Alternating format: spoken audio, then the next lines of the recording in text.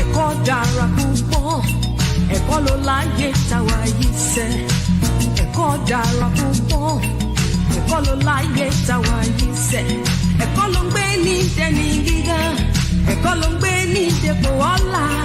Ẹ dákun yé ẹ̀yin òbí wa, lẹ́bàá lówó kẹjọ kẹtọ́ wa. Ẹ̀kọ́ ló ń gbé ní dẹni gíga, ẹ̀kọ́ ló ń gbé ní dépò ọlá. Ẹ dákun yé ẹ̀yin òbí wa, lẹ́bàá lówó kẹjọ kẹtọ́ wa.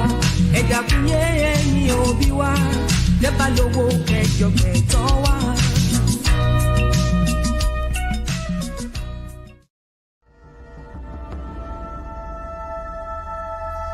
At the Okoli Law Group, we specialize in producing justice. If you or a loved one in the Atlanta metro area is facing serious criminal charges, then you need serious legal representation. The Okoli Law Group is here for you. The Okoli Law Group is here for us. The Okoli Law Group, serious legal representation. Peace, and I hope all is well. I hope your Saturday is going well, guys. Do me a favor, hit the like button. Please hit that like button. Also, make sure you share and make sure you subscribe. Let me just move this way. There we go. I kind of want to move the camera this way. Okay, we going this way. No, we're going this way. Okay, there we go. Fine, we'll just leave it like that. Please hit the like button again. Please hit that like button. Also, make sure you share and make sure you subscribe. I would greatly appreciate it. I'm going to put the link in the chat room in around. No, hold on one second. Guys, give me a second. Okay, there we go. Sorry about that. The sound, I had the wrong sound source, but I'm going to put the link in the chat room in around 30 minutes. So in around 30 minutes, I'll put the link in the chat room. And once again, make sure you like, share, and subscribe as you come into the chat room. I would greatly appreciate it. Couple of announcements before we get started. I'm just pushing all the buttons right now. Sorry about that, you guys. There we go. Okay, couple of announcements before we get started. Announcement number one, we're rolling to Nigeria. We are rolling to Nigeria August 4th through the 13th. August 4th through the 13th, we are rolling to Nigeria for the Oshun Festival. So if you're interested in joining us in Nigeria for the Oshun Festival, we will love to have you. We will love to have you. Please visit Danfo, DANFO.Africa. Again, please visit Danfo, DANFO.Africa to learn more. Again, please visit Danfo.Africa to learn more. We're also going to the Voodoo Festival. That is January 3rd to the 12th, January 3rd to the 12th in Ouidah, Benin, West Africa. You guys, listen. I don't listen. There's no you don't have to apologize. It's okay. I mean, tempers flare sometime, and things happen. But thank you for the $5 holla. Thank you for the £5. I appreciate it, Frenchie. Thank you. But you don't have to apologize. It's all good. It was an interesting topic yesterday. Well, show, actually. We kind of got off topic. But it was a very, very interesting show. But there's no need to apologize. Tempers get heated sometimes. Tempers flare. And we move forward. But I appreciate it. No problem. No offense taken. I like to hear different opinions and different views on different topics. That's why, I don't want to be in a vacuum. That's why if you're watching right now, I'll put the link in the chat room. You want to call in, you're more than welcome to call in. I don't care where you're from, who you are. I mean, let's be respectful. It did get a little heated yesterday, but it's okay. No problem. No problem at all. But today's topic, and a lot of the ladies brought this up, and it's interesting. Are Black immigrant women feuding in the corporate workplace with Black American women? And I don't know. And the reason why I say that, well, I don't know. So a little bit about me, my background. I'm a sales guy. So we were always out in the field and we were expected to get sales. So how my weekly schedule was set up, Monday mornings, we had to be in the office from 7:30 to 12. 7:30, we would have our team meeting. We would do what we call the board. Call the board is, hey, it's like an accountability piece. So we would have to go in front of the sales team and write down how much business we wrote that previous week. After that, we'll have one-on-ones with our manager just to go over the week. Pretty much more, again, an accountability piece to make sure that you're actually working, right? So, hey, how many businesses did you call on? How many presentations did you have? How much business did you close? Okay, what's going on? You were projected to sell this amount of business, but you didn't sell that amount. What's up? Sometimes our manager will say, hey, you're not performing. I need to ride along with you and meet you at some of these appointments and shadow you and make sure you're actually doing your job. We might do some training. Then after that, we will hop on the phones, schedule appointments, 12 o'clock, eat lunch, 1 o'clock, appointments. We're out in the field. Tuesdays, out in the field all day. Cold calling, appointments, writing business. Wednesdays, first half of the day, we'll be in the office.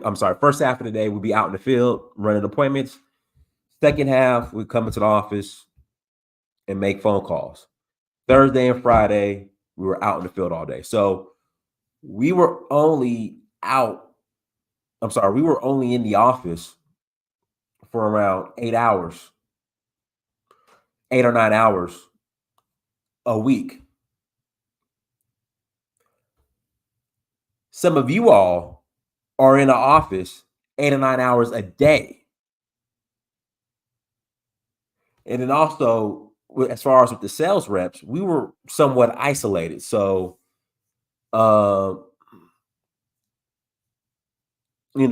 us, it was pretty much just the sales team. So we would just be calling, making our phone calls in what we call the sales pit.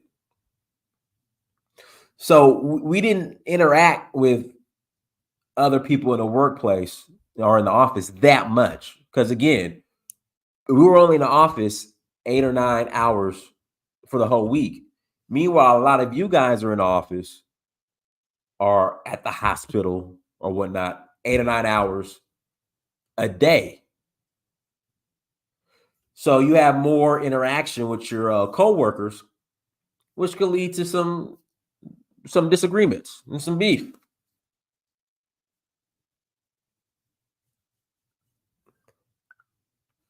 But as far as the sales team go, we would have our disagreements here and there, but for the most part, it was about hitting your numbers and getting your money. So we were more, Larry, it's funny you bring that up. So we will watch this. So Glengarry Ross, we will watch this movie. This is like a sales movie we will watch. And that's kind of how it was. When we had our sales meeting, it was like that. Coffee is for closers.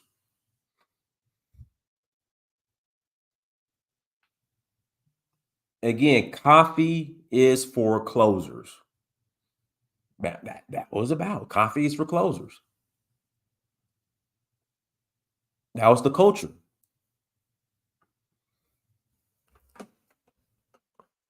So yeah. So as far as the politics and all that, it was there. I'm not gonna lie, it was there.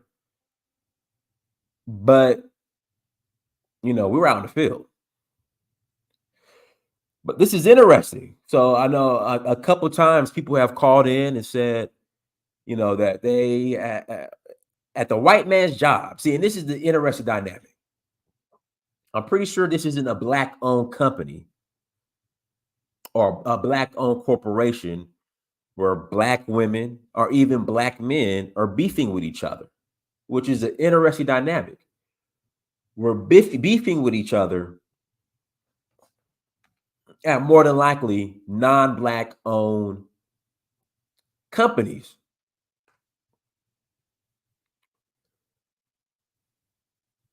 And I'll even include state and government jobs.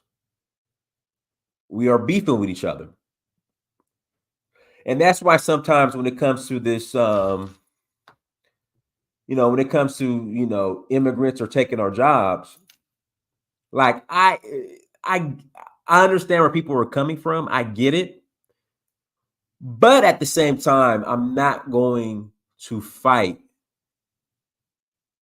with a black immigrant over a job at a non-black business or corporation, because that's usually where these fights take place,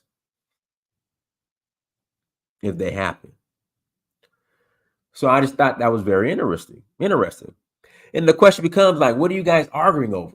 Because again, this just came up more than once, but more than twice. So I'm just like, what are you guys arguing over? Because, being black in corporate America, especially in sales, there wasn't a lot of us. You didn't see a lot of sales reps that look like me. Again, you didn't see a lot of sales reps that look like me. So when you saw another black sales rep, like, you were automatically on code. Again, when you saw another black sales rep, we were automatically on code. Like it was automatic. We looked out for each other. We would meet up. We would strategize. We would link up, like me and two other. So when I was working for Cintas in LA, I was the only black sales rep in my location.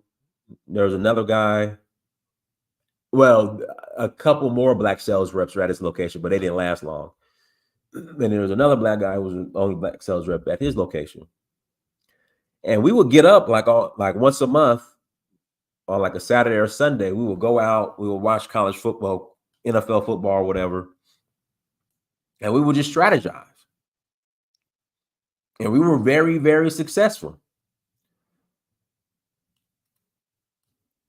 So there was always like a code, like when you saw another black sales rep at your job, like we were automatically on code, if that makes sense. So when I keep hearing this black American women, black immigrant feuding, what are y'all feuding over? Like, what are you guys fighting over? Because this is not the first time I've heard this. If you're in the chat room, if you just enter that chat room, please hit the like button. Again, please hit that like button. If you just entered the chat room, you have to hit that like button. Also, make sure you share.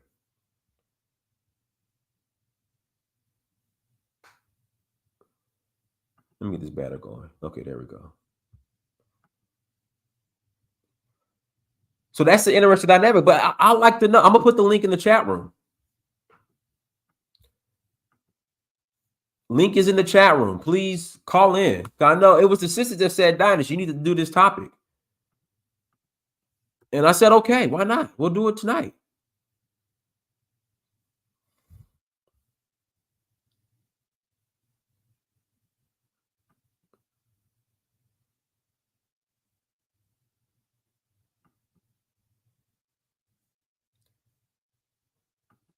I was like, we'll do it tonight. So link is in the chat room. If you want to call in and add to the conversation, because I'd like to know more. But let's be constructive tonight. Like, how can we end this on a good note? I think last night, we started laughing and stuff, I think.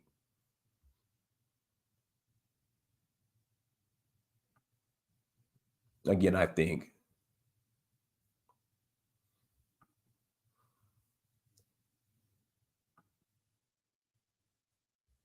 Again, I think we ended on a good note, but it did get heated. Yeah, but women, you're the ones that said, "Hey, Diners, do this topic." Links in the chat room. Call in.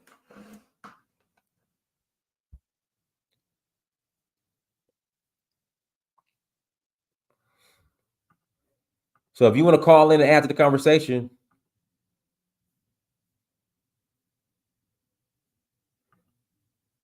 Jamal, call in.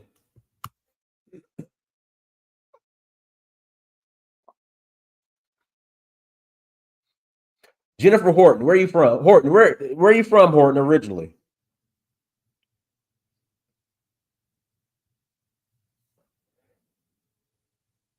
But see, this is interesting, Jennifer. I understand what you're saying. I moved to NYC when I was 13 years old, and I was arguing about something with a Black American. She said, I don't like when foreigners come in here and our jobs. But then at the same time, when Donald Trump mentions black jobs, you guys get offended. That's another time. We'll do another show on that. Hold on. Go ahead, Jenny. Unmute yourself. Hi, Dinus. How are you? I'm fine. How you doing? Yeah. So, I'm from. Well, I was born in Sierra Leone. I grew up Okay. in New York. Okay. I think this is a very interesting topic that you're talking about, and I had this thing happen to me before. Mhm. So, as you can hear, when people meet me, they don't automatically say, "Hey, this is an African girl." Sometimes they're confused. They're like, Mhm. "Oh, what part of America you from?" Be like, "Oh, New York." They're like, "Okay." So, I was at a job, and a black coworker and I were having an argument about the way she worked night, I worked the next shift, the morning shift. I was like, don't leave stuff this way. And she's like, oh, I'm mad because you foreigners come here and take our jobs. You will never hear that from a white person. But you know what's interesting, Jenny? When Donald Trump brought up the whole black jobs thing, people are making memes and saying that he's a racist. What's a black job? But Mm-hmm. then you keep having these types of you hear these types of stories.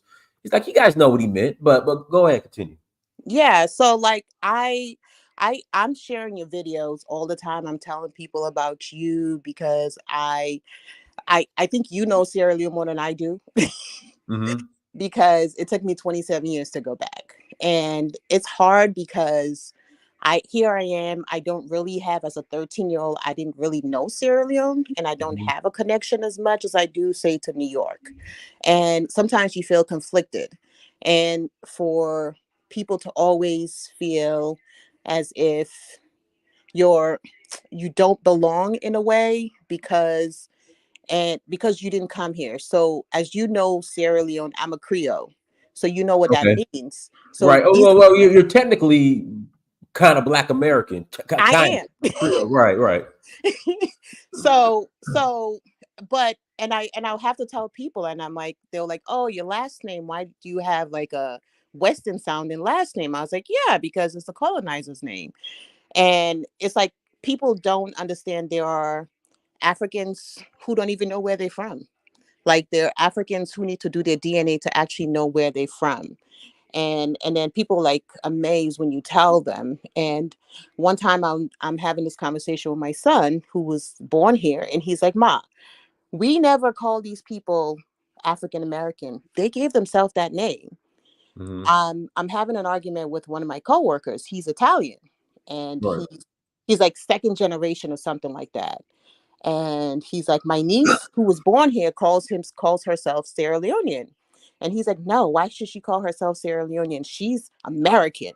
And I was like, Tony, what are you? He's like, oh, I'm Italian. I was like, oh, so you're correcting my niece, who's first generation American, shouldn't call herself Sierra Leonean, but you can call yourself 4 generations later, you can proudly call yourself Italian. But I don't understand why is it that we always have to fight? We always can't be like togetherness. It's sad because I see both sides. Yeah. What field do you work in? I'm in the medical field. So you're a nurse. No, I'm a medical support assistant. So it seems like all these beefs happen like in the medical field, from what I'm noticing. Mm-hmm. Mm-hmm. Why is that? I don't know. I had another lady who's Liberian, and she brought a Black American to the job, Mm-hmm. and the Black American held plotted with the other people to set her up. And I'm like, you should be forever grateful. This lady brought you into this job. If there are people are plotting against her, you should be like, for that goodness that she did for me, I'm not gonna get involved. I'm not gonna be included. Um, and I hear what you say, like some of your videos when you say, come home, they want you to come back. Mm-hmm. And which is true. Yes, there are people who, of course, there are people who don't care about if Black Americans come or don't come. But then there are plenty more people who want them to come back home. And and you know, my aunt was saying like they came here in the 70s and the 60s. They were also called monkeys. Mm. It's not like they were just calling the Black Americans monkey. Right. They'll call all of the blacks monkeys. Greetings. Mm. Hey, And Chantel, can you not interrupt her? Thank you. Go ahead. and the thing about it, like you've seen videos before where they say when people see you, they don't say, hey, here's that Sierra Leonean, that Liberian, that South Carolinian Black. They say, hey, look at that Black person right there. That's how white people see us. They Right. don't see us as the way we split ourselves. And I love it. Like when I go somewhere and you the only Black, you like, I understand what you were just saying just now. You'd be like, what? Right. You gravitate to that person. And sometimes they don't want you to come in because they only want to be the one in that location, or they're the only one that should be, I don't know, like be lifted. Like I enjoy Spanish people because once one of them get in the job, They the put rest, everybody in there. you can forget about anybody else coming at the job because the rest of them are bringing their cousins. Oh, that person from Puerto Rico, that person from Mexico, that person from Guatemala. They're all coming in because they all speak Spanish. But with us now, I'm a different Black. I'm a this Black. I'm a that Black. Let's just all be people. Go ahead, Chantel.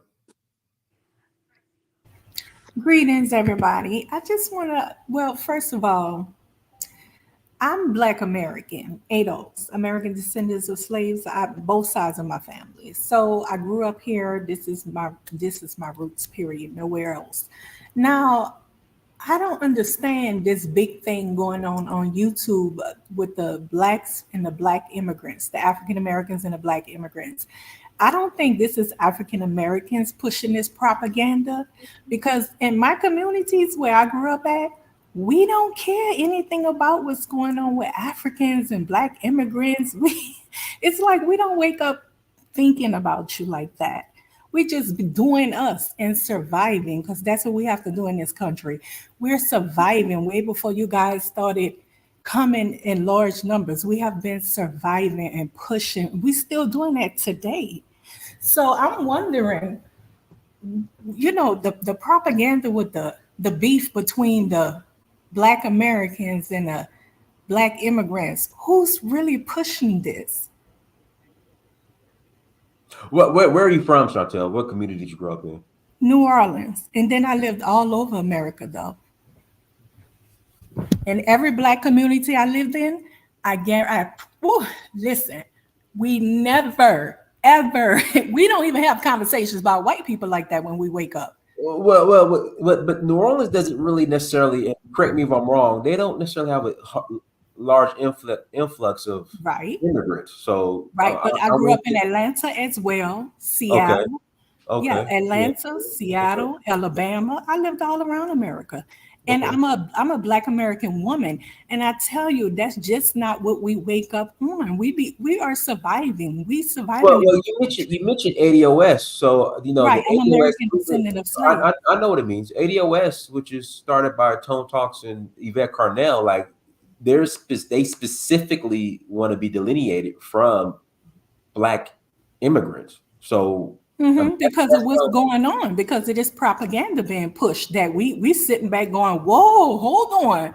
You hearing these people? They don't like us. Listen to what they're saying about us. It can't necessarily be propaganda. If I say this, I think it is propaganda. You're absolutely right, but Yvette Carnell went to the it was a reaction, Dinus. It's a reaction to the propaganda that's being pushed. We're sitting back listening to Africans and Black immigrants speak very ill about us. And so we're now reacting. We're going, wait a minute. That's why you got those Tariq people and different people reacting to what we're hearing.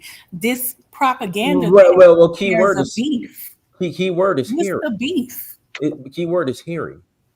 Okay, what is the beef though? What is the real problem? Because there is a woman, and I'm telling you, we ain't tripping off of y'all. Well, and it's vice versa. They're not tripping off of you guys. Okay, so what's the beef then? Why are we talking about it? There is no beef. Okay, so why are we talking about it? You got to ask that between Black American women and Black immigrant women have issues. Right. So it was brought up a couple of times on my platform, and right. So that's what I'm saying. What's the beef? Because I'm telling you, as a Black woman, honey, believe me, we ain't worried about none of them Black immigrant people. Okay. So I'm wondering what's the issue. I know they got some sisters up here that's Black immigrants, and Dinus, you're a little bit biased because you seem to hate African American women. I don't. Oh, I do believe you do, sir. Okay, all right. Well, from your I've heard your panels plenty, and I've seen you kick Black American women off. One of them was me. You just very I wonder why I kicked you off, Chantel. I wonder why. You're very biased, but I would like to know what is the real deal? What's the problem? There's no problem. Go ahead, Marie. Unmute yourself, Marie. See how disrespectful you are? Let me exit. Okay. Go ahead, Marie. Hello? Yeah, go ahead. Okay, hi, can you hear me?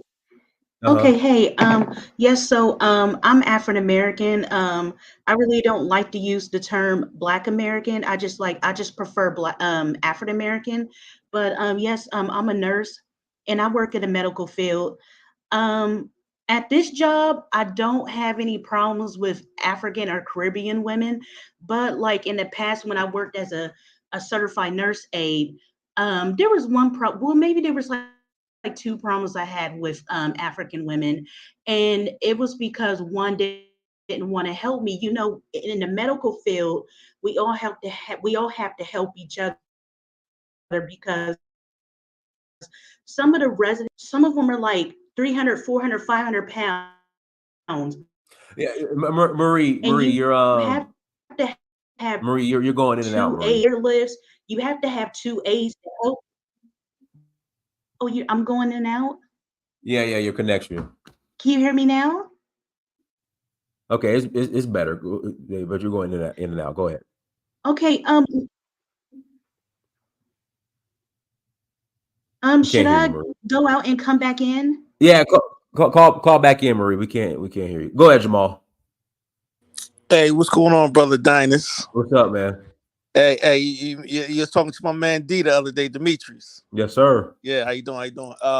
Yeah, I think this is a nuanced conversation. I wish it was more women, to tell their stories, because I'm not a woman, but my sister have told me stories, and she I goes to Africa, and I'm very Pan-African and stuff like that, and she's in the healthcare, and I asked her, I said, well, what problems you have with the Africans? And I think one of the things we have to remember that a lot of African immigrants, they're immigrants first, and I think some of our work standards in America, whether it's how we get things done, socialization on workplaces, is a little different than some Africans, right?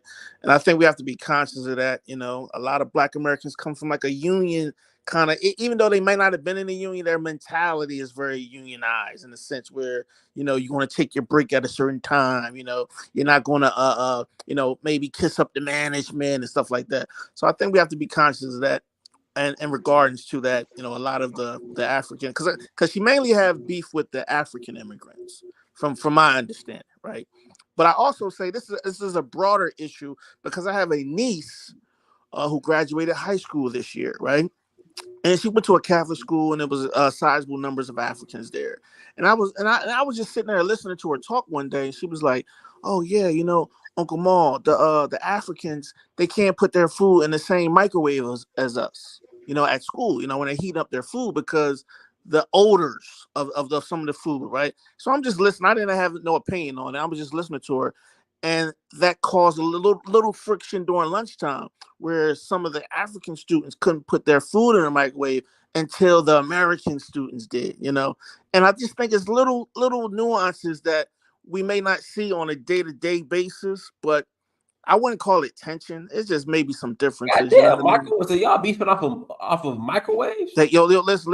Listen. I probably see more African. Hey, listen, Dinus. I probably see more African immigrants than all y'all on this stage. I'm not in Louisiana. I'm in the Northeast. You see what I'm saying? We see Liberians, Sierra Leoneans, and West Africans, stuff like that. So I think it's a nuanced conversation, and I don't know if it's changing. Yeah, I don't know if it's changing amongst the young generation. Look, my niece is 18 years old, and she's saying this. You know what I mean? So I can just imagine it on other levels. But go ahead, brother. All right, go ahead. Big. I'm not going to say your name. Black, unmute yourself. Hey, what's up, Dinus, man? I think it's pretty much a lot of stuff is blown out the water. I'm in the Chicagoland area, and we have nothing but African braiding, stores all around here, and shops where, and guess who are the patrons of these African braiding shops? African American women. Right. And when you ask the African American women, why do they go to these braiding shops? They're cheap. They're cheap. They're cheap. They say they braid 2 times faster than the older shops. You know what I mean? They get it. And African women, they braid their hair fast, get them in and get out. They're like, so they do. There's a lot of coexisting between. Yeah, they ain't on the phone talking, and they can take 25 phone calls, and I know. Go ahead. No, it ain't that. It's just that, think about it. These African women the braiding is, they've been braided. The tradition of braiding hair has been passed on for generations and generations and generations. Mm-hmm. So when these African women come to America, man, they braiding in half the time. You know what I'm saying?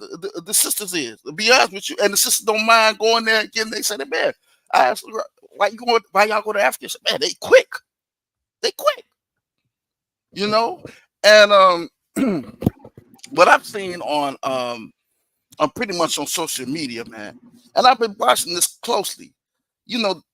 There was little sentiments, and don't take this wrong, but I've seen little sentiments of anti-African American things online, but they were very small, right?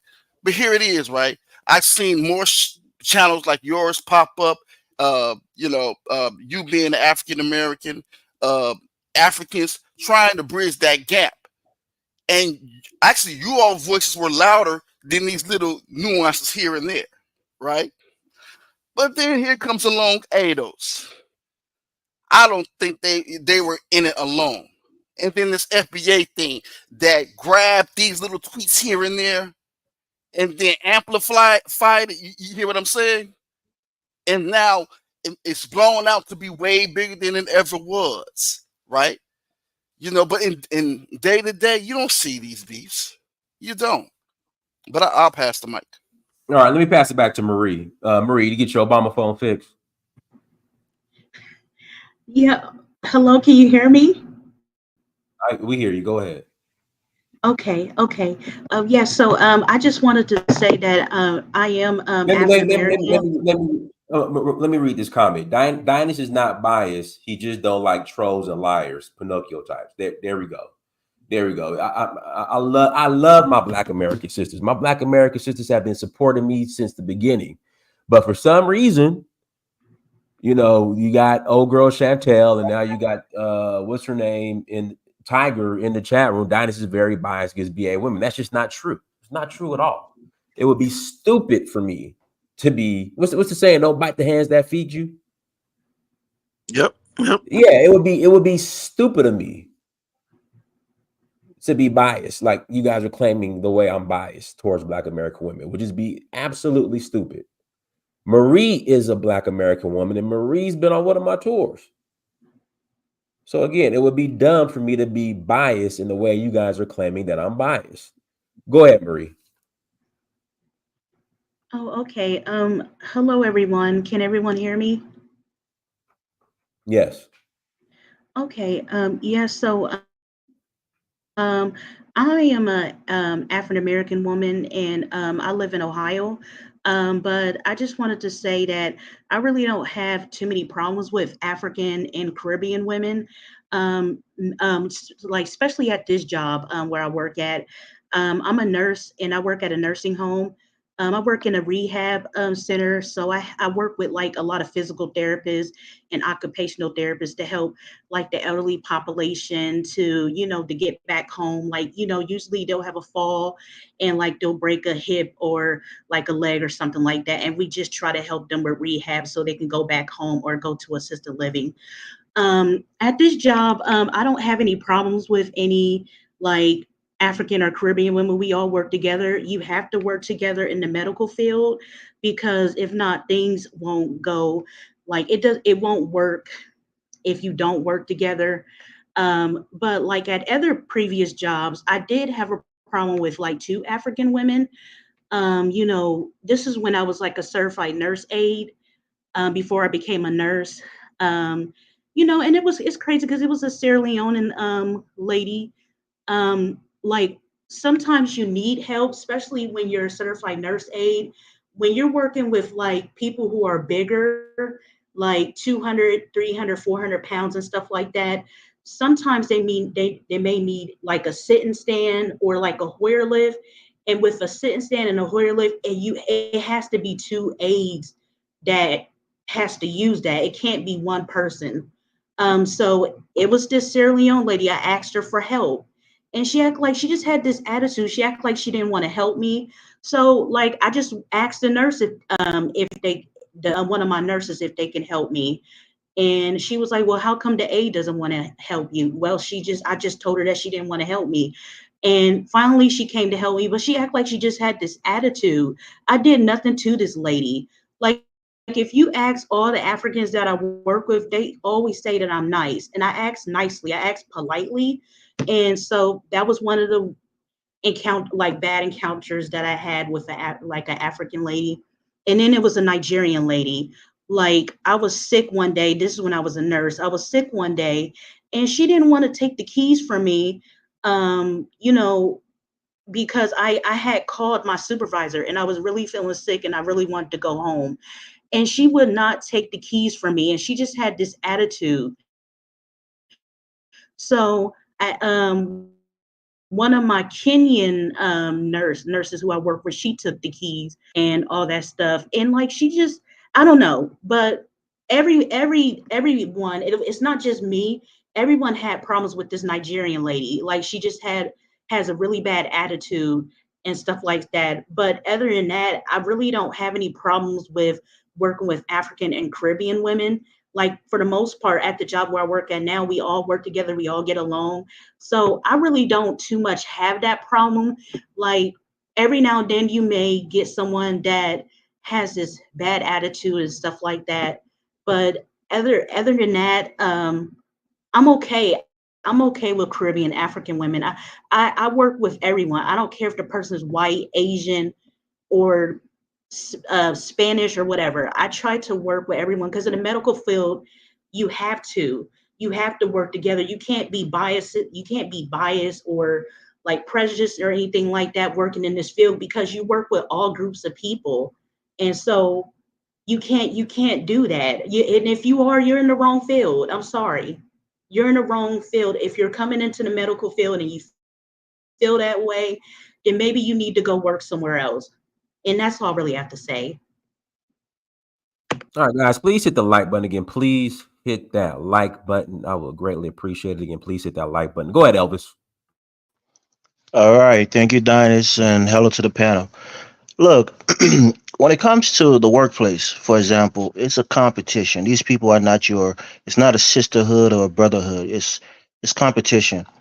When you get there, you're trying to climb up the ladder. If you're in a corporate setting, if you're on a hourly job, you're trying to get a pay raise. So you're trying to do everything and not attach yourself to too many people that where maybe their actions or their conduct could impact negatively on you. So when you're in the workplace, you're not looking at people like, okay, I need to be friends with this person because we're gonna rise up the peer skill or the corporate ladder together. In a working environment, everybody's pretty much there for themselves. You can have cordial relationships, but most of these people are not your true friends. They're not your friends. So even when it comes to HR, most people think HR is there to protect you. No, they're there to protect the company. It's almost like it's like a lawyer telling the company, make sure you don't do this. They know that this person could sue because of that. So they're there to protect the company. So when people, sometimes Africans, we tend to go to HR and complain about our co-workers and and say things maybe thinking it's going to be confidential, but that HR has a responsibility to bring that person in and ask them what happened. They're going to get their side of the story too. So when you're African and maybe they feel like you haven't been in America for a long time, and that person tells them their story, they might just bring it down to, oh, it's a culture, it's a culture divide. They probably don't know how this person communicate, or they don't understand how we do things here. So so that's why sometimes people feel like they're being slighted or not being taken seriously. But on the issue of this ADOS thing, look, part of it is the white man that started this whole beef, and we Africans we bought into it. For a long time, there was this statistic that said that the most successful immigrant group in the United States are Nigerians. They come here, they're doctors, they're lawyers, they're that, they're that, and that that stat is kind of skewed because per capita, you have Nigeria being the most populated country in Africa. So certainly per capita, you're going to see a lot more Nigerians in the United States. And when you break it down into sections, in terms of education and achievements, you will see a lot more Nigerians because the sheer numbers of them is more than most West Africans who come into this country. So most people ran with that idea that Africans are more successful than Black Americans, but they neglect to see that that is based on immigrants coming into the United States, not as an overall population of Black, people in this country. So we went, most Africans ran with that narrative that Nigerians or Africans as a whole is more successful than Black people or Black Americans in their quote unquote own country. And I think people like Tariq and Yvette and other people kind of was incensed by that because the reality is there's a lot of successful African Americans.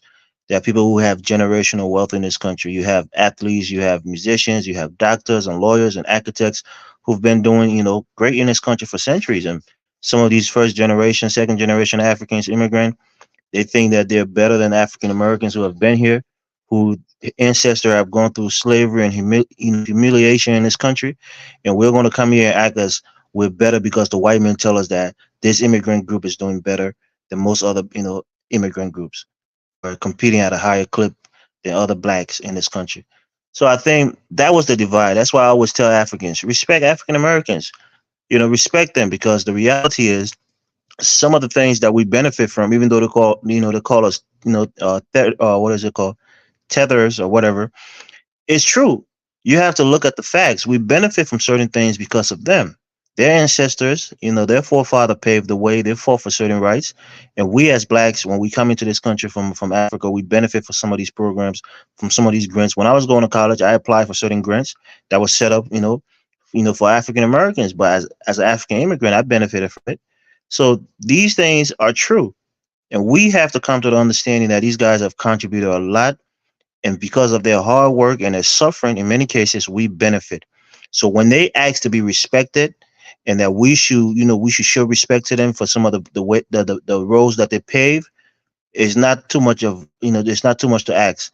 So I think that's the divide. The idea that Africans are doing better than African American, which in my opinion is not true.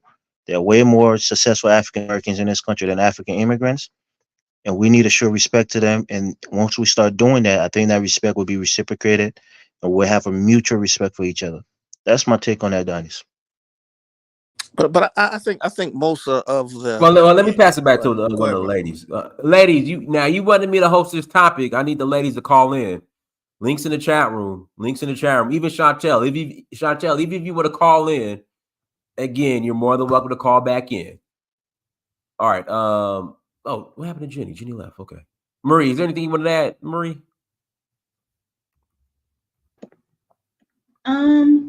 No, not really, because like I really don't have problems with African or Caribbean women or even the men.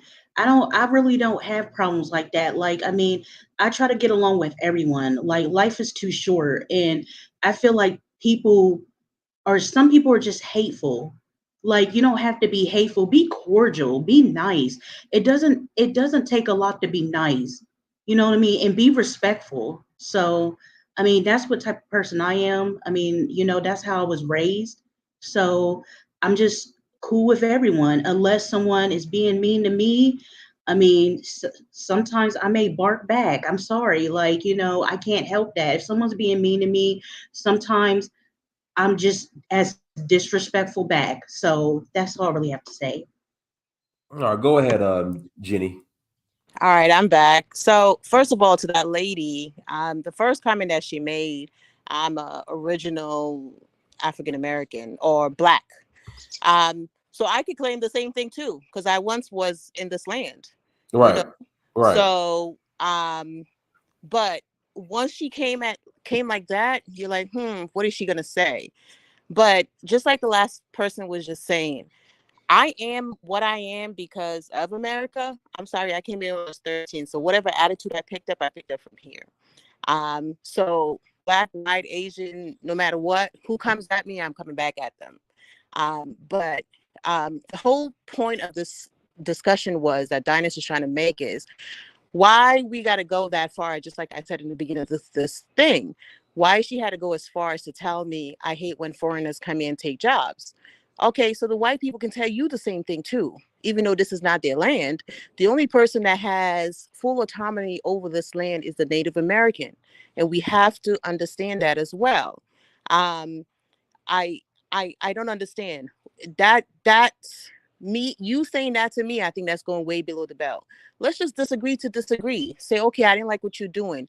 Why you got to go as far as to tell me, oh, I don't like when foreigners come in and take the jobs? Like I think it was on the Tom Joyner Morning Show one time when the Mexican president says, the Mexicans are doing the jobs that even the Black Americans don't want to do, and Black Americans started getting up and roar. He's like, Tom Joyner was like, no, listen, you're not picking oranges. You don't want to go. You don't want to go do all these things. He's right. I mean, it's hard when they say to us, but that doesn't mean it's not wrong. But I think we just have to be cordial to each other because, like I said, even if it's an African, you come for me, I'm ready for you. All right, go ahead, Delroy.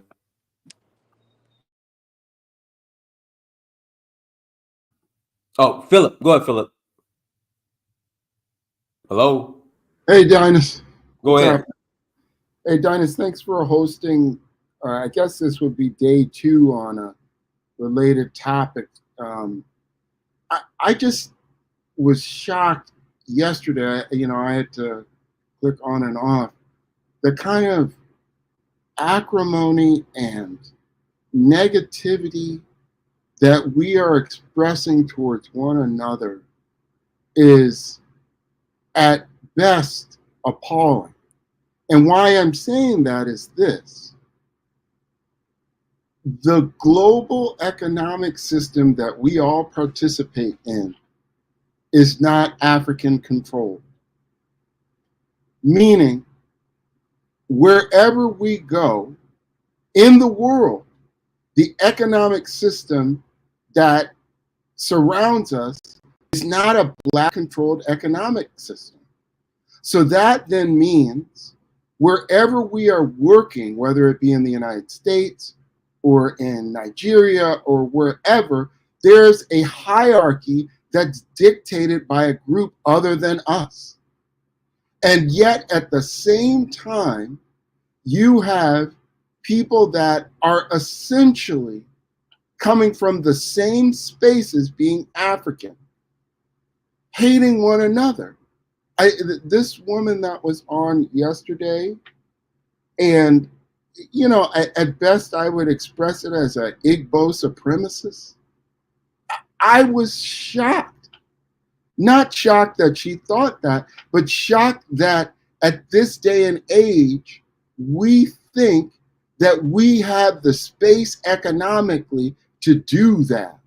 Meaning, at any one of these places that are not controlled by us, if the Mzungus who run the place decide they don't want us there as a group, being Africans, Black Americans, Caribbeans, Afro-Latinos, if they decide, you know what, we're just not going to have them, period. If we can avoid it, we're going to go with the Arabs and the Asians and the Latinos, and we'll give them whatever is left. They could do that. So then what sense does it make for the few Blacks that are in these spaces to then have acrimony and hatred towards one another? It's crazy. I will just throw it out there. I've been an attorney for over 15 years. I worked at a Black firm. I worked at several big white firms. In the exception of the Black firm that I worked at, there has never been a firm that I worked at that had more than 3 to 5 Black attorneys. Maybe 2 men, maybe 3 Black women. And maybe those Black attorneys lasted at that firm 3 years tops, 5 years if they're lucky. It's crazy. Crazy. So I don't know what's going on. You know, I'm listening to what the women are saying. I hope more women call in, but we got to get our act together. That there's a big difference between Black money and white money, and Black people that make money through white institutions. That's not the same as Black people who make money through Black institutions and Black customers. It's crazy. So I'm going to throw it back up to the panel. I said a lot, and this is supposed to be about women. But whatever is going on with these women, it needs to stop immediately. Immediately. Because we're in a place right now where we're dancing on 5 years, in my view, or less, and our net worth is going to be absolutely close to zero. It just is insane. And it's because we refuse to build anything with one another. Absolutely refuse to do it. And so we sit up here name calling and, you know, talking about this Black group is better than that Black group, and none of us have nothing. We're the tallest midget. It's crazy. So that's my 2 cents. You know, I know people will have responses to what I have to say. Hey, I'm waiting for the women to call in. My links in the chat room. If you want to call in, call in. Yeah, it would be nice to hear a lot of women. Yeah, I agree. I mean, go ahead, Delroy. Donis, how come you didn't read my super chat, man? You don't. I didn't see it. Hold on. What? You didn't send one. What? I understand why you don't want. In fact, let me read the super chats right now. Shout out to French. You already read yours. Say, Carrie, as a Liberian American, I had positive and negative experiences with Africans, African Americans, and African Caribbeans. Regardless, we were all a fam. Tarhaka, where is Miss Ebo tonight? The famous balloon sister. Focus. Thank you for the 999 holla. Good discussion. We just need to talk more, be organized, and work together, and everything will work out. Those are all the super chats. Okay, but Tarhaka is mine. Are you Tarhaka? Yeah, of course. All those super chat I sent you, don't know who you talking about. I never knew you were Tarhaka. Yeah. But Tarhaka has called in before, I think. No.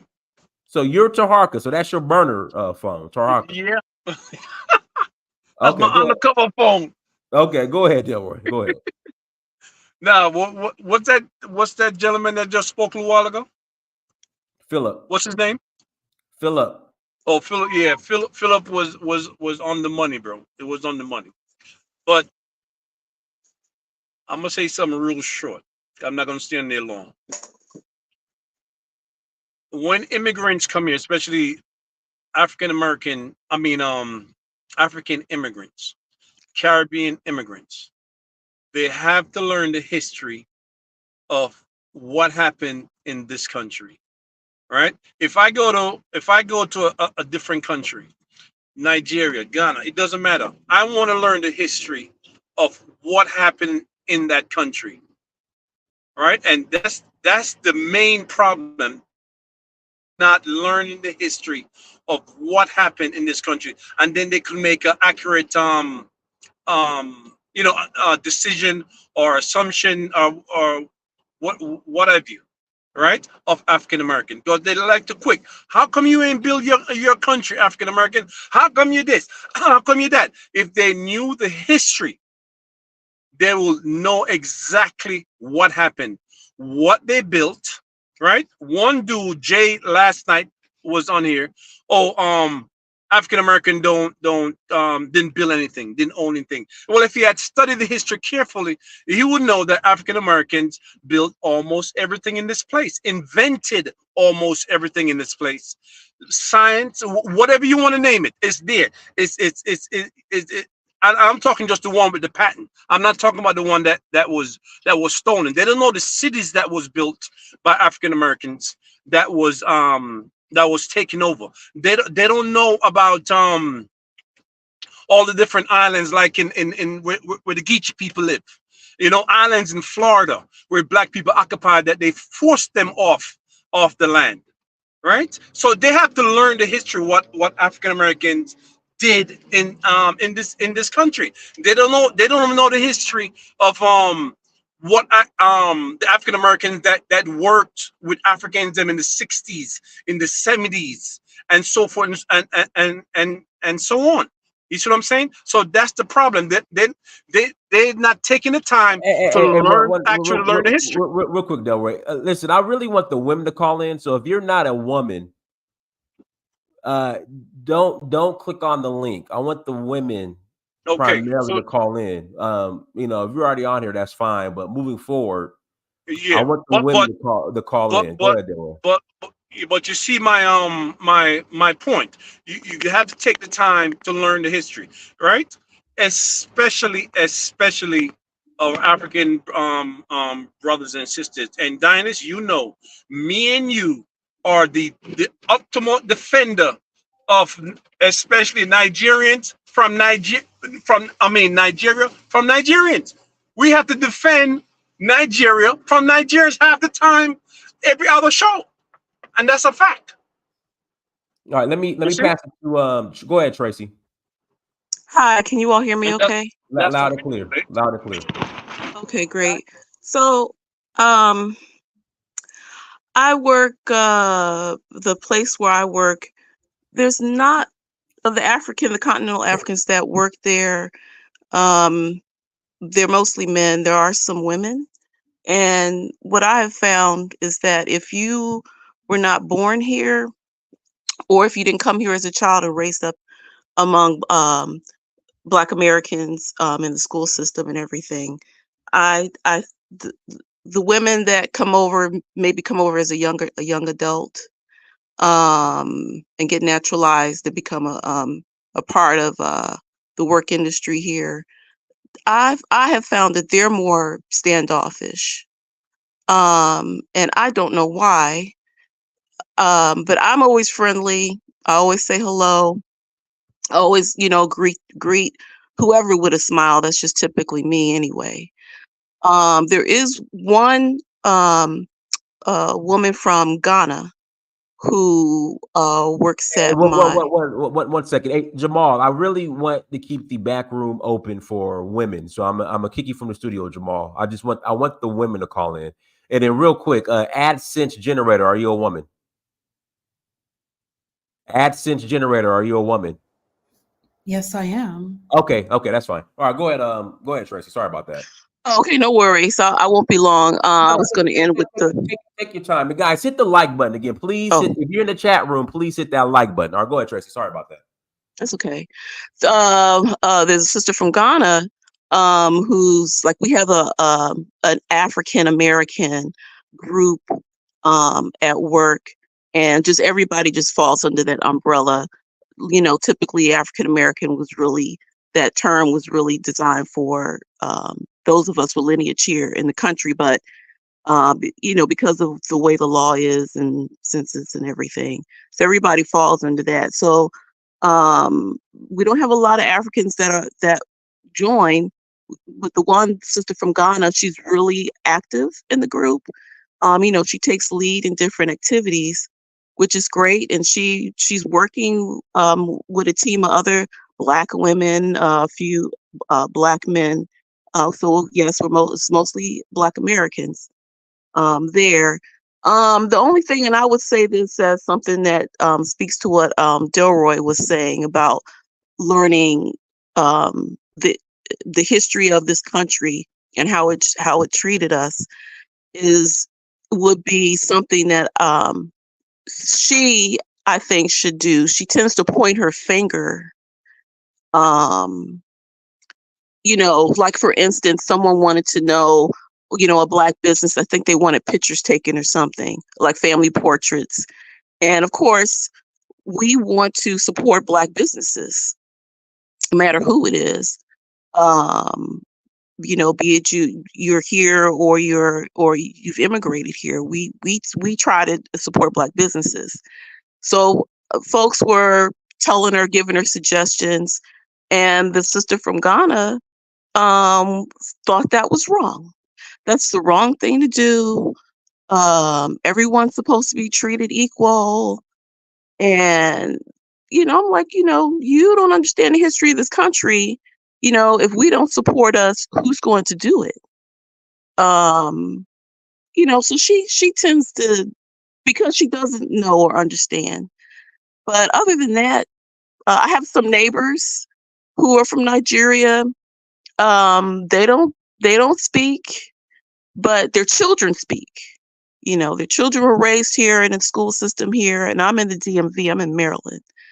But their children will speak. Children are very nice, but their parents, you know, and I speak, you know, so I don't know. I tend to think it's back to, and I'm going to end with this, you know, that they were, what I keep hearing in these social media streets is that they were told when they got their visa, you know, at the whatever embassy or consulate they came through, US, is stay away from the Black Americans.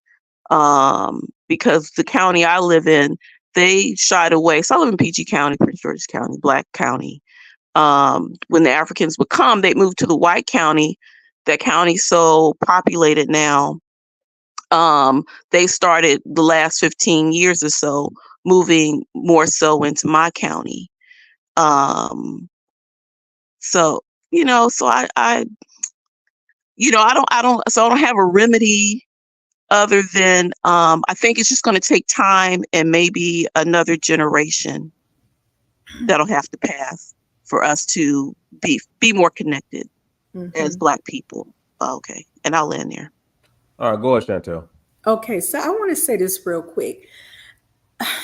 Even though Black Americans are reacting to what we're hearing and seeing from Black immigrants, the thing is, I kind of understand where they're coming from, because I don't, like I had wrote in the chat, I do not believe that African Americans should expect Black people that come here to automatically join forces with us and fight against our enemies, this governmental system here, which we have been fighting against since we've been brought here. Our people have been brought here. They're not here on that. They're here on some other mission to take care of their families that might be hungry back home or got something going on where they need money. That's what their mind is on. So we can't expect them to come here and just join forces with us. If I was to move to Nigeria, I do not expect Nigerian people to expect me to just join their fight, forget all about why I came to Nigeria, join their fight against whatever forces they've been fighting against for decades upon decades.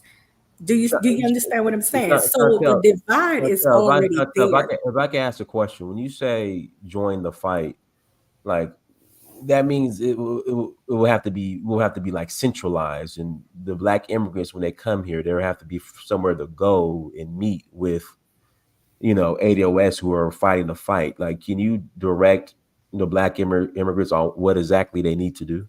The divide is already there when they come here. The fact that they come here on a different mission, we already on something that's been going on here. We've been fighting against a dark source. Right, but I get Chantel, it. I'm headed there. I'm headed there. So when it okay. comes to Black immigrants who come with this idea of that, they've been told we this kind of people and that kind of people, they don't want to have anything to do with us. Period. They can know the things we have done in this country, the good things. They still don't want to have anything to do with us because they're about their own mission. So there is no unity involved. That's what I'm saying. But you There's never, the you still haven't divide answered, is there. you still haven't answered the question. 'Cause What's the question? I keep hearing this. Immigrants come here, they don't want to join the fight. Like, what fight? The only time I see Black Americans as a collective fight is like maybe 5 months before the presidential election to vote Democrat. That's the only time I see us fighting as a collective. But I mean, please correct me if I'm wrong. Civil rights, sir, was a movement fighting back. Sir, every movement in this country is what we've been doing, fighting. That was 60 years ago. I'm talking about present no, day. it's still Black Lives Matter just existed. You talking about the Before BLM that, that the took? Black You talking about BLM that took the $60 million and moved It to doesn't the matter, whitest sir. and moved to the whitest neighborhoods? But They sir, moved it to the joined. whitest neighborhoods in America with the money. They initially joined forces to fight against a dark government, a What dark bad government. government? No, they didn't. Sir, They that's said they wanted a seat at the table with no. Joe You're not Biden. hearing me. Okay, I That's hear what what you're they saying, said but they wanted. They said they wanted a seat at the table with Joe Biden. That's what they that's not wanted. why it initially started. And they didn't get that, so they took their money, they cashed out, declared bankruptcy, and moved into the whitest neighborhoods on the planet. So I mean, Okay, what do you want from Black immigrants? Okay, I'm gonna say this. So that's not why it originally started. It originally started as a movement to fight back. Our young people and our people, period, have been fighting against this government for a long time. So you cannot say we have never been fighting. Oh, yes, the hell I we didn't say that, Chantel. I'm asking. you In did. You 2000, said okay, that was in the right 60s. now, where are the Black immigrants supposed to go to join this fight? We That's all have, I'm asking. sir. I'm saying the divide is already there. They're not trying to join. That's what I'm saying. They don't even want to live around us. They don't want to have nothing to do with us. I worked with Black immigrant women before too, a group of them, and when they came in the workforce, they all bunched up together, and they stuck together, and they didn't want to have anything to do with us. Period. That's what I'm saying. They don't want to have any. How can I direct you to go join this when you don't even want to have nothing to do with us? The divide is clear and it's already there. Okay. So what we should do, respect each other. You come here as an immigrant, Black people, Black Americans now know how you feel and think about them. They're not gonna bother you, and you keep doing you. We're not gonna bother you. All right, go ahead, Tracy. I'm gonna pass it to let me pass it back to Tracy, then I'll pass it to AdSense generator. Go ahead, Tracy. I just wanted to back up the last thing that Chantel said. I mean, like I said, and it's I'm echoing what I just said. The ones that are new here, I agree with her. They typically don't, but their children are, much nicer, more amenable to befriending us and trying to connect, have a connection with Black Americans, but not the ones that just get here. Like I just said, yeah, they didn't want to, when they got here, they didn't move. They wanted to move to where the white folks were. And that's where they went. They're getting priced out of there. So now they're moving into my county, and I live in a great neighborhood. But anyway, I echo what she said regarding that. Okay. All right, go ahead, AdSense generator. Hello, everyone. From last night, that was very interesting. So kind of touching on what everyone is saying, from my experience, my family's been here for since the early 70s. So over 50 years. my situation is a little bit different. But so I only attended, I didn't attend public schools, but like where I did go to school, it was very even, like a quarter, like 1/3 Hispanic, 1/3 white, 1/3 Black. And of course, the vast majority were all Black American. And there were, and in actuality, I've always been the only, I quote, like Nigerian ancestry or Nigerian immigrant. I've always been here. I've always been here. Here in the United States. So it didn't really hit me. It didn't really hit me, just kind of what I was touching on yesterday, because now in my age, how old I am now, and I can look back, the only word I can even describe, I can even say really, really is abuse in the workplace. And it's like a level of PTSD and anxiety that has like never gone away, especially when I look back. The first like company I worked for was like a law firm that was really a collection company. And it was all majority Black American. Like this was in my very, very early 20s. Like I was like 20 or 21. There was a lot of bad behavior there, a lot of bad behavior, namely like the scheming, the scamming, the hustling, the gossiping, the speaking badly about other people, always essentially always begging, like trying just in some way to get money out of people. And I encountered that quite a bit. And another woman that I know, she kind of told me a story of what happened to her too. One woman, and even looking back, that woman really was scamming me and setting me up basically for failure. She was the one who referred me to a company, it's a pretty well-known dental company now. She brought over myself and she was these are all older Black women, primarily working at these companies. There would be maybe three, maybe four young Black women. And when I say young, I mean people my age at the time, early 20s. They were fine. They worked. They did. No issues with them. It was primarily the middle-aged, older Black women, and the behavior. This carried over when she referred the both of us. The other girl, she was set up for failure. The woman who referred both of us, the other Black American girl, within like maybe 90 days, she was let go. And what I didn't know was that the woman who referred us was just basically like speaking very badly. She would speak badly about her, and then she would go to someone else and speak badly about me. And this was always to non-Black people. So she would basically politic and network through speaking badly, namely like the younger Black women, because she was the one who brought us. And she even did that at the previous company, but she would do this to us there. What's even the kicker was that one of the management, which was white, this is all women, by the way, all women, she was engaging in a massive insurance fraud. Long story short, I was with this company for 2.5 years, and that 2.5 was pure hell. And what made the situation worse was that this was, again, a collection company, medical collection. So we all had our own offices. And the other Black American women, because of HR, who was Black American, a Black American woman, and the other management, they were very promoted, supported. They were given tools for success, which of course is not a bad thing at all. I was given like the least profitable or hardest offices, I didn't even think about it at the time, but I did my work because my mentality always was to just go and do your work.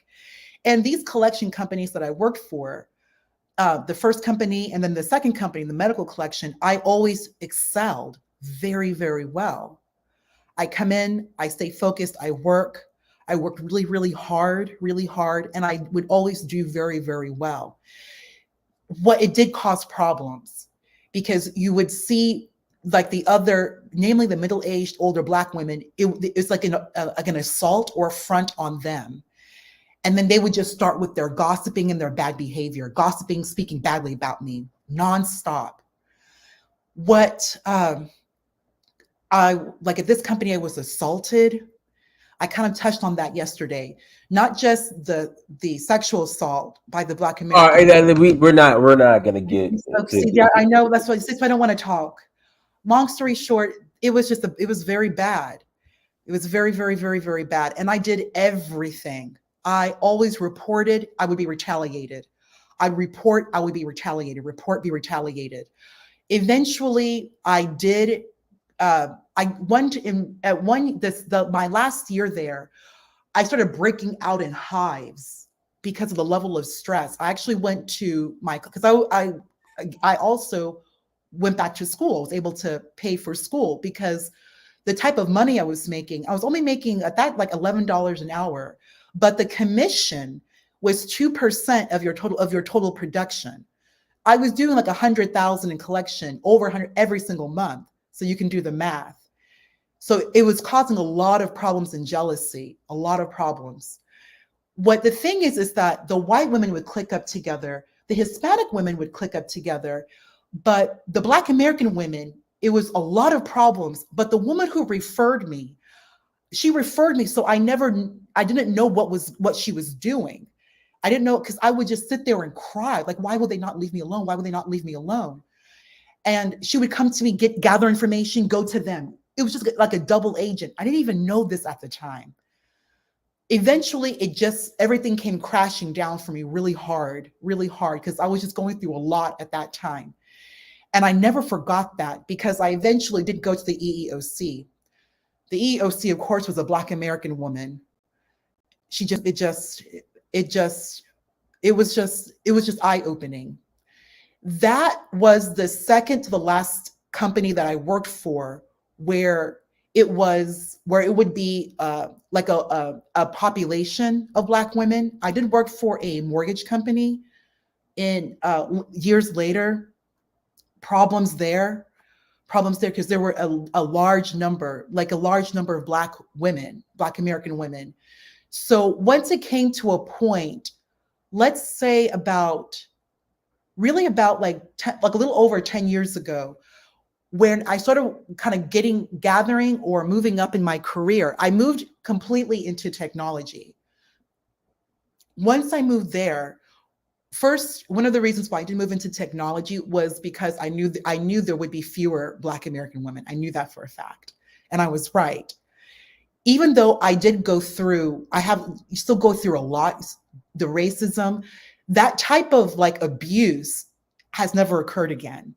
That level of abuse. So that's basically where I've remained and where I've been able to like just earn income, like generate a lot of income where I can just take care of myself. And that's just basically what I've been doing. Like, I anytime, like, like I said, yeah, I don't want to, especially because what happened yesterday, I don't want to go further, but I really do. Kind of something what one of the callers right now said. When you're kind of told, like you mentioned the consulate, I'm kind of seeing where that's coming from, because if everyone knows, oh, you know, it's your accent, there's the way you look, there's something that's going to let a Black American woman. Hey, let me not to cut you off. Let me pass the mic then, but if no one else has anything else to say, then I'll pass it back to you. But guys, hit the like button again, please. Hit that like button. Does anybody else have anything to say? If not, I'll pass. Yeah, I want to. I want to respond to what she said. So, so I'm old. I'll be 60 this year. I've been working over 30 years. I'm gonna work a few more years to retire. But and I've worked a lot of places. Black people, everywhere I've worked, Black people have supported each other. So, but if she feels that we're just bad people, yeah, you know what? Do what you've been doing. Just stay away from us, which is fine. Fine. Please do continue doing what you're doing. I've all this the stuff you just complained about or stated that happened to you. I've experienced that in various offices from white folks. So, and then if you're even in just an organization of women, women can be catty, period. So I don't know if you're in some Nigerian women's organization. I mean, even churches, women can be catty, really, regardless of race. And lastly, I want to say, HR. I've been a supervisor off and on in different positions. HR is for management. HR is not for the employee.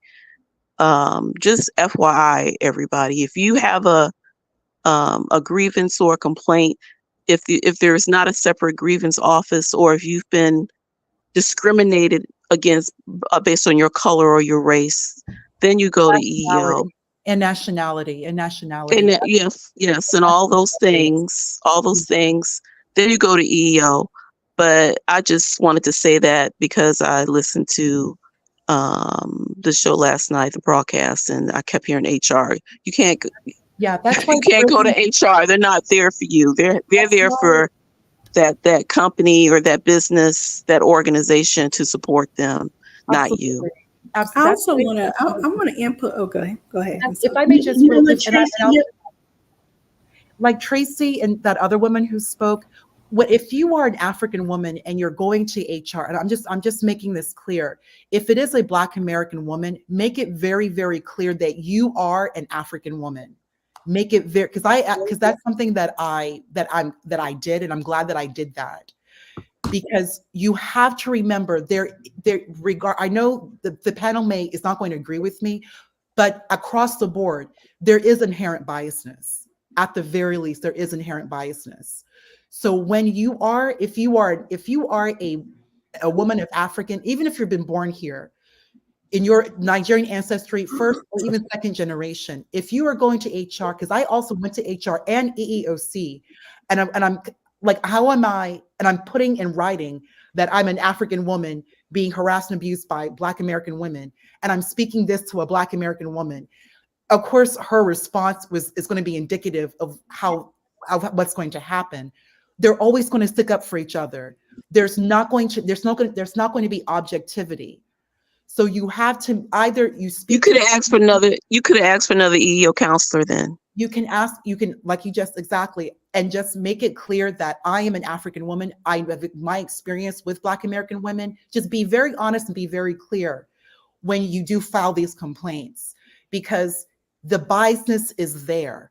And the one thing is the on code, they're not going to do right what's best for you or even the company. They're not going to do what's best for the company. They're going to do what's best for their group. Even if it means bringing liability and risk to the company, which I experienced, they will bring liability, risk, and lawsuits to these companies. They don't care. So HR is not really, and when it comes to you as an African ancestry, Nigerian ancestry, regardless, you have to make it clear who you are and that you need to speak to someone else, because their biasness will always play number one, even when it comes to the company itself. They will bring risk and liability every single time. And I shall yield. How many times have you filed? Every single time. Can I add this, that we have gotten wind that African women have came out and said they do not want to hire Black American women in their shops, their hair braiding shops. Oh, Chantel, come Oh no, this on. is true, Dinus, and you Chantel, know come it. on, This dude. this is true. Oh, come Chantel, on. I know exactly what I know exactly what you're talking about. The woman ran up into the black hair braiding shop being loud. Can I get a job? Can I get a job? Y'all ain't hiring me, and then ran out. Because come on. I know So, exactly what you're Dinus, talking what about. African It's American the woman have Senegalese you woman, they were seen? speaking Wolof. They could barely understand her because she was just yelling. I know exactly what you're talking What about. African American have you seen working in an African hair braiding shop, sir? Because I know women Because who went. African Hold on one American women second. are going to work there because I they're know. not. Oh, okay. So you won't Listen, talk over Chantel, the me. majority of these African hair braiding shops are family owned. And so the amount of money or the salary or whatever you want to call it that African American woman is going to get offered to work there, they're not going to take that. Dinus, that's not true. Even as a Oh my young lady, God. me and my friend went and asked them, can we come and learn hair braiding from you? They told us no. This is a thing. Them women do not hire Black American women in their shops, sir. Even when you go get your hair braided, they're usually talking about us. Did you See, this offer is the what we did don't you know because you don't get your hair Chantel, did braided. you offer to pay them? Yes.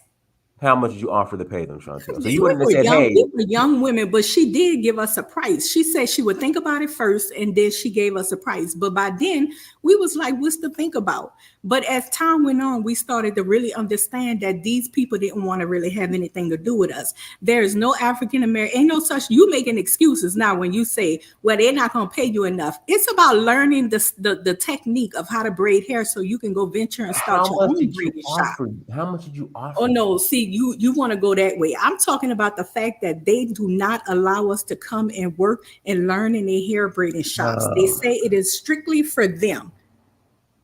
that See, is that's what that you want to make excuses. We just letting you see the real deal, where the issue lies. We don't tell them such things though. I've had African women who came to America and they were fresh off the boat, you can say, and they were friendly. Some of them were friendly because not all of them are jackasses, but majority are. And they say, "Hey, I don't know what products to use for my hair or whatever." They actually want, some of them want to get to mix and mingle and get into the culture, but for the most part, a lot of them don't. We don't respond to them that way, like, "Oh, get away from me, you African. I don't want to have anything to do with you. You disgust me.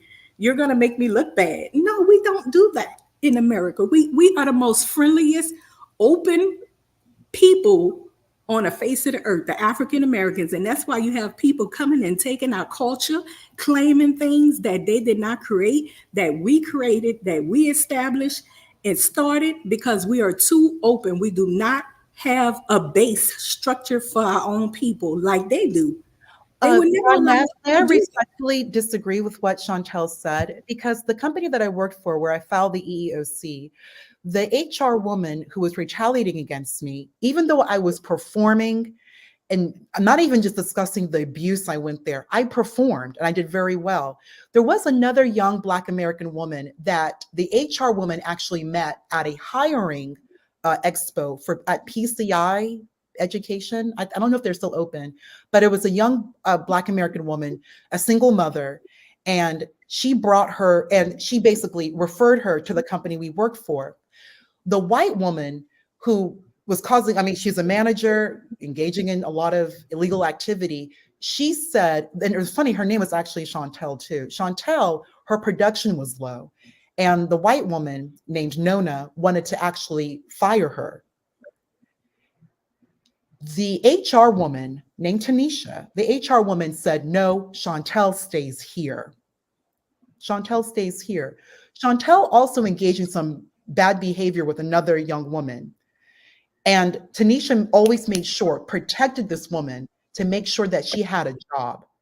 So when it comes to base, that's like Black American women are in HR heavy. And when HR has, this is the gate between being hired and fired. So you see a lot of these companies where you do see a large population of Black women. You do. And then on top of that, there's also DEI, which is another, which again, a lot of Black American women. when it comes to keeping a job, even though you may have someone else of another race will want to fire you, if you have HR on your back, 9 times out of 10, you're not going anywhere unless you do something egregious. And this is a woman who wasn't performing this per what the white manager said, but HR had her back. But in the same token, I'm here, the Nigerian woman, performing, coming in, doing my job, just staying on my own.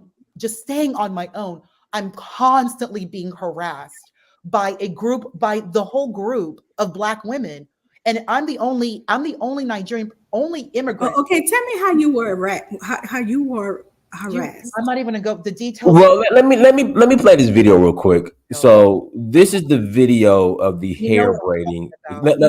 Listen, let me play the video. Check this out. We don't hire American braiders here. Huh? Why? You said hiring, right? Yeah. Yeah, we don't. You braiding shop only. Braiding only. I braid. Yeah. So y'all don't hire American braiders? No, we don't have any. But then owner is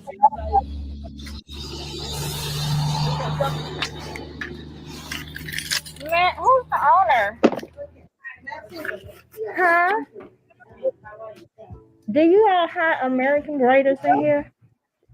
She said you don't hire American braiders. Is that true? Yeah. You don't? Okay. That's discrimination. You know that. But before you say no, you need to think about what you're saying. For you're not to hire an American braider, that's discrimination.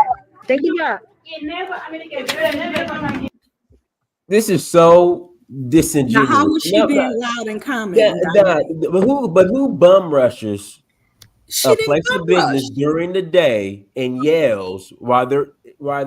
Lady didn't yell. Yeah, I don't hire a She did not yell, Dinus. Who does that? Who does Dinus, she did not yell. She didn't bum rush. She just politely spoke. She didn't yell, Dinus. So who does that? Who goes to a place of business? Okay, didn't I tell y'all he don't like us?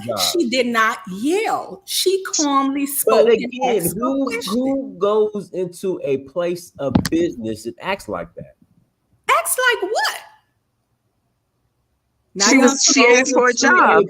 Now you see what I'm saying? Do that. You excuse me. I'm interested in being hired. What's a good time to come back for an interview? She told her after she asked her about becoming a braider, she have skills. The lady responded by saying, "We don't hire." They don't even understand what she's saying. It's clear they don't understand what she's talking about. Didn't I tell y'all? See, y'all think I'm tripping. Dinus, you are very biased, sir. Yeah, you are, Dinus. You're biased. Thank you. All of you biased. Who doesn't? She doesn't. She did not yell. She did not bum rush. I am not gonna go into somebody. If I'm looking for a job, I'm going to walk in. I'm gonna be properly dressed. I'm gonna ask for the manager. Dressed for absolutely suit and tie. Suit and tie. Suit and tie. Oh my God. Period. Well, but you can't compare presentation. Period. All right. I'm gonna find out who the owner is. The owner is obviously busy. So one thing you don't want to do is interrupt a freaking owner while they're busy. Sir, that lady did not yell. You don't do that. That's just common sense. But Dinus, you know, some people have to be trained in business etiquette. Are you serious? She just didn't have business etiquette, but she wasn't yelling. She asked for the. But it's terrible etiquette. You guys are defending that. No, I'm not. I said you have to be trained. I said you have to be trained. You have to be trained in, and obviously she wasn't. She didn't know any better but to ask for the manager. She's not properly trained, and then now she wants to play the victim. There was no yelling. There was no bum rushing. It was a conversation. She's standing at the door. The owner is busy working. Dinus, what African American you know working in any African braiding shop? Dinus, because they don't let them. The minute she asked the question, so you don't hire American braiders, and when she was told no, What do you mean play the victim? Tracy, She these said folks, no. That Tracy, is discrimination. on to say, And yes, she let her know. in America, that's Tracy, discrimination. Tracy, again, this is these people's third and fourth language. All right, they did not understand. Understood. Come on Oh now. my gosh, Come are on you now. serious? Come on now. These are these folks' third and fourth language. Come on. They had a whole conversation with her, and you saying they They didn't didn't have understand a whole anything she was conversation. saying. She was standing at the door. Gosh. All right, the owner was 2 chairs down. Was No, what they busy didn't working. understand is in America, you get sued for that. Oh my God! Well, go sue. Good. Dinus. Man, it's just the thing I don't like and is disingenuous that we defend ignorant fuckery, excuse my language, in the Told black you community. biased, sir. Come on, You got a that's not hatred for them. biased. That's You just have a not how hatred. you handle business. If I'm looking for a job, There was I no go yelling. in, I speak with the receptionist. Hello, I'm Dinah Samir. Just wanted to inquire if you guys are hiring. Oh, well, the owner will be back. Or the owner is busy right now. Can you leave your name, number? Or is it okay if I sit down and wait till the owner's finished? Owner is finished. Then you approach the owner when they're free. Hey, how you doing? This is Dinah. I'm Dinah's. Are you hiring? This is here's my resume. Yep. This is what I do. I used to braid up here. I used to braid there. Here's my references. That's what you do. Let's stop playing stupid.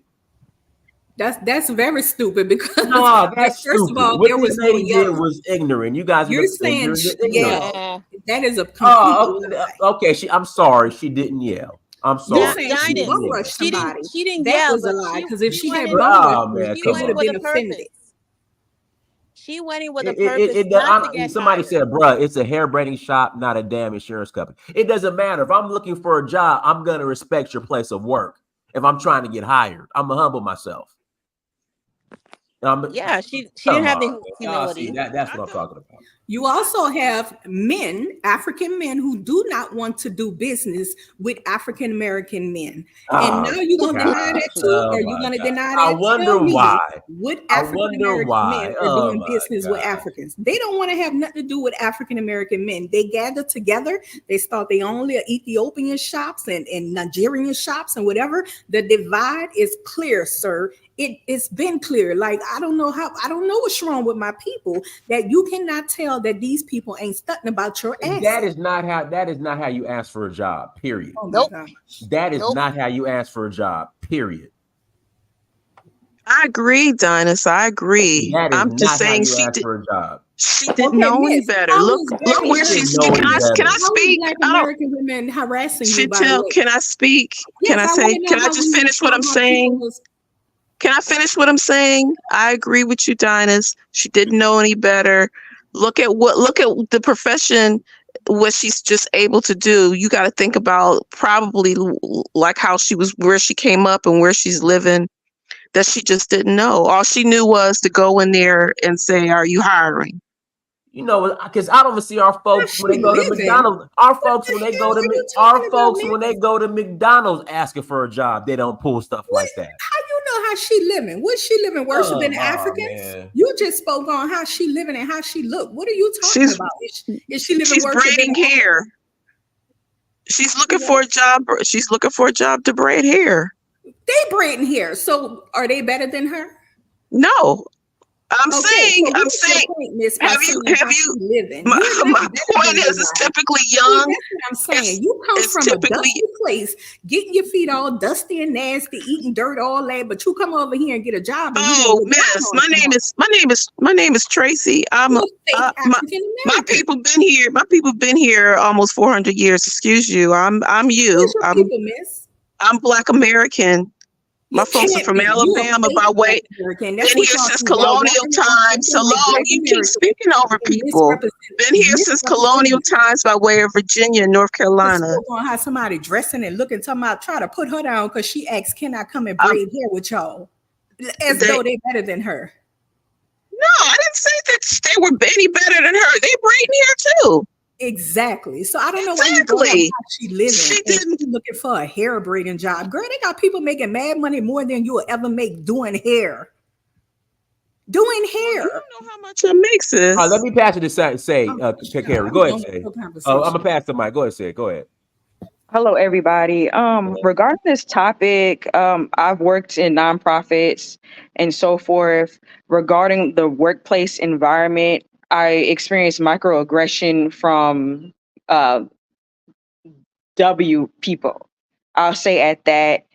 And I work with all kinds of Black people, Africans, African Americans, African Caribbeans, African Latinos, and we all stuck together, whatnot. But to be honest, in my experience, it was always the microaggression from white people at times. I was born and raised in the United States, from Queens, New York. Growing up in that New York area, I grew up around all kinds of Black people. Sometimes there were African diasporan wars and so forth that would occur. And I'm going to specifically speak on my household. My family is originally from Liberia, and we do have connections from South Carolina and the Barbados, as well as other parts of the African continent. And growing up, my parents were a little bit Pan-Africanist. So we all saw each other as brothers and sisters, regardless of where in planet Earth you came from. And I didn't hear those comments and so forth. And my parents were teachers. My dad's a retired social studies teacher. He's taught in New York City. And growing up, I saw he taught African American history and as well as African and African diasporan studies. So growing up, we've learned about the history, and we understood. We just loved. We learned about the history from all Black people. So I never heard anything. I never heard my parents speaking down on any type of Black person, because we knew coming here, sometimes at the end of the day, they will see us all as Black people. And my father was racially profiled and so forth as a Black man. They didn't see him as a Liberian, or they don't see you as African American. They don't see you as a Bajan, a Jamaican, Haitian, whatnot. They will see you as the N-word, and they will racially profile you. So that's all I have to say, because I have to go run out. I'm out of the country with my husband, just celebrating our 9th anniversary. I just wanted to just chime in and thank you, and just share like a brief my experience. So, and everyone have a good evening, good day. All right, go ahead, Shay. Unmute yourself. Unmute yourself. Hello, greetings, everyone. Hey, I really want the women to call in, so I'm gonna remove you, and I'll probably open up for everybody afterwards. All right. Dinus, hey, Jenny, she wanted to speak. Go ahead, Jenny. Yeah. So I'm listening to the ladies, and somebody in the beginning said it's propaganda. It is. Do y'all know how powerful Black people are together? Do y'all know how powerful we are? Do you know how much stuff white people are taking from Africa? Do you know why they're still there? If it was a dirty country or whatever it is, they will not be there taking the resources and bringing it over to Europe and using them. The thing is, whatever we do better. But we can't do better if we're divided. And so this is what they're doing. So Black Americans, African Americans, I hear like how white people say, oh, I have one Black friend.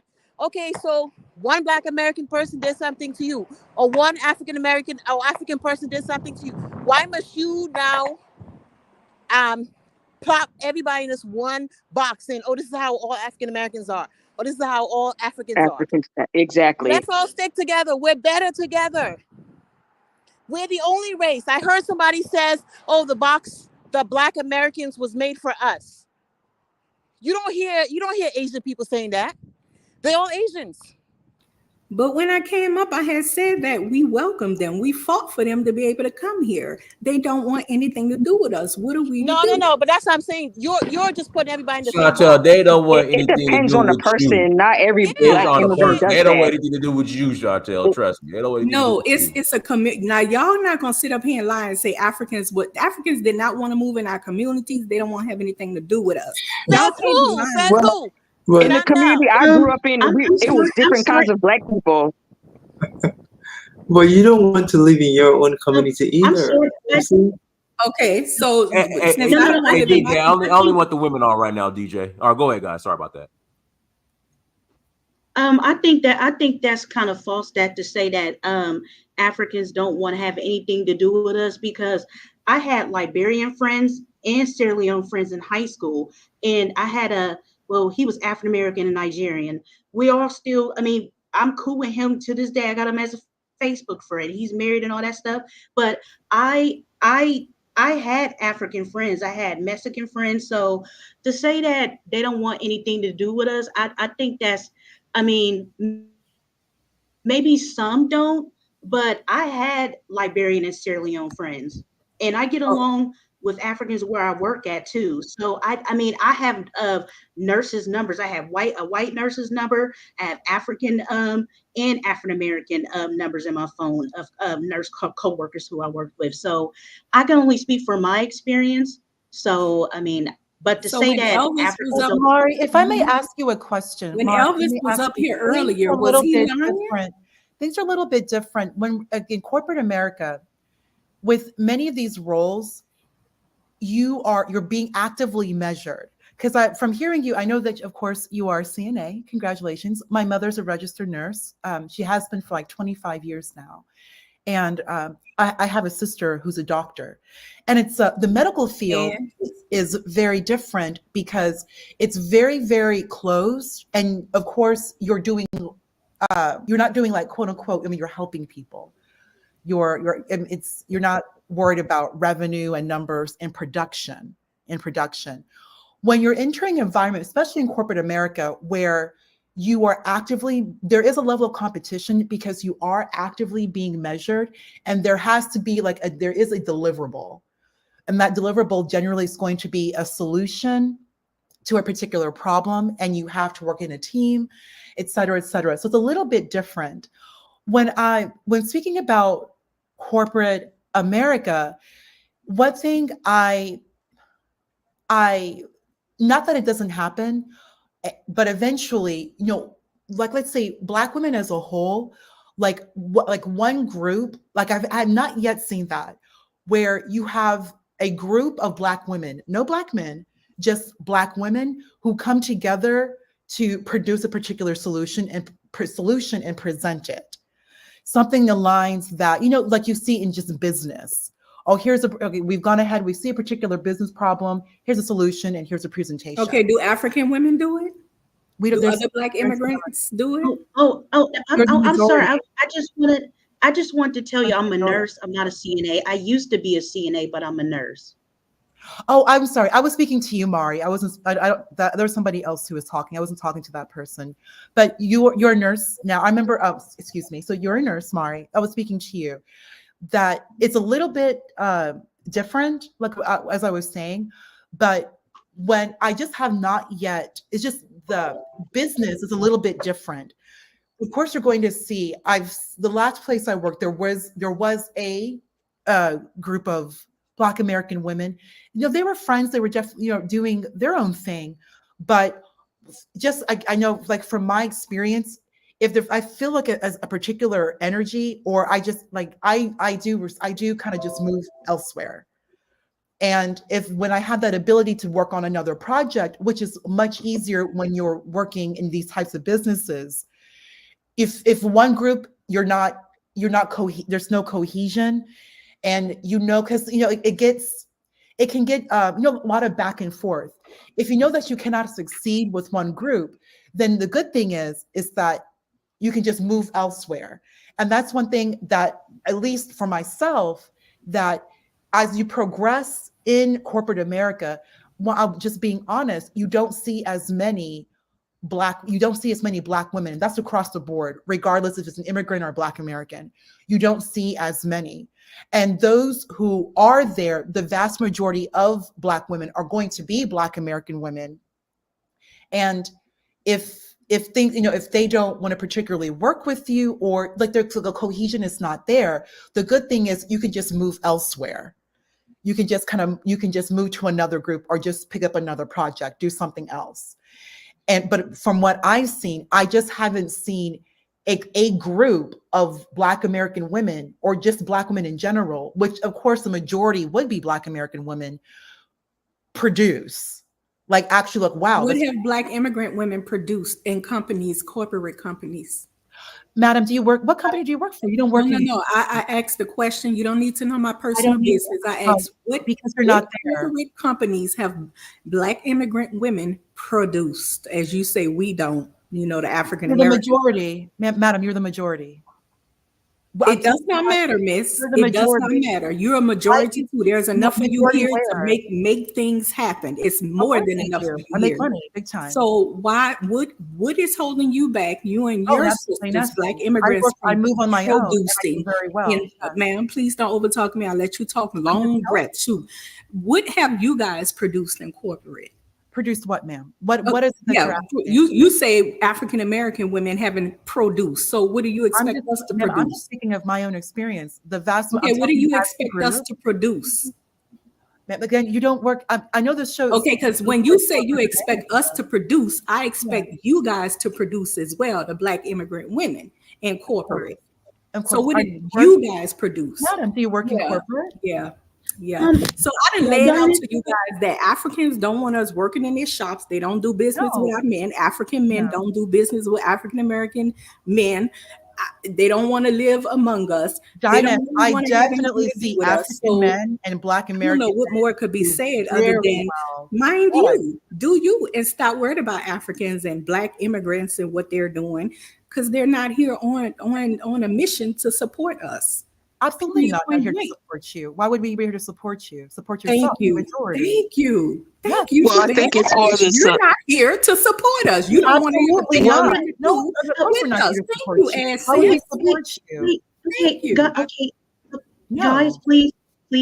Thank you. She just told me. All right, let's go ahead, Marie. Go ahead, Marie. Guys, links in the chat room. If you want to call in. Okay. Women, if you want to call in, please call in. Links in the chat room. Go ahead. Shout out to Information Man Show. Thank you for the $4 holla.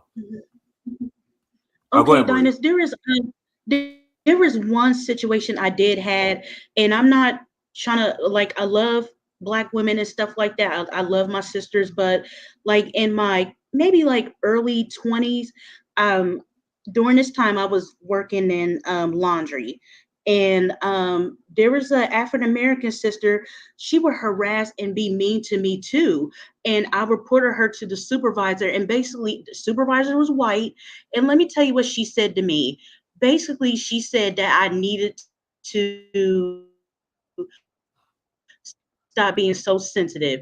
And everybody complained about her. It wasn't just me, it was other Black American women that complained about her too, and the men. And David said that didn't make any sense. So you know what I did? I end up leaving. I keep in touch with one of the ladies that still work there. Eventually, the Black American woman that would used to pick on me, she ended up getting fired finally because she did the same thing to someone else that worked there. So I'm just saying that, you know, we need to be more nicer to each other. We need to be more cordial, because all this harassing and being ignorant to each other, like it happened to me too. But I'm not going to go and say that all Black American women are like that. They're not. But I'm just saying that some of them do that, because it happened to me. And I went ahead and left the company, and I went somewhere else. I went to go get my STNA, which is a state tested nurse aid. They call them state tested nurse aid in Ohio, but everywhere else they call them CNAs. And then eventually I became a nurse. But it happened to me though. Like, you know, I was harassed, and one time I just went home and cried, you know, but you know, because I am sensitive, but still the stuff that she would harass me about, it was uncalled for. And I went to tell the supervisor, and she did nothing about it. And everybody complained about her. And then finally she gets fired. She should have been fired. I'm sorry. So, I mean, it is what it is. So I mean, I'm just saying it happened to me. So that's all I would like to to say. say this. When it comes to Caucasian people, you have some of them that are not hardcore racist, even though they take advantage of what you know, their white privilege. They're not hardcore racist. They do not participate in mistreating people. There are some of them that exist, right? Then there are some Africans that are not hardcore hateful towards African Americans. But even if your husband or wife is from Africa, you can't sit on a panel and pretend that you don't know about other Africans that don't like us. Just because you married to an African, that doesn't mean anything.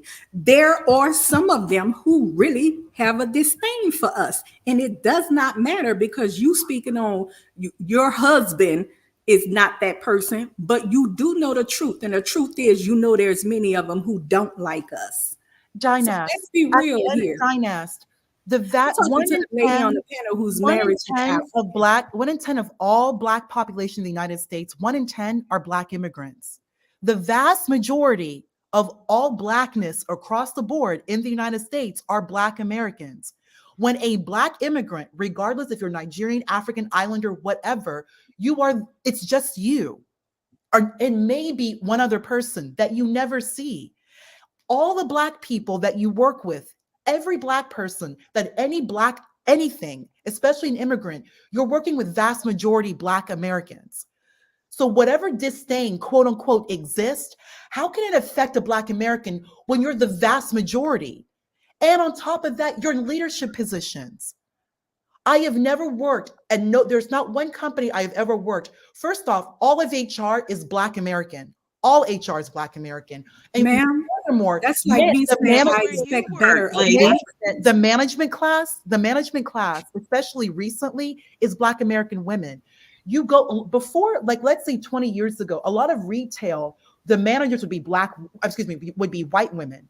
Like retail, whether it be, consumer retail or even high end, it would be white women.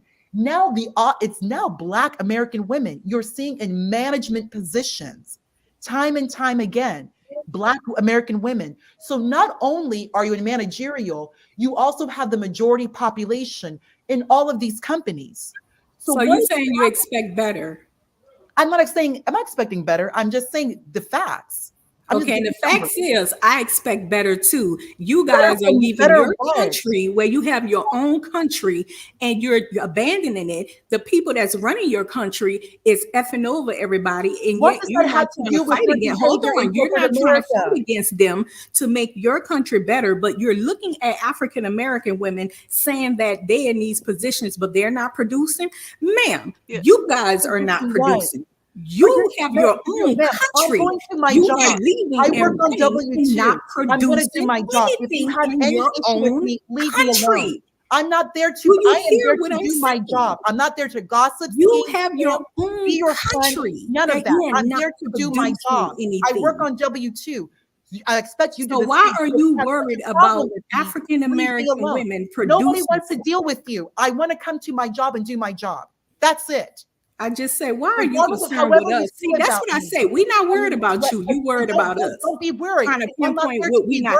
Everything you do in this country is because of an African American personness. You are walking on the blood of African Americans. Understand me, honey.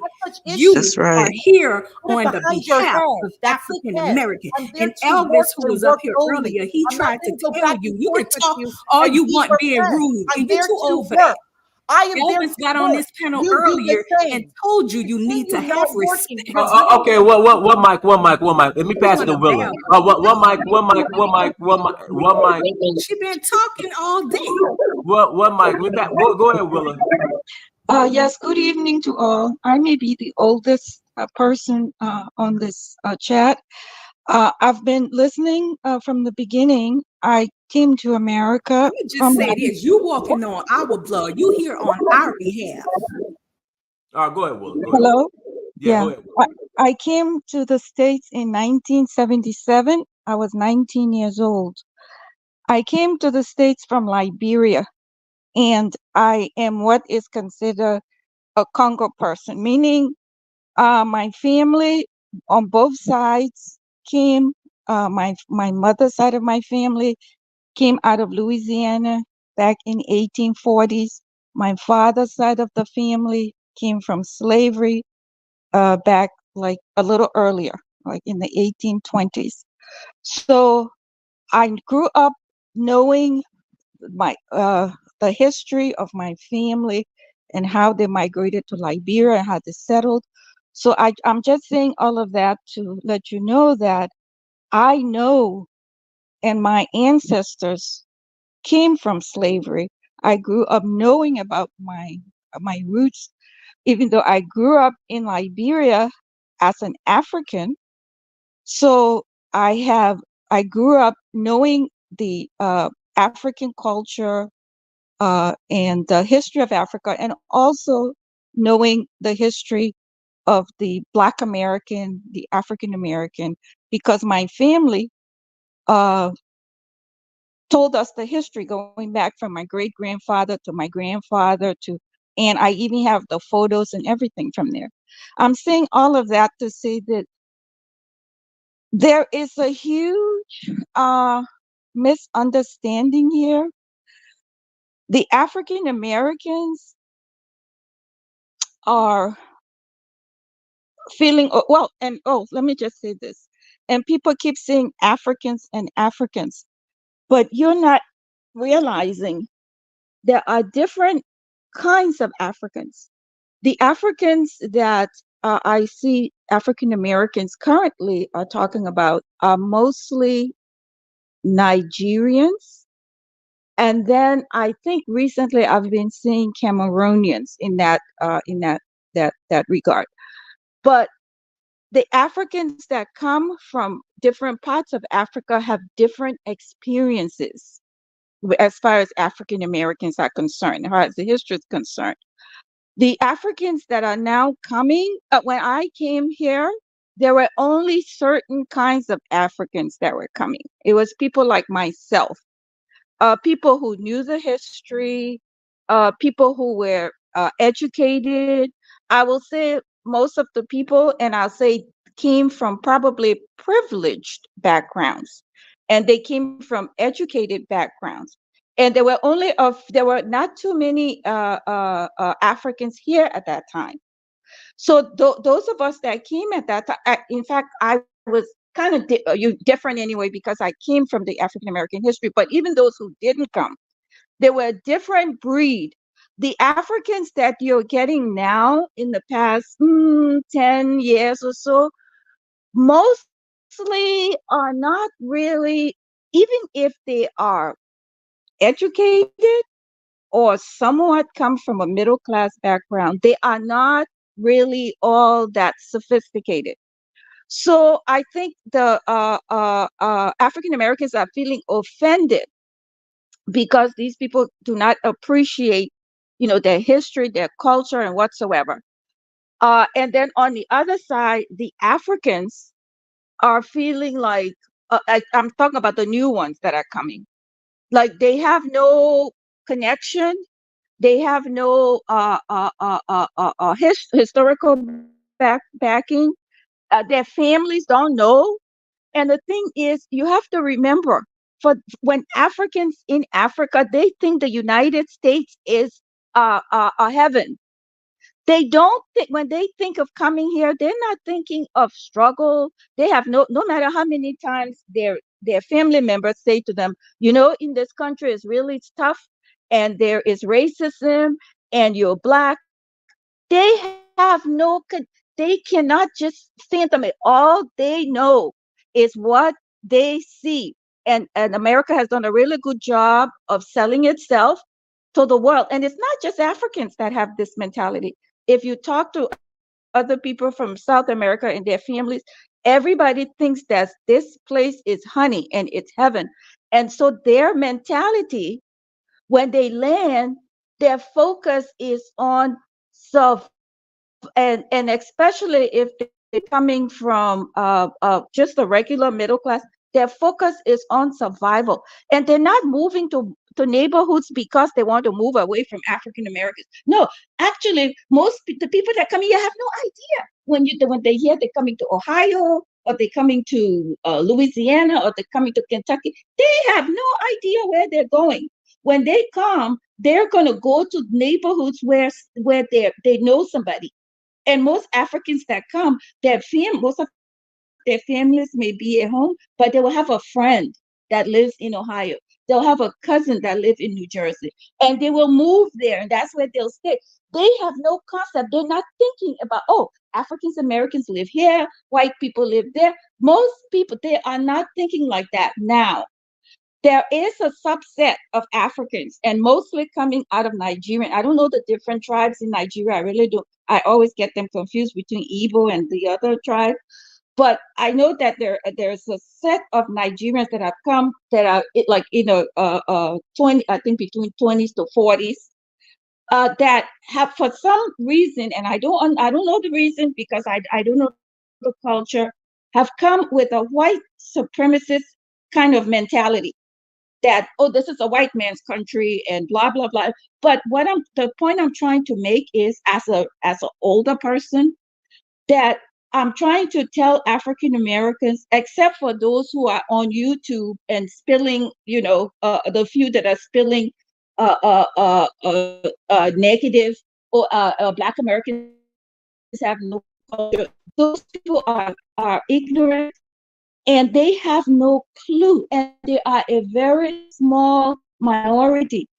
All of the Africans that I know, that I came here with, and they're told, those that have come, I've only heard this conversation here in the past 3 years. Those people are not thinking that they don't like African Americans or they don't want to live with African Americans. They have no clue. It takes the average African who comes here almost 5 years to finally kind of get their foot on the ground, get themselves going. So they are not even aware. So that's just the point I'm trying to make. There's a huge misunderstanding here between the African Americans and the Africans. And it comes from, I think, a small minority of people. So, and that's what I had, that's my contribution. That's all I had to say. You kind of said the same thing I said, but I want to ask you Yes. this. Once they're here after 5 years, do they melt in with America? I can't hear because of your mic. Can you mute? Oh, sure. Go So ahead. once Yeah, I they're think here, okay. So once they're here after, eventually they do. Tell you, eventually they do. Because they it melt in takes with them. us. They blend in with us. Yeah, Or it do they really stick it to is their own? Do they stick to their own kind, their own group, and keep it moving? No, this is what happens because when they and I'm talking about the people that are coming now that I've seen in the past 10 years or so. And it all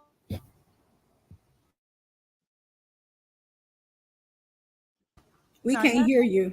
Dinah, if I may just quickly respond regarding Nigerians, point blank, Nigerians really are here for money, to make money, education, corporate America, put their kids in private school, buy a home. Like, really, that's it.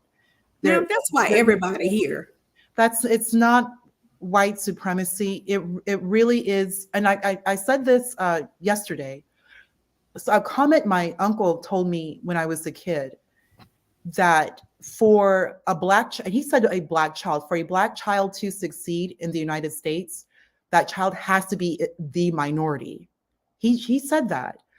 So with that being said, when it comes to certain environments, yes, Nigerians will place their child in a position where you are the minority, or there will be, I guess, or proportioned to what the United States population is statistically wise.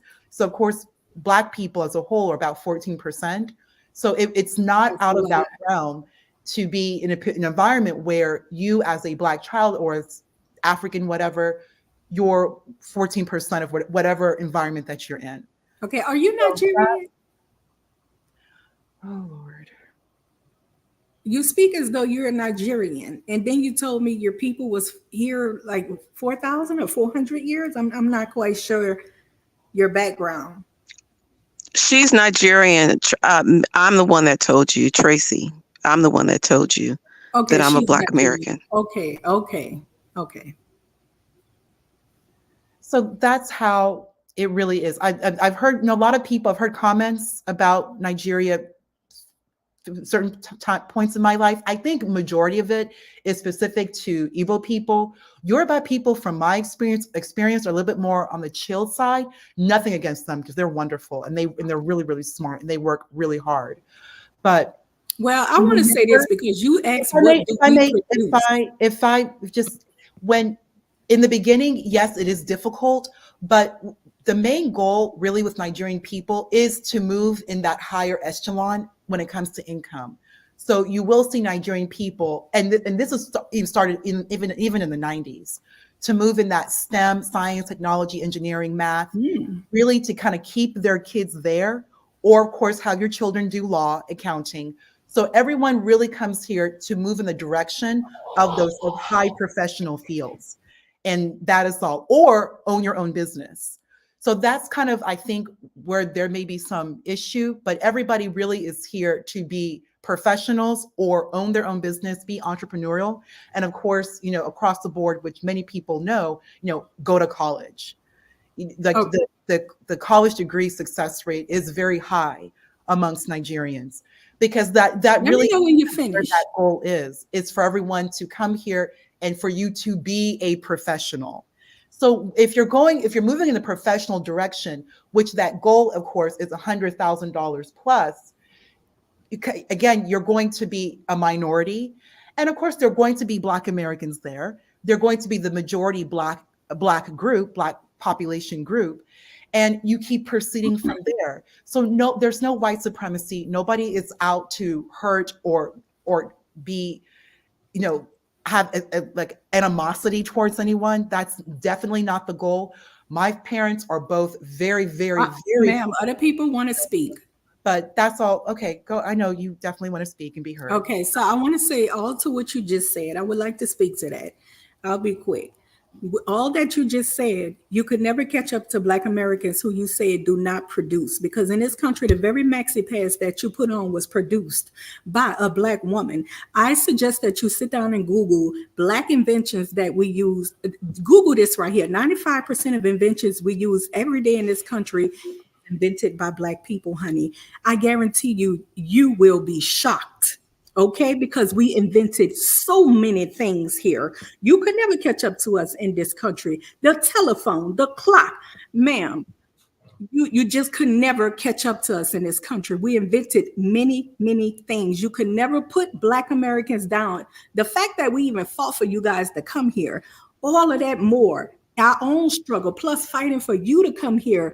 Like Elvis said earlier, you should have a level of respect for African American people and not pinpoint your success versus the African American people success. It's nonsense. You could never look it up right now. Google it while I'm talking to you, and you will find out the history of African American people. Let me do this. Let me pass it to Information Man Show. This is really this is really a woman's panel, but out of respect. Yeah, I don't want to stay on long. I want to be respectful because I got a show to do tonight. So I just wanted to say, if you do the research, who has the most? Everyone. A lot of times people say, well, Africans have all the degrees. No, that's not true.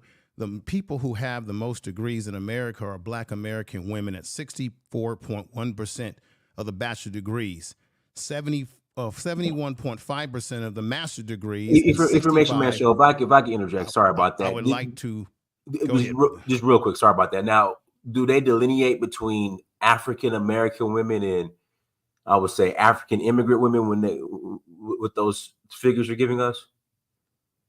Well, of course, we know that we have Africans that come over and go to universities, and particularly go to HBCUs that were founded by Black Americans. Let's keep that real. Correct. But out of those schools, there's a big majority of them that are Black American women, because Black American women are, if you want to be honest about who's in corporate America and from Black America, it's actually Black American women that are in corporate America even more than Black men are, because Black women are getting the degrees. They're getting the master, that they hold the most master degrees, the most doctoral degrees than any other group in terms of Black people in America. And out of that, a good large pool of that are Black American women. The only reason why I'm saying this is because I heard the sisters talking about the whole corporate situation and what have you. Part of the problem, and I've said this on your panels before in the past, Dinus, is that we don't understand each other's cultures. People from the diaspora, Black people that come from the continent of Africa, no matter what country it is, they don't know our history. And in a lot of ways, we don't know their history. And then we have to be honest about this, that Black Americans, in a lot of ways, we do try to identify with Africa. I mean, we have African festivals in America. We have them. We have all sorts of festivals and celebrations where we try to pay some sort of respect to the continent. But does the continent pay any respect to Black Americans as we pay respect to African culture? See, when folks come over here from the continent and open up businesses and shops and open up shops where they're selling goods, whether it be African statues, clothing, who is the one going in your stores and buying them? It is Black Americans who are doing the exchange with you. However, on the flip side of that, do you see that given back to us? Who are the ones who gravitate towards Pan-African more than anybody? Black Americans. But is it reciprocated on the other side? We have to be really honest about that. Okay, but what do you mean by reciprocate? What should say, African immigrants do to reciprocate what respect I'm saying and and everything else that you're seeking? What do you want African immigrants to do? Well, I want you to do exactly what you see Black Americans do. I think I laid it out already. If you go to any Black population in this country, whether it be Oakland, I lived in Oakland, where you have a large Black population in Northern California, whether it be LA, whether it be places in the South, Detroit, even New York, there are Black Americans who were rocking with Africa. Matter of fact, I'm a child of this. I was one of those young men out there protesting when you had apartheid in South Africa. It was Black Americans that were pushing that drum in this country more than anybody. When we have festivals where we want to recognize African culture, Black people, Black Americans will do so. We're the ones, when you come over here, that will patronize your business, especially when you're selling merchandise that we want to identify with, because so many of us want to identify, believe it or not, with the continent based on trying to figure out where did we come from. Since, let's be honest, since there were Africans who participated in that triangular slave trade. And that's another area that we need to get out of denial of. Y'all participated in it, particular regions over there. So Black Americans, when our ancestors fought, went through the civil rights. No, let's take it back. Shackle slavery on the plantation. Then we went through what we call Reconstruction. A lot of y'all don't know about that. Then there was something called slave patrols, where you had individuals that would hunt after Black people even after we were supposed to be free. Then when you had Black people escaping to go north, those same slave patrols, which is where policing comes from in America, they were able to go up north and capture Black people and bring them back down. So we went through Black codes. We went through something called Jim Crow. A lot of y'all don't know about that, because it was Black Americans who sacrificed, got their ass kicked in terms of my ancestors, to make this opportunities for not only Black folks or Africans or other Black people in the diaspora of the world, but we open up the door for many other groups to come over here and get some kind of benefit, because civil rights, we were the ones that created civil rights. So when I hear someone from another country say, oh, well, I'm getting education, you Black Americans, this and this and that, it was Black Americans that made it possible for your ass to be able to go to school here, because at one point in time, they would not allow Black people to go to any of these higher institutions of learning. Why you think we got Black colleges?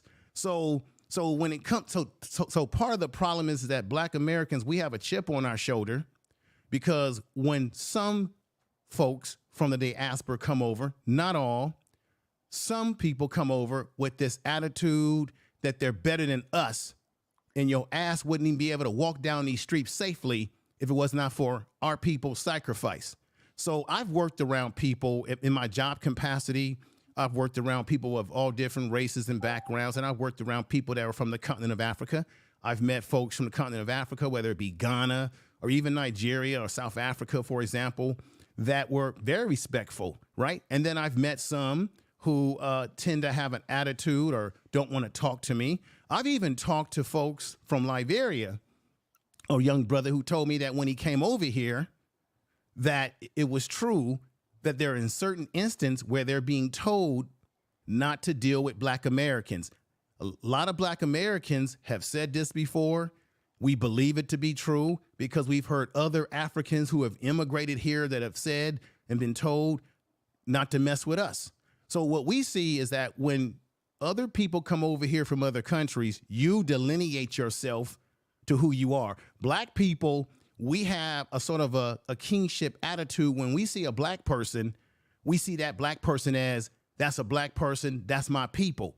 Because you know why? Black people, we couldn't afford to have tribalism within the race because we were all getting our ass kicked. Even if we have this colorism situation, we were all getting our ass kicked. So when some Africans come over here, because you come out of a culture, I'm generalizing here, of tribalism, which Black Americans, we don't delineate like that. We may say, hey, I'm from LA, I'm from New York or whatever, right? We might have a different accent, but we can still blend in with each other and still, you know why? Because we have a common enemy. We have common things in history that bond us beyond a tribal situation, right? So when Africans come over here, they don't understand that because they don't understand the history that we've gone through. And then they wonder why we have a chip on our shoulder when we feel disrespected by some folks from the diaspora. The problem is when you come here, you isolate yourself. I can talk about East Africans. You got East Africans in Washington, D.C., Minnesota. A lot of times they isolate themselves to themselves and half the time won't talk to you. Okay, to so Black Americans. Black Americans, we're very friendly people. And another thing I want to say to you, sister, you said something about, you tried to minimize. This is why we know that there's a disconnect in history, because you try to minimize, and I'm going to say this respectfully, it appeared to me when you were speaking that you were minimizing the issues around what we call white supremacy. And the reason why Black Americans will either bring that up and talk about that because we come from that history, whether I didn't go through it, but I can hear the stories that were told by my parents, my forefathers, and I can experience it myself in some ways, okay? So we speak upon that because we have a historical history to that. How many of you on this panel know these three things? The Tuskegee Airmen, the Triple Nickel, the Harlem Hellfighters. All three of those groups are responsible for you having freedoms. You know why? Because during World War II, when Hitler was trying to take over, if it wasn't for these Black military outfits, a lot of us on this panel probably wouldn't be existing right now.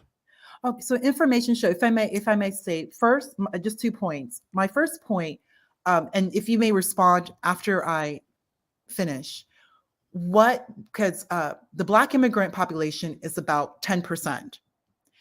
The Black American population is 90%. So what do you, as Information Man Show, want Black immigrants to do for you and the larger Black America as a whole? Like, what are we supposed to do? Number one.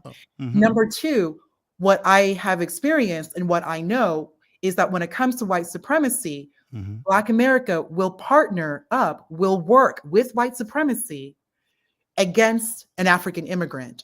And white supremacy will always partner up with Black America against the African immigrant. So there's no cohesion when it comes to white supremacy, when it comes to a Black immigrant and a Black American. White supremacy is always on the side of Black America when it comes to Black immigrants. They know who's who, and they're always going to be with you. in every sense of the word. And you're going, and Black America will be with white supremacy. When I say white supremacy, I mean, of course, mainly the police and the corporate workforce, and of course, in education. Well, if I could say this to you, because I think you've got it all mixed up. If you know anything about a brother by the name of Neely Fuller Jr., who breaks down what white supremacy is and how it works, you will understand that white supremacy works on all sides of the equation. White supremacy works on the left and it works on the right. And you can be a white person, an Asian person, Latino, anybody, and you can reinforce white supremacy. Now, I can make the same argument that when they recognize a Black immigrant, that they may look at you a little bit different than they look at what we would call a Black American. They may see you as a little bit more willing to assimilate, because you got to realize a lot of people who come over here are trying to assimilate. Black people, we've already been here, so we know the deal. White supremacy works on both sides of the equation. We have Black Americans who we call Uncle Toms or raccoons, who sell us out. We've always had that. You can go all the way back to the slave plantation, where you had Black people that would try to escape, and you would always have what we would call a house nigga who would say, there they go, master, they went that way. So you're always going to have traitors. Even in the continent of Africa, I'm sure you have history of individuals who betrayed, like Stephen Biko. You've always had the coons in Africa who betrayed a Black leader who actually was in the best interest of the people of the land in which they were from. So you can find that in any group. I'm not arguing that. My whole thing is this. I love Black people all over the world, right? I'd never hesitate to talk to someone from another part of the world. I'm fascinated by it. I'm just saying that I would like people to at least be open to learning our culture, or being open to having a conversation with us that gets us to a solution and a positive outcome. Because let's be honest, I got to be honest here. There's a lot of Black Americans who still feel lost about their identity and who they are. Why do you think Black Americans will go to Africa with Brother Dynas, or will go take a trip over there? Because for us, it's about trying to find who we are and where we came from. Because as Malcolm X said, a lot of us were brought to this country in shackle. Not all of us were brought over here in shackle slavery, and we were lost in the hells of North America. We were brought over here from various tribes, and we were all mixed together. And Black people have the experience in this country of having our families torn apart. How many of y'all know about?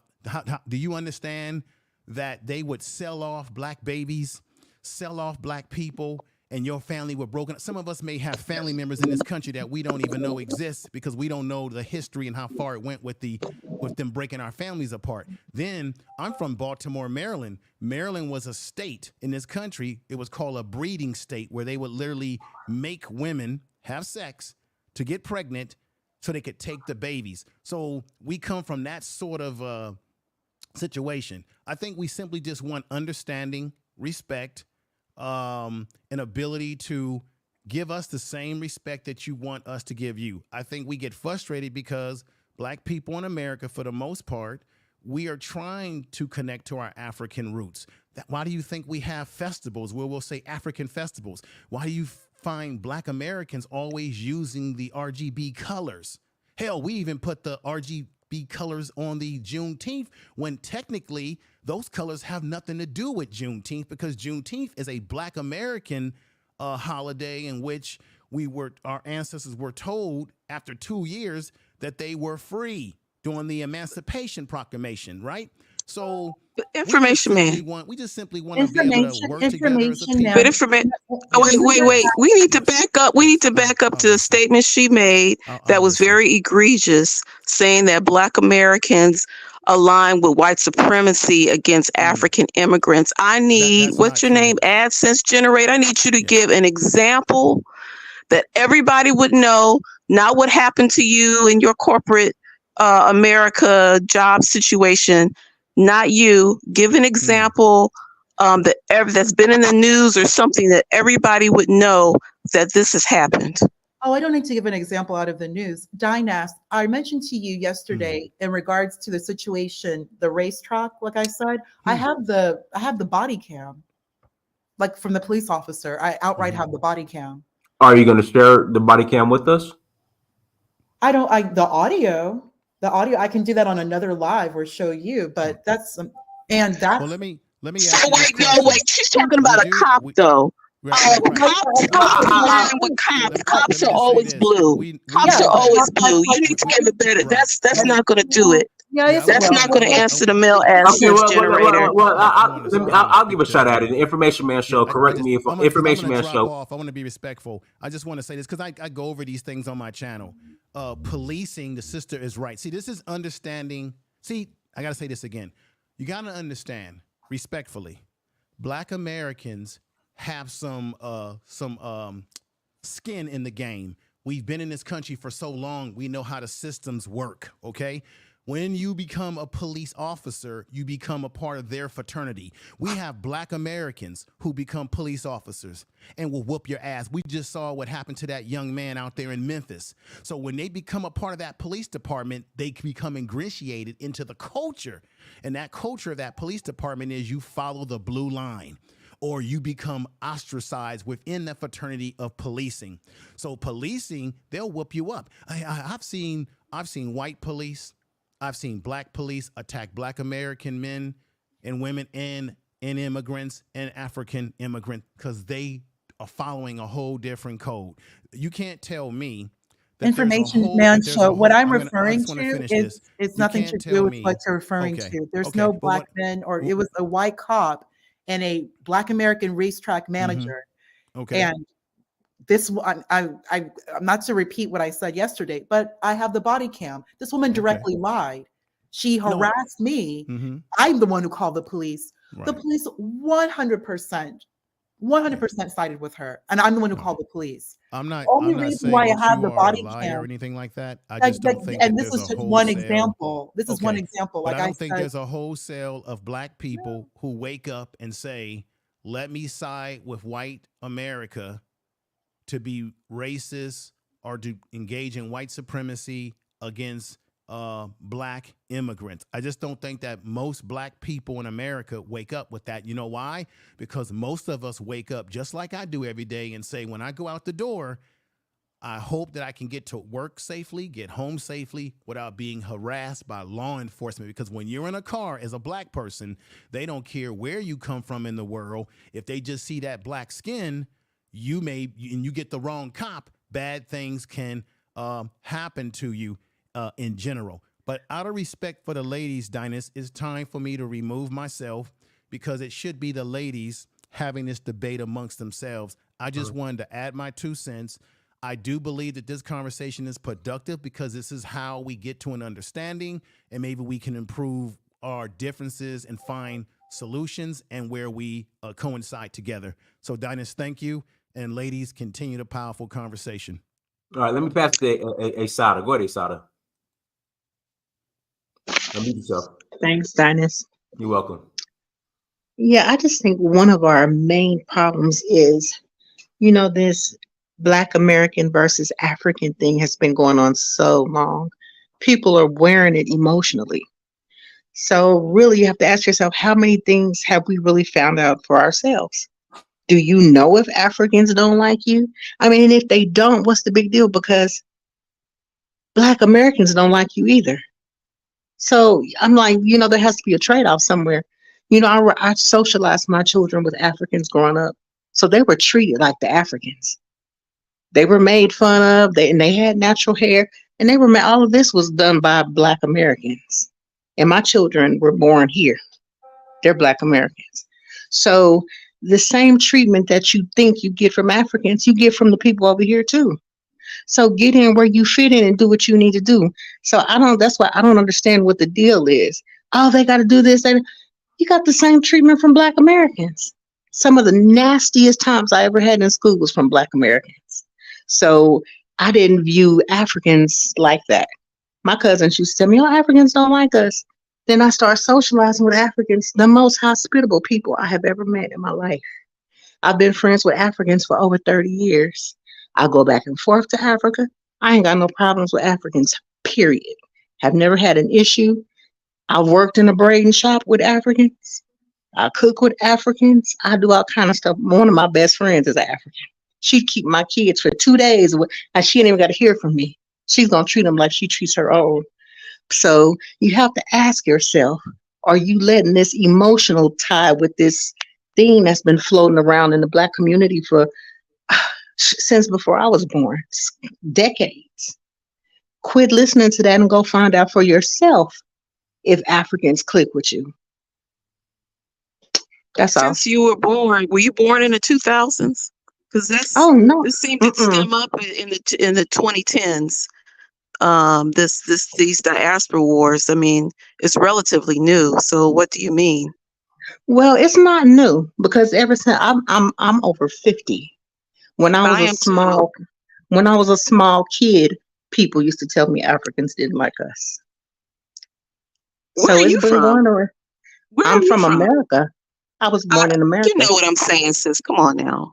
What do you mean, where am I Where did from? you grow up that you've been around Africans that this conversation was had?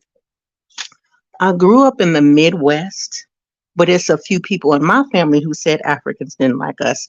But I have aunts who are older than me who lived in Africa because they were married to Africans. I have cousins who were half Nigerian, some who were half Senegalese. So Told you that? one, not the ones who were half African, the another side of the family. But yeah, So that's been going on. I'll be 60 this year, and we don't talk about. I've lived a lot of different states around our people, Black Americans. Grew up in the church, different churches, HBCU. I'm in a Black sorority.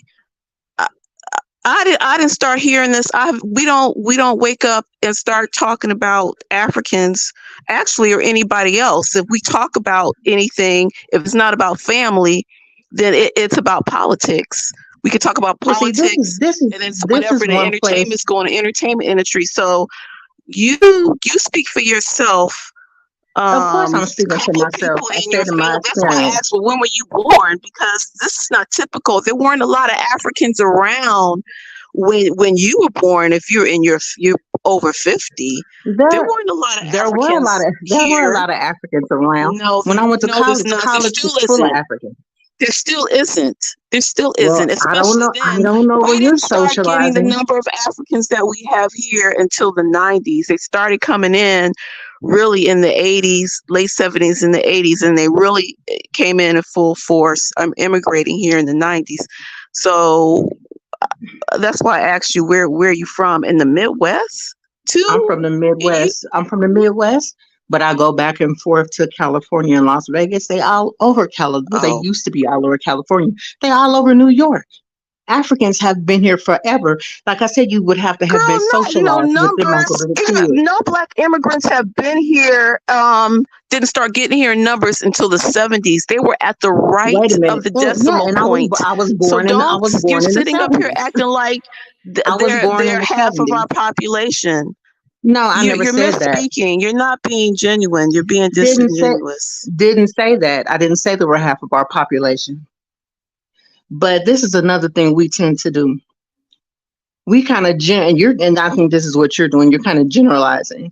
You say, well, I'm one person. I'm stating my experience.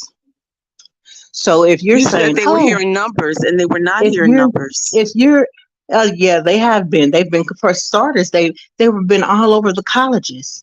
If you're older than me, you should know that. They were not here in numbers. That doesn't make a handful of Africans at a college. That's at least 5,000 to 15,000 students, and there's a handful, less than 1%. That's not here in numbers.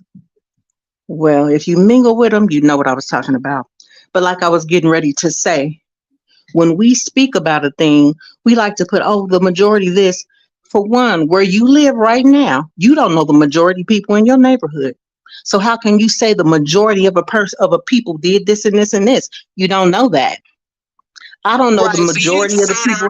I don't know the majority of people I went to high school with. Generator. I don't know the majority of people I went to high school with. So you don't know the majority of what Africans are here and what aren't. But We know what the I've been statistics say, mingling. ma'am. I've been mingling with them for decades. I mean, I'm proof of that. So I mean, take your numbers or whatever you noticed or whatever. Maybe that applies to you. But me personally, I've It been applies mingling with to the U.S. Africans. Census, ma'am. Hey, Well, I live in the U.S. I've let been me, mingling with them for decades. Mr. Son, let me pass it to Chrissy. Go ahead, Chrissy. Chrissy. Chrissy, you there?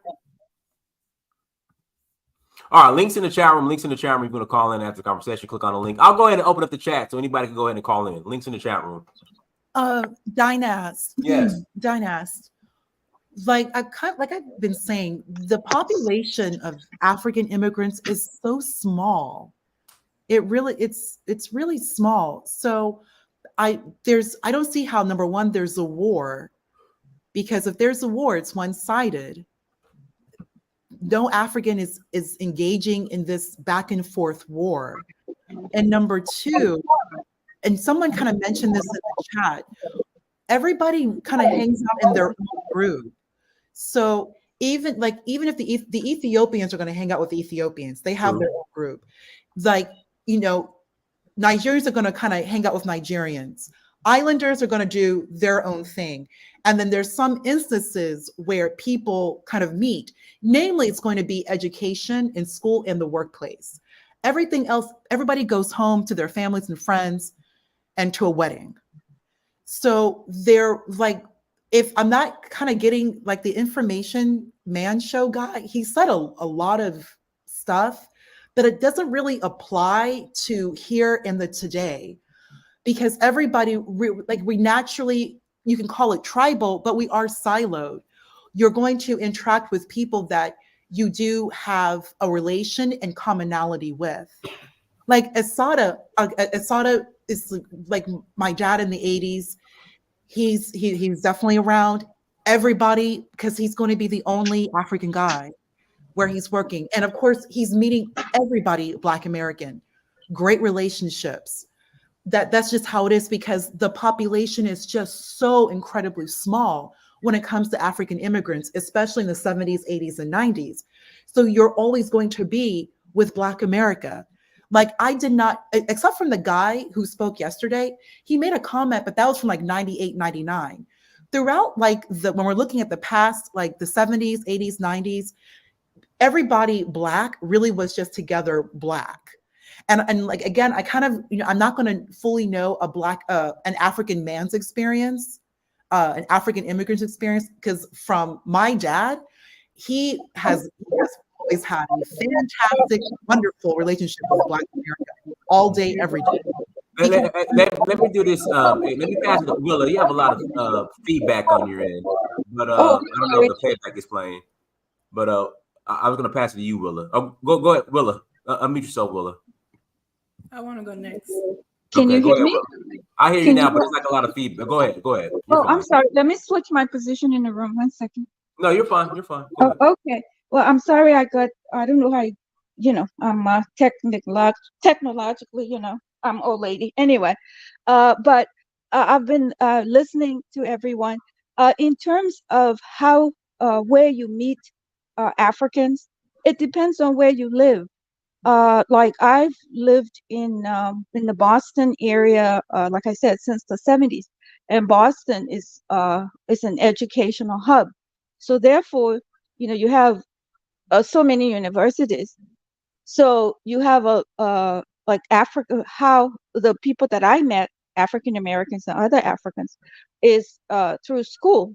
In Cambridge, you had Harvard, you had MIT, you plus you have like 100 other universities, and within all of these universities were African Americans and a lot of African students. So the people, if you went to college, or even if you didn't go to college, if you worked, because a lot of people also work at colleges and universities, you came across everybody Africans from all over the continent that I didn't know because I came from West Africa. It was the first time I met East Africans and South Africans and so forth. So, and then also meeting African Americans, but it also depends on the individual and how much you want to extend yourself. You see, so it depends on how you extend yourself. If you go to certain social events, if they're having things involving the international community, or if you go to a church that's international. So it depends on where you place yourself. I can see how an African person who didn't involve themselves with certain activities won't come across African Americans, and vice versa. If an African American person who only did things within their circle and didn't involve themselves in a multicultural, multinational kind, if you didn't seek those kinds of interests, or if you didn't live in, I don't know what it's like I've traveled around the United States, but I know in some parts of this country that I've gone to, it's different. The culture is different. The way people socialize is different. The demographics are different. So my experience living between Massachusetts and Rhode Island is totally different than somebody probably who is, I don't know, somewhere out in the Midwest somewhere. So, but if you're the type of person that is interested or curious, Africans have, I've lived among multiple different Africans or come across them, and African Americans, all mixed, and Native Americans. So it just depends on how intentional you are. But the point, I just want to say one thing is, as somebody who's lived here for so many years, having come out of Africa, have African American friends and African friends of all ages and social economic backgrounds. I just think that for me, I didn't know this whole thing existed, I said, until like maybe 3 years ago when I started paying attention to YouTube. And then I saw all of this stuff. I think the first time I really paid attention is when I found out who Tariq Nasheed was. And when I started watching Dynast, and then the algorithms started introducing me to like the Tariq Nasheed and then other people, and that was something that I just wasn't aware of because that wasn't my reality. But I hope that it's just a small, that's just a minority of people on either side who have this kind, because some people seem to be so sure that African Americans hate them or don't like them, and then on the other side, some African Americans are so sure that Africans don't like them. And I just hope that that people that we give each other grace at some point, and because the people who are so strong in their beliefs seem to be so strong and don't seem to be willing to bend or give the other person grace. And to me, I don't know if I see any other group of people doing that in America. Asians disagree. I know I have, like I said, I have different kinds of friends because I worked in international travel. I worked in corporate America, and there were so many. And I'm saying this because I was doing this in the 70s. I was working for American Express from 1979, 1980. I worked for American Express for 25 years. I used to be the only Black person of any kind in all kinds of rooms, and I know what I went through. I could write a book about what I went through. So when I eventually they would have one other person, another a Black person that I would come across, I would make a beeline for that person and talk to them, and we may not become back friends, but we acknowledge each other. I never, and I was kind of searching my head, trying to think about when I had a like a bad experience with an African American that I met, because I worked for Amex, but Amex had me assigned to like the executives at Putnam, and or because I did their corporate travel, or the executives at Fidelity. So I was, during that time, just think about it. And I was in Boston. Do you know how racist Boston was?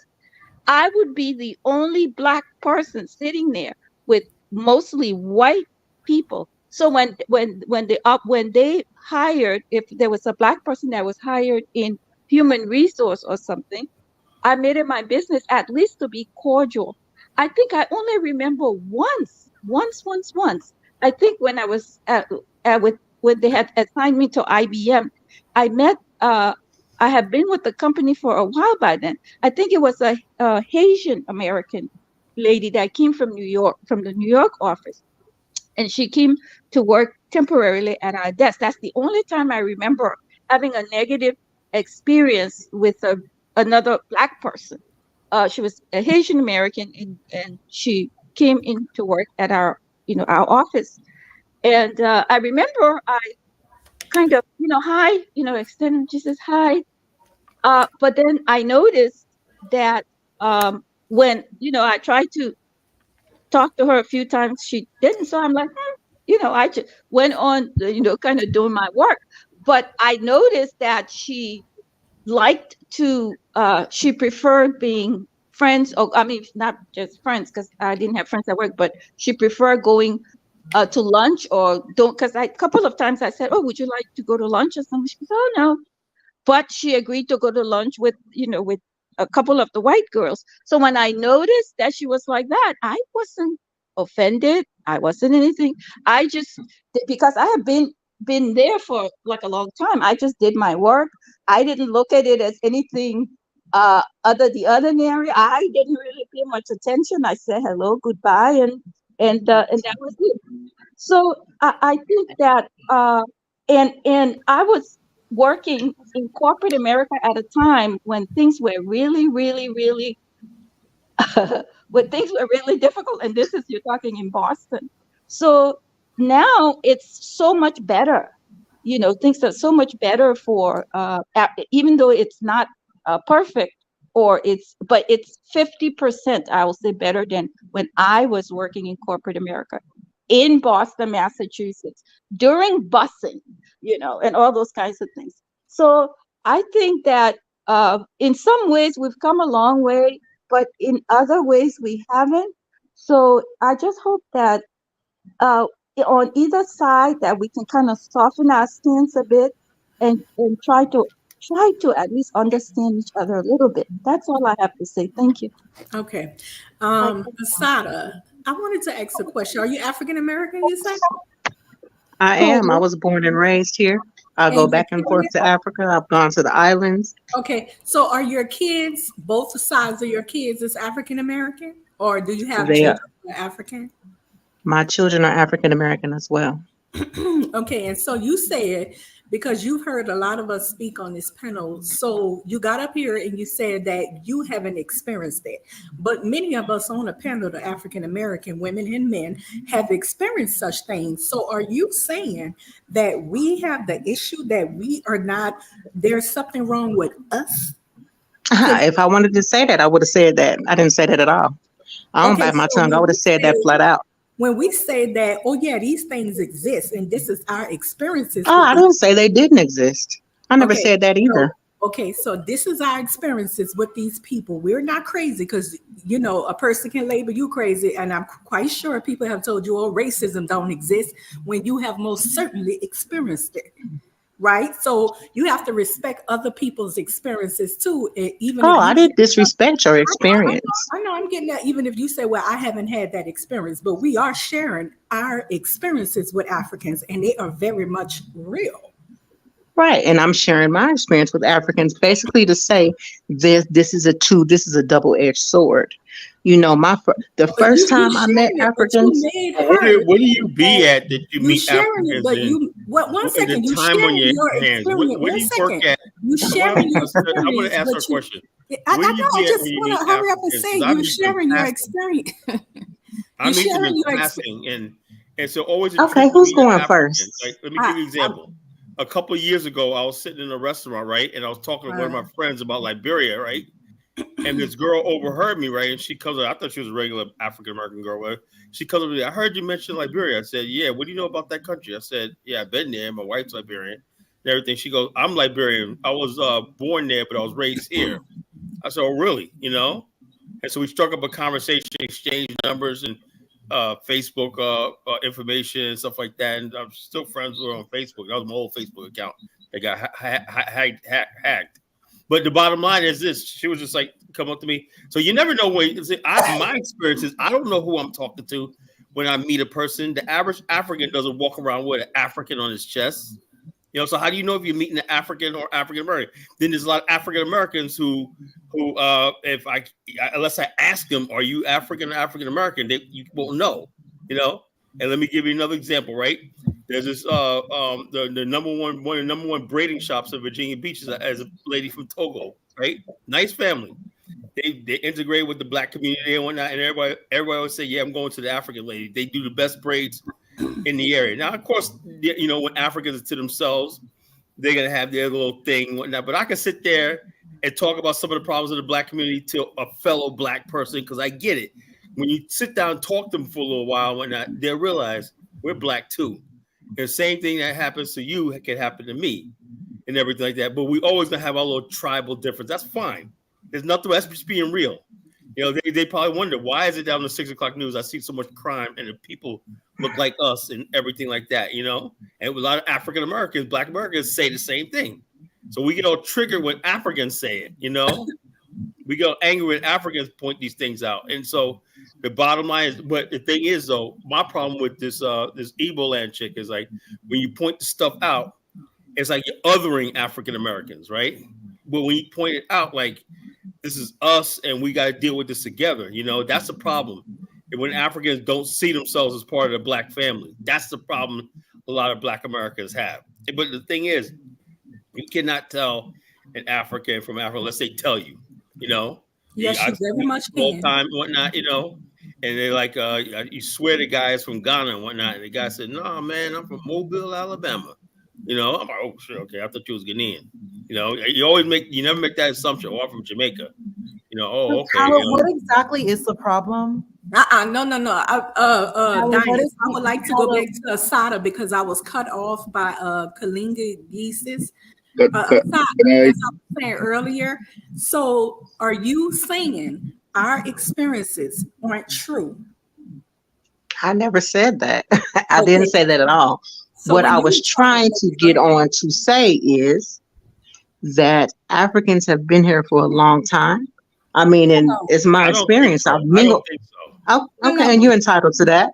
But I've mingled. I'm just telling you. I've mingled In with not them in at any significant way that you're gonna run into them or they're gonna be in on your job or anything like that. You may Hey, Colin, let the women speak. Like it's really for the women. I let the men on, but Okay. let me hear from the sisters, and I'm gonna pass it to Sir Will after that. Go ahead. Well, actually, I think Chrissy I'm wanted to say back something. here. Sorry. All right, go ahead. Go ahead, Chrissy. Oh, no, just piggybacking on what the other sister was saying here, as far as that it is a two-way street. It is a two-way street. I know that the one lady, I'm not sure because I was gone for a while, was questioning the other about is she invalidating Black Americans' experiences with Africans? Well, Africans also, or Black immigrants also have experiences as well. I mean, I've heard in my family experiences that are not positive. I heard it from my husband who experiences that are not positive. So I think that there is a two-way street, and I think there has to be an acknowledgement of that. Where I did leave off before this is when Information Show or Man Show um, was on. He was kind of going through, the different ways that Black Americans have advocated for Black immigrants to come here, which is absolutely true. And he feels like it needs to be a level of reciprocation, and he doesn't feel like there's respect X, Y, and Z.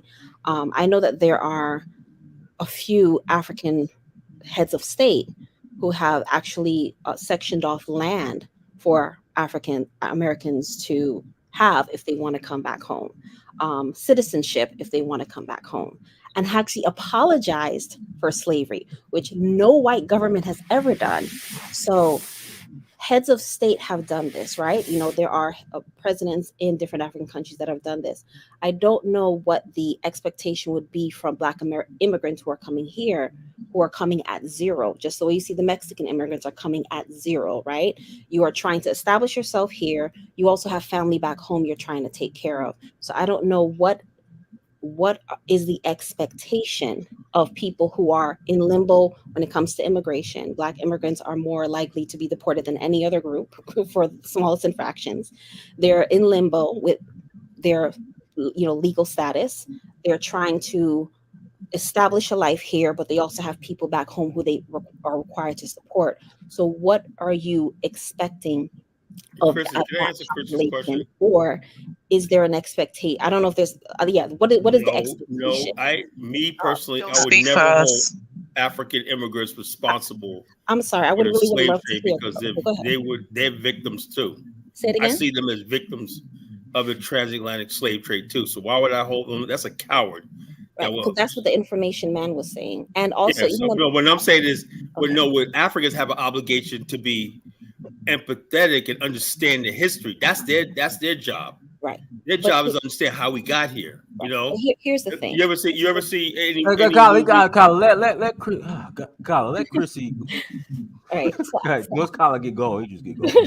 Because I also have Sir Will. I need to pass the mic too. Yes. Go ahead, Chrissy. So I understand that, and I think there has to, with expectations, when you expect certain things of people, you also have to look at yourself and saying, am I also, being that I have these expectations, have I also created a foundation where these expectations can be met, right? So when it comes to understanding the history, right? There are Black American children who don't understand their history. Right? I hear it all the time. People say, oh, they didn't teach us that. They didn't teach us this. And I remember being 15 and 16 years old, hearing adults, Black adults talking about they did not teach us this. And I'm looking at you. What you mean? Like, is the books like hidden somewhere? Is the information like in a basement somewhere that you are not able to access? What do you mean they? Where are the institutions that are Black owned and run, that are creating systematizing we don't like reading. Black people don't like reading. Let me finish, Carla. Let me finish my sentence. Systematizing the opportunity for their own children to know their history, right? So if you have a system or if you have a network of institutions, then people can just walk on in, or the information is readily available. And it doesn't seem to be readily available to Black Americans themselves, who keep saying they, i.e. white people, are not teaching them their history. So if you're complaining white people are not teaching you your history, which is just an insane concept, how do you expect some Black person from abroad to come and navigate your history? So if you have expectations, you have to create the foundation where those expectations can be met, or you cannot have those expectations, right? Person to person, yes, we should definitely understand where each other's coming from. But this grand expectation, there has to be a level of foundation for that to be met. That's the only way that really would make sense. All right, let me pass it to Sir Will. Go ahead, Sir Will. Let me meet yourself. All right, I appreciate it, guys. Okay, so I'm gonna make it quick. So basically, here's my background. Okay, I went to high school here, so I went to the whole African Buddhist culture thingy. Okay, then I went on to college where I met, the love of my life, or whatever. She was from Mississippi. So guess what? We each one of us is gonna have, like, we all gonna have different experiences. Okay, and some are going to be bad, some of them are going to be good, but there hasn't been some type of scientific study as far as like how many experiences were bad to the point where we have to make that a rule that Africans don't like African Americans or African Americans don't like African. Because in my experience, as far as work, I've been in some settings where I've been helped. My first job was given to me by an African American. Okay, when I was in college, I saw a lot of African professors who have helped out African American students as far as, like, getting them grants and things like that.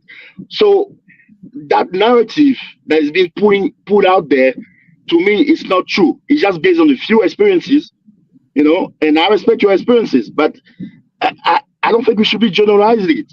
The brother who came on earlier said something. He said that there are coons in Africa and there are coons in America. Guess what? Clarence Thomas is a coon, right? Is an Uncle Tom. But guess what? Did you guys think only one time that in Africa we also have Uncle Toms? So we have Uncle Toms in America and we also have them in Africa. And guess what? In Africa, they don't just stay in Africa. Sometimes they come over here too. So when they come to the United States, you might experience some of these guys, and then you're gonna start making up some type of theory that everybody's bad. No, it's just your experience. And unless there is a particular study saying that, I would never believe into that, and I just believe that it's just that divisive narrative that is being thrown out there, and I'm never gonna buy into it. That's what I have to say.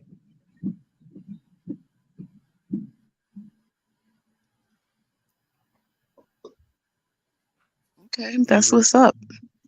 All right, let me bring go, Marie. You want to say something, Marie? Marie. No, I mean, it's okay. Someone else can go. All right, let me read some of these super chats. Let's see here. AJ Niger, I'm Nigerian. I do business with Black Americans. Information Man Show. Peace and respect. Thank you, Willa. Thank you for the super chat. Marie, thank you for the super chat. Focus, thank you for the $9.99 holla. Ronique, thank you for the $50 cash app. I appreciate you. Go ahead, Colin. Okay, yeah, like I was saying, before, there's no real thing. Most African Americans are hated, right?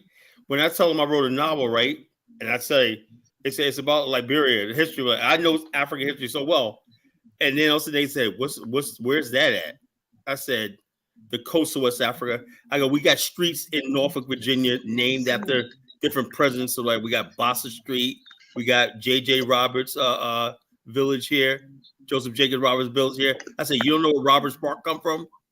No, that's J.J. Roberts, the first president of Liberia. He was born in Norfolk, Virginia.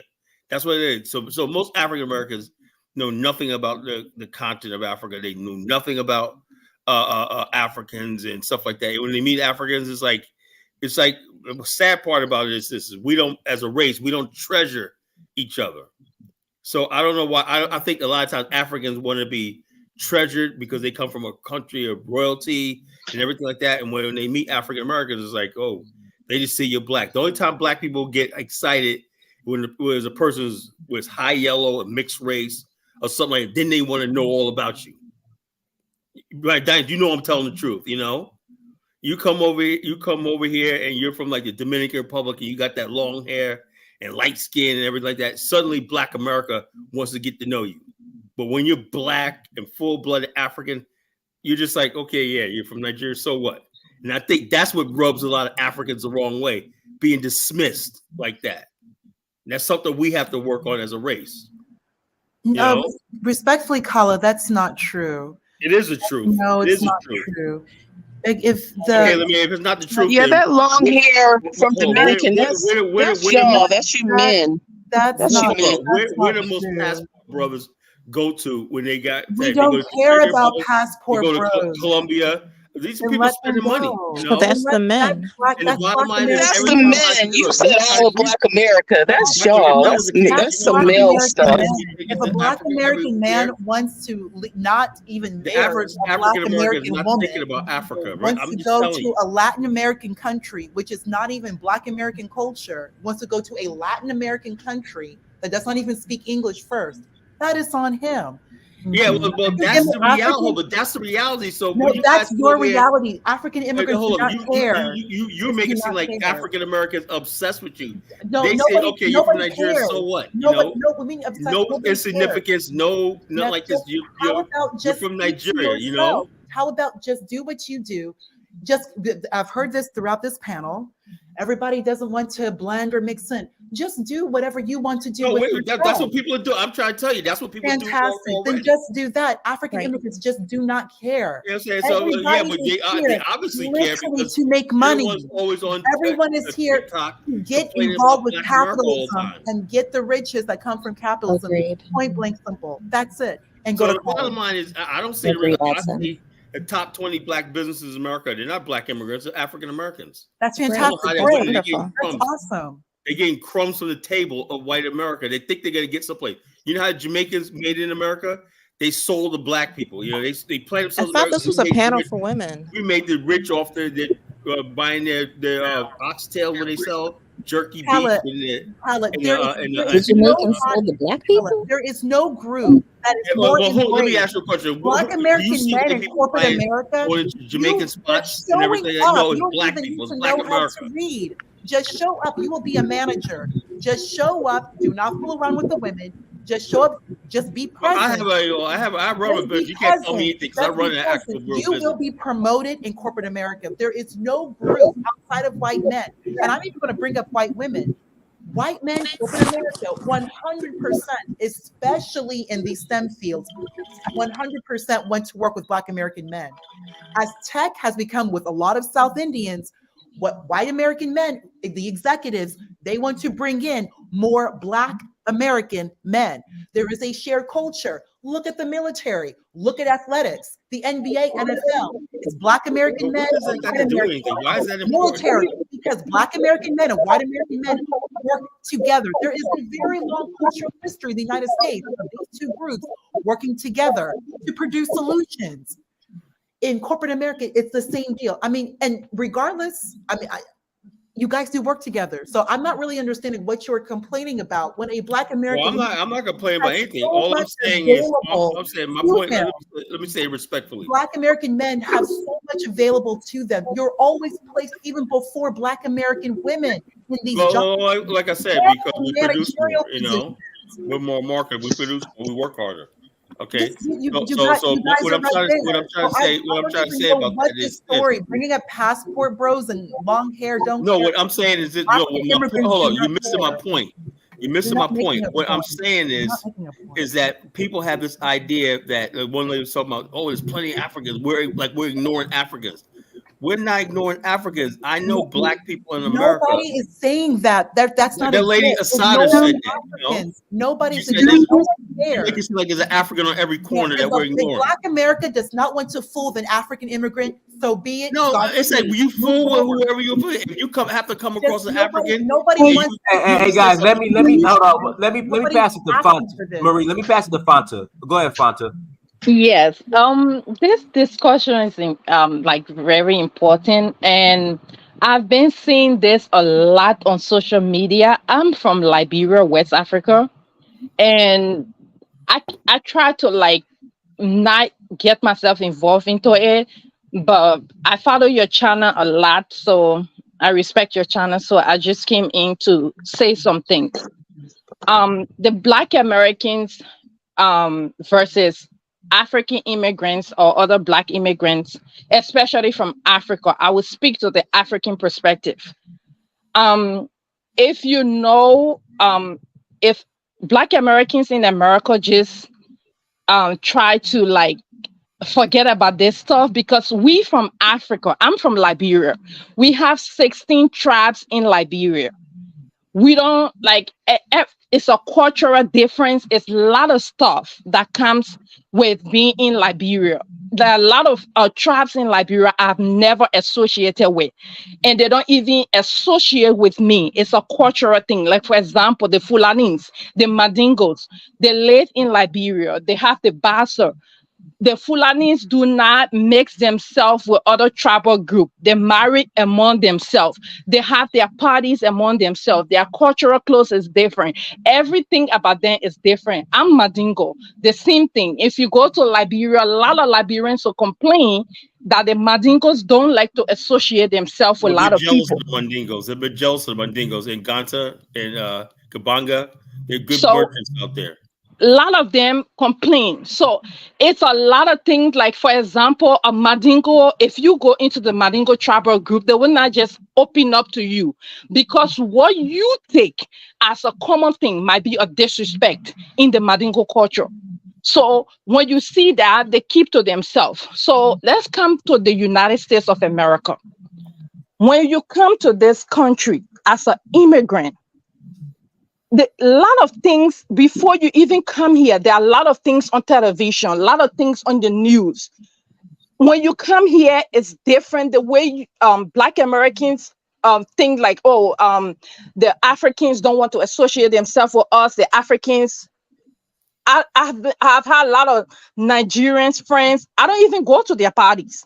They don't come to Liberian parties. Only one of them will associate. Everybody stick to their corner. Everybody stick to their culture.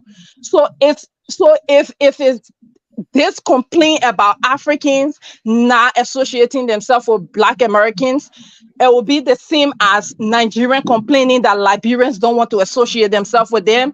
Kenyans will be complaining that Thank you. Sierra Leoneans don't want to associate themselves with them. It's a cultural thing when it comes to Africa. So they don't just open up to people like that. And when we come here, for me, for example, I won the diversity visa program to come to the US. From the embassy, the person that interviewed me was a white person. When I got in the plane, the person that brought me here was a white person. When I got to the airport, the person that took my package from me was a white person. When I went for my ID, and then there are laws they will tell you before, like when you get your package, your first package from Kentucky, they tell you if you do this, if you do that, even if you have a citizenship in the United States, we can still revoke and deport you. So a lot of these people you see here, like for example, I've lived in Ghana for I don't know how many years. I do not have a Ghanaian friend because Ghanaians are different kind of people. They are quiet. You can even associate yourself with a Nigerian easily as compared to a Ghanaian. So I lived in Ghana for over 4 years. I've never had a Ghanaian friend. And it wasn't a problem for me. You understand? I respect them, speak to them, and go about my business. So there is no classroom in Ghana or in Liberia that Ghanaians don't want to associate themselves with Liberians. They feed it this. No. Everybody knows the culture. Everybody knows the reason why people don't associate themselves with other people because of cultural differences. When I got to the US here, my first outing was a wedding in Manhattan. Dr. Bola, she was from Nigeria. She was marrying a Liberian guy, and I got invited to that wedding. So when we came, we were hungry. We went to, I think, KFC or somewhere to buy food, and there was some Black Americans online. And this, I just want to show you some of the cultural differences. When there was a little girl in front of me. This was a Black American lady daughter. So I almost fell on top of the little girl. So I held her. Oh my God, it was something else. It's like I opened a bomb or something. She started insulting me why I have to touch her daughter. In Africa, it's common for somebody to touch your child. You understand? Not beat them, but like if they're on the way or something, the person will say, "Oh, baby, please dress up." An African mother will not have a problem with me if I touch her child. I'm just trying to tell you the cultural differences because in Africa, a child does not belong to one person. The child belongs to a whole community. The child belongs to everybody. So my first experience, then my cousins told me, "Oh, you have to do this, you have to do that." I've had Black Americans workmates, but we were not friends. I didn't have problem with them. So the whole thing is, I heard a sister say, keep to your community, and then everybody can work. You don't have to work together. You don't have to party together. You can invite people. You sometimes, but the way you expect African you think that African will mix in America, it's not going to happen. The cultural differences, number one. Secondly, before you come up here, it's a lot of stuff. Some of these people, you see, their parents went ahead and sold their property, sold their houses. So a lot of things for them to be in here. They came here for opportunity. So they're not going to mix. They're going to try to avoid. And then the media had done bad to the Black American community, which I have learned over the years since I've been here. It have portrayed the Black Americans to be like the bad guys, the violence, the this, which is not true. They have few people who do that, not every Black American. But this is why other people come to. Some people will not learn that quicker than like the way I've learned it. So that person, you will see them keeping to themselves. It doesn't mean they hate you. They have passed through a lot. they pay a lot of money to be here. So the opportunity where they have in their mind, like, if you do this, we're going to revoke your citizenship. If you do this, we're going to send you back. They have deported a lot of Africans. So these people keep to themselves. Nigerians keep to themselves. Sierra Leoneans keep to themselves. Liberians keep to themselves. Guineans keep to themselves. That's it. That's just what I have to say. So this whole back and forth, we should forget about it, because it's not going to work the way we want it to work. Well said. Well said. That's the most intelligent thing I've heard in days. She's telling the absolute truth. So when fake people get up here talking about African Americans, there's cultural differences. People just, you know what it takes for people to get along, unless they're going to get married to each other and stuff like that. You know, my wife's Liberian, but her culture is Congo people. You know, so our cultures are similar. You know, so the bottom line is, it's a little different. You know, if she was an indigenous woman, it'd be a different situation. But about culture is real. You know, there's certain things like she said about that. Yes, I've seen that happen too in the UK, where this this guy touched this white baby on a train, and the people got real mad. The white people, like, he goes, and the guy was like, "You're racist. You're racist. Why do you?" And the lady was like, "Well, no, we don't let anybody touching my children." To the African, a child's a child. He didn't mean no harm or nothing like that. He was playing with the child, and he touched the child, And so therefore, these things you have to learn. There are definitely cultural differences and stuff like that people got to navigate when dealing with people. What I'm trying to say is this girl Sada make it seem like there's Africans on every corner and that we're missing out because we're staying to ourselves and Africans are so readily available. Like this is just said. No, when Africans come here, they never said that. Never Africans, said that, Kala. such small numbers. Never said that. Didn't insinuate that. Nothing. Well, that's what you implied. That's not what she That is not what I implied. If I wanted to say, I would have just fucking flat out said it. There's no need to make any implementation. You know, she can speak for herself. She did say that Africans were. That's exactly what she was implying. That's not she said Africans were always here, like they were everywhere. Yeah, they were. Like they're everywhere. My first encounter. My first encounter with Africans when I was a child, I was 6 years old on a college campus, and we were having some kind of festival, a lot of dancing going on. So that was my first encounter with them as a kid, 6 years old. Every college campus I went to, and I don't know if you all did this in you all's family, but in my family, the younger kids go visit the older cousins at college campuses. So we do it I did it every year. So every college I went to, there were African students there. We had the same thing, Kwanzaa festivals, African festival. I've been through them my whole entire life. I'm from New York, but that does not mean in my day-to-day life. Yeah, but they're not here in numbers though, for you to assume that every black person in America. And this is another problem. You alluded to that. That's how you said it. That's why we had to back and forth about it. When somebody says and you still make it sound like I may not even say what you said, but you all will say, "Oh, well, she implied this." I'm not going to imply nothing. If I want to say it, I'm gonna say it. So if y'all didn't hear me say that's why we had to back and forth about it. That ain't what was said. I do believe one of the reasons why you have encountered various African peoples because you mentioned college, and that's going to be one of the top places where they're going to be Africans in the United States, is in these colleges.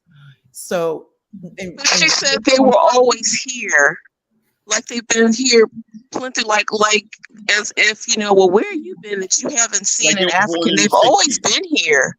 No, they have. Okay, if I was born in the 70s, and when I met the first time I encountered them on the college campus, it was in the damn 70s. About African immigrants living in America. There was like less than like 30,000. I want to give priority to the lady.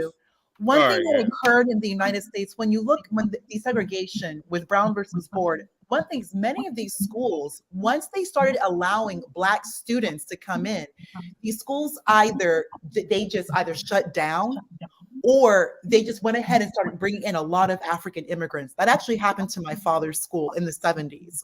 When he arrived here, I didn't even know this until a few years ago. His school was primarily all white until the late 60s. Once they opened the doors to Black students, then these schools either went ahead, shut down, or they just basically became all Black. So the school my father attended, he actually went through the yearbook when I was a kid. It was just so many African immigrants. And he and one of his And friends. what school is this? What school is this? I'm not going to share that. I'm saying because it doesn't exist. Of course it doesn't exist. Absolutely. So many. What's so many? What is so many? Once that percentage is that?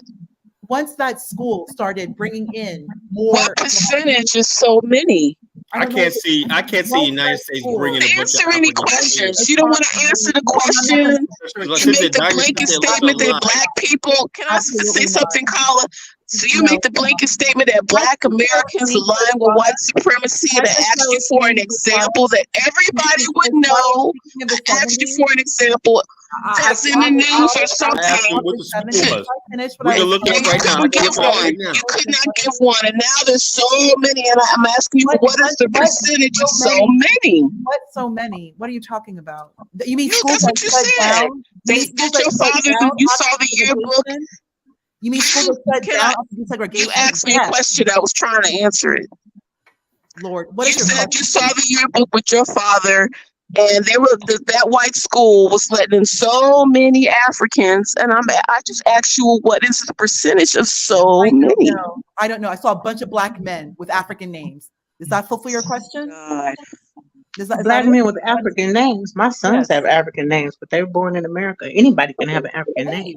No, and they were just picking them out. I was just listening No, to lady, you gotta give it up. You gotta give it I up. should give it up, Full Carla. handshake. Just like you know gotta something give it about up. You took an Liberia. L yesterday. You Anyway, Carla, I'm just really saying made a that fool out of that yourself. school in particular. I'm just saying that school in particular, and I know another school that went. Yeah, but you can't name the school. You can't name the school. No, I don't need to name the school. Why do I need to share it? And she can't give a do. percentage of You so make a many. Why should I give a percentage of so many? Because you're trolling right What now. prove to you?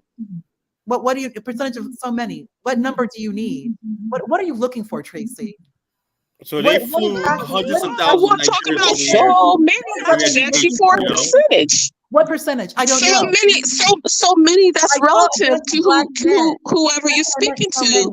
So give us a percentage. You don't have to, unless you could count the number. No. What are the percentage of all these Africans that you know that have all these issues with you, Tracy? Share it. I never said Africans had an issue with me. Great. Then there's no reason for you to even speak. Nobody wants to deal with you. So you do whatever it is that you do, Tracy, and you leave all. No one wants to deal with me. Absolutely. I asked you to answer two. I gave you two questions that you have yet to answer, and you're upset. Tracy, you know what? Go ahead. You have yet to answer my questions. What is your question, Tracy? Because I know you want an answer. So many. I just asked. I've been asking. Give me an example of this how Black Americans align with white supremacy that we would all know. Is there something that's been in the news that we align against white supremacy against African immigrants? That's what you said. So give us the example that we would all know about. Absolutely. So I will go ahead and say education and the police force and the workforce. When there is an African immigrant, if there is, girl, I said give an example that's been in the news. You really give us something. African Americans going to court to align to I don't know to kill or take away something. Give us an example that's been in the news. And I don't need to prove anything to you. This is for the African immigrants. You better take. Then don't make this blanket statement if you can't back it up. If you cannot back it up, then don't make the statement. I will. Of course, I'm going to make this statement. White America and Black America. You're just going to make any old blanket statement and expect to be believed together against the. You want to be believed and make a statement like that against a group of people? You say we're aligned with the thing. Then why is it that Black people in aligning with America white supremacy against African immigrants? You think that's a fair statement, lady? That's a lie. Supremacy. You are Keith Ellison of Minnesota, Congressman. You're crazy. You are nuts. You're nuts. Black immigrants. stay. You know, what are you talking about? Education, workforce. You are the majority. Hold on. What about all the African immigrants who are going to HBCUs right now? That makes absolutely no sense. I'm just saying. Listening right now, do you really believe Black America is going to side with you when you are wronged? So hold on. What about all the African immigrants that go to HBCUs? That's all I need. That's all I need to hear. All African immigrants. Do you seriously believe that Black America is going to side with you? You're an African immigrant. What am I supposed to tell you?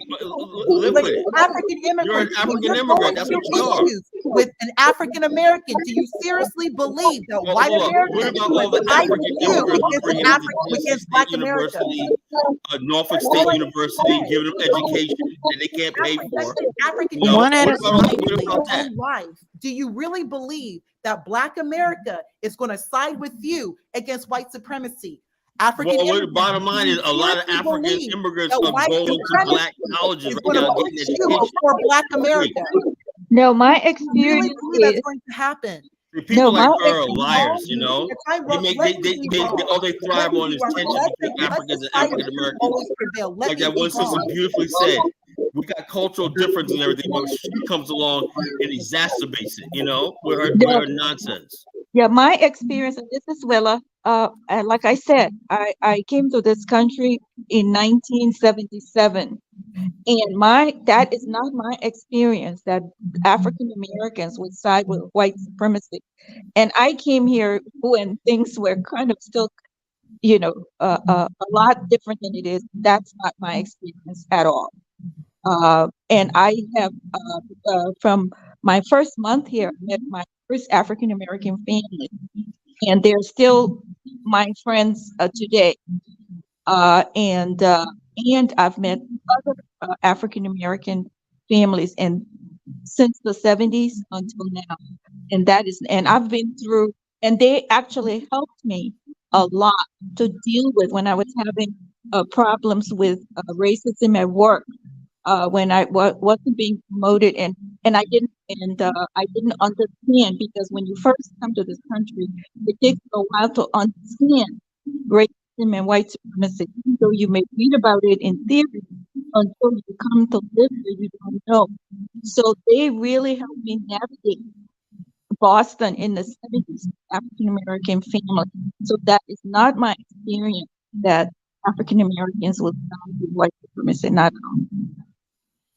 No, we always help Africans and immigrants. When we talking about, I ain't gonna let people slander our people like that. Tariq Nasheed don't speak for Black America, the real Black America. Can you guys hear me? Because my mic is kind of low. You can hear me? Can hear you. Yes, go ahead. Okay, so I wanted to address Chrissy. Chrissy, do you have children that's African American on both sides? I'm sorry, come again? Are your kids African American from both sides, the mom and dad? We mean African American, like I think you guys are Asada mixed up. I think you're talking about Asada. I'm talking about Chrissy. I think she just probably wants to ask her the same question. From African, is the parents, both parents African American? No, I'm Jamaican. My husband is African. Okay, there we have it. Okay, so because you were talking as though you didn't quite understand the plight of African Americans, and now I understand why. Because you have African American accent, but that's why I have to start asking people where you're from, what's your origins. So you were talking about your side is that we the ones with the problem, the African. No. I think you're talking about you were mixed up with someone else. I wasn't having that. I heard you speaking. You were explaining that, about you and your husband and your kids, and that you guys don't have no problems with Africans. No, right? That's your wrong person.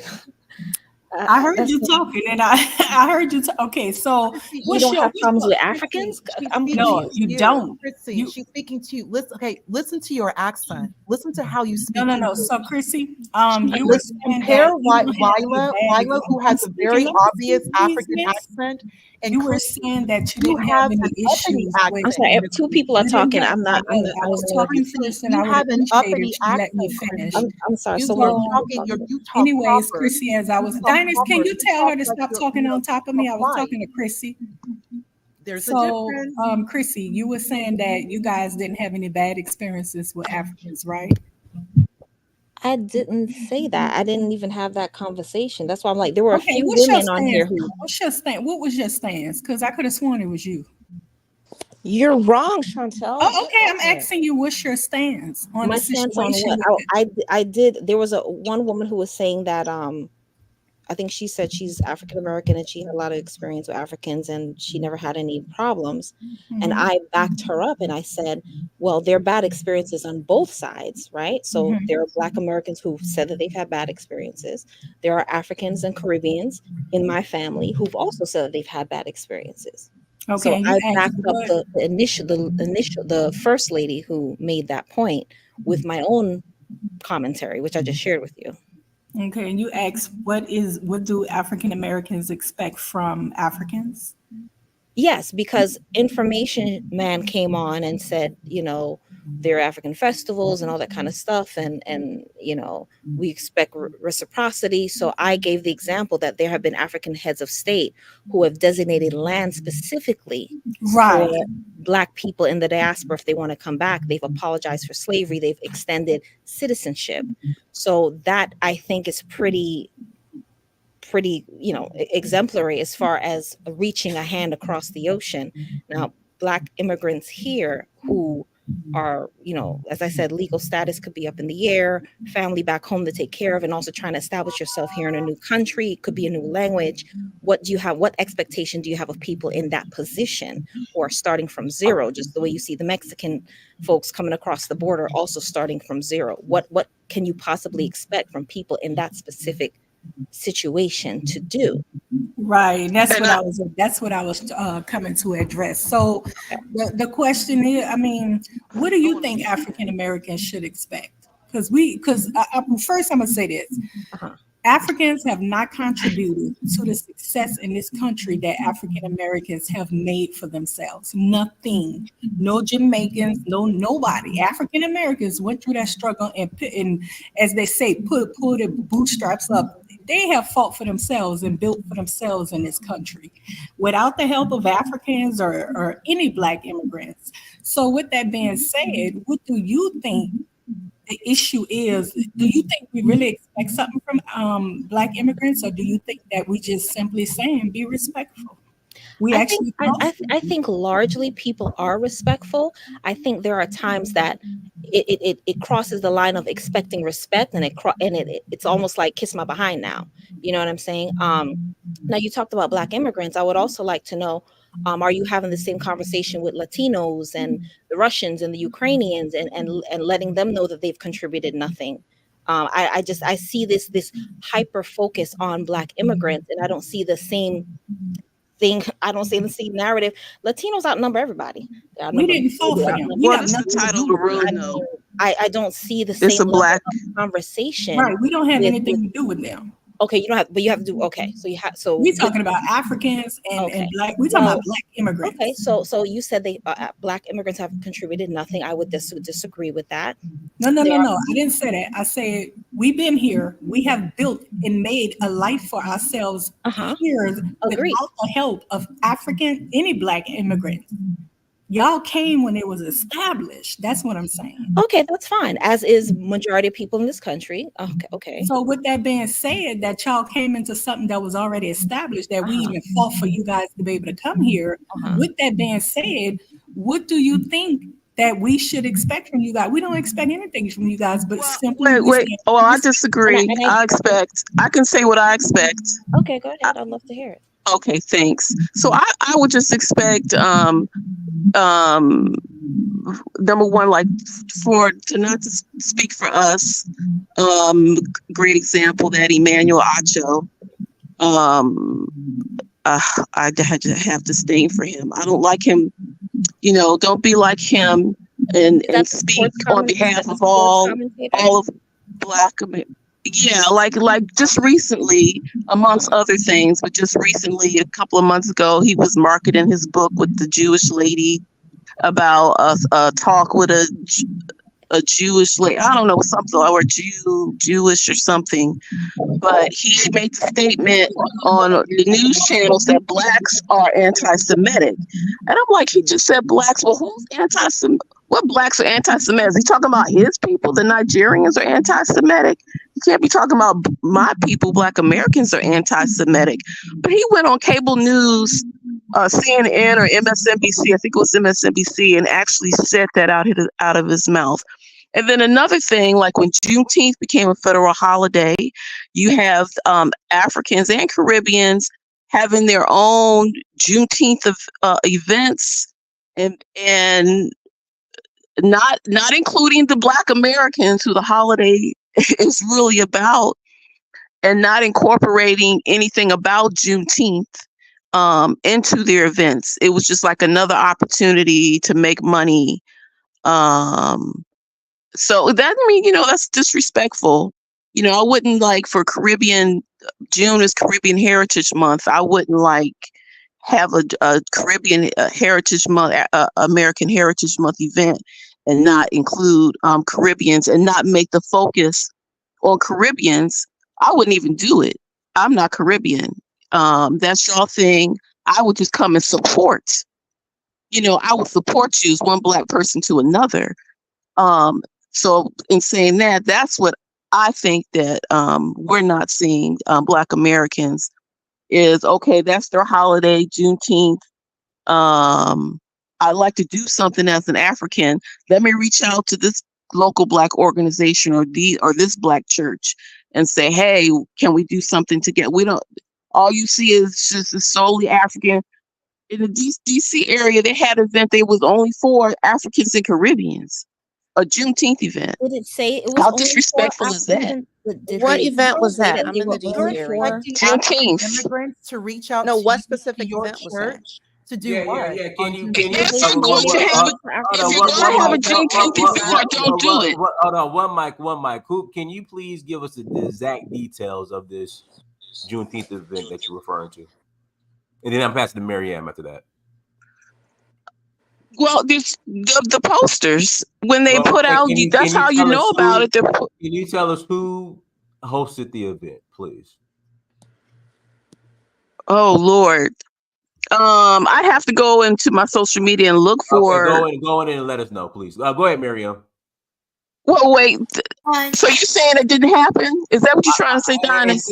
It was even on the news. Let me find the one about happened in New York, and it was all Caribbean and all Caribbean vendors for Juneteenth.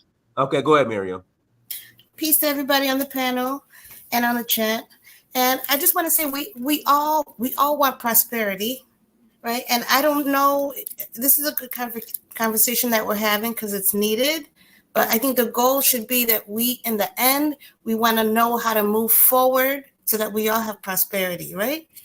And I remember I used to watch Tariq's channel, and he seemed like he was pro-Black and everything, and I was like with it. And then I even bought his movies, Hidden Colors, sorry. And then at a certain point, it changed, and Caribbeans and Africans became tethers. And I was like, oh, okay. I figured he wants an exclusive for his people so he can better, like laser focus on them, which was fine. So I left. But sometimes I'll check in and I'll see there's still Africans there arguing with him. Arguing for what? If we're not wanted somewhere, we should go. Anyway, now this group, I feel like this is a Pan-African group.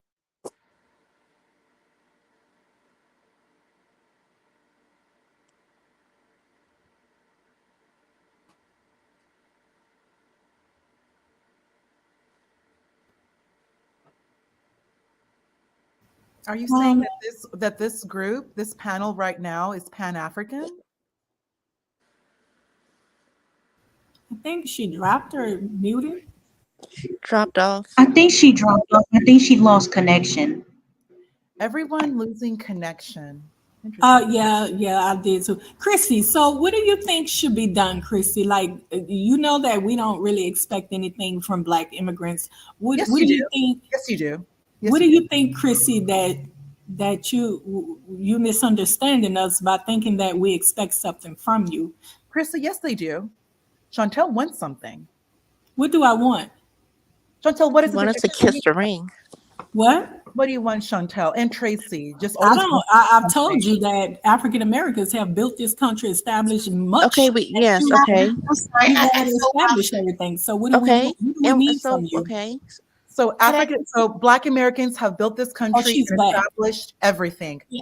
I Great. just want to finish what I was saying. Fantastic. No, okay. So I think this group is a Pan-African group. So if there's someone who feels they're African, they want nothing to do with Black Americans, or if there's someone who feels they're Black Americans, they want nothing to do with Africans, they're beyond the standard deviation, of this group. And there's nothing that they can contribute. I don't know. I think unless we're complaining with the hopes of finding a solution, but if we're just complaining to complain, then it's pointless. I'm not sure that Chantel would consider herself a Pan-African. Chantel, would you consider yourself a Pan-African? Who's asking? I didn't. I'm asking. Just answer the question. No, I don't believe in Pan-African. What is that? Because there's no such thing that exists. That's an ideal to me. You guys, that's Pan-Africanism is an ideal for us to be able to come together as one. But like somebody else said on a panel, that will never happen because we're different cultures of people. Now we can support each other. 1 second, let me turn my alarm off. We can support each other. But for us, like I said earlier on the panel, I believe that, like the lady was saying, and I say we have different cultures, and if people stick to their own culture, let them be.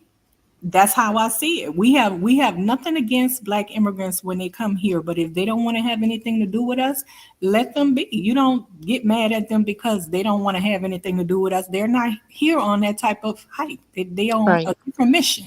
So let them be. So am I Pan-African? No, clearly that don't sound like a Pan-Africanist woman. Right. I don't believe in it. I don't think it exists.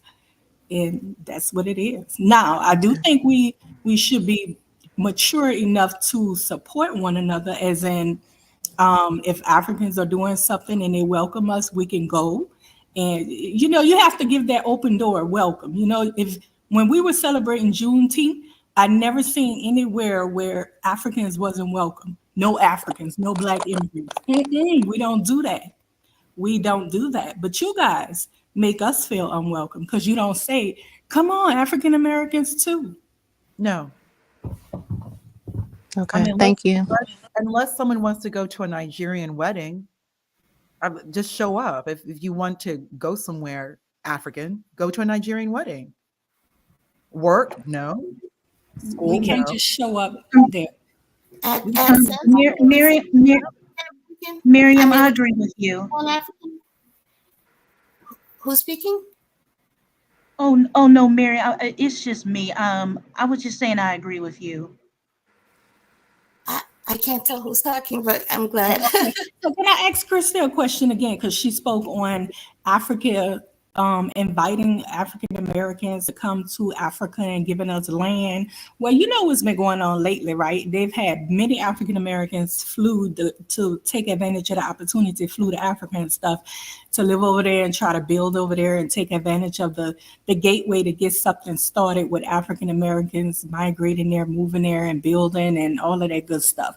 Well, because of social media, thank God for it, because we in everybody's business around the world now, we have found out that these land gifts is scams. They're scamming the people left and right. A lot of African Americans are fleeing the continent because of somebody got a mute. Yeah, Willa, there's a lot of feedback on your end, Willa, when you mute yourself. Okay, so they're fleeing Africa now, and even that Go Black African guy, Go Black to Africa or something, even he was saying he's not into Pan-Africanism no more. I stopped watching him, but something popped up on my feed, and it was like him saying, I'm done with it.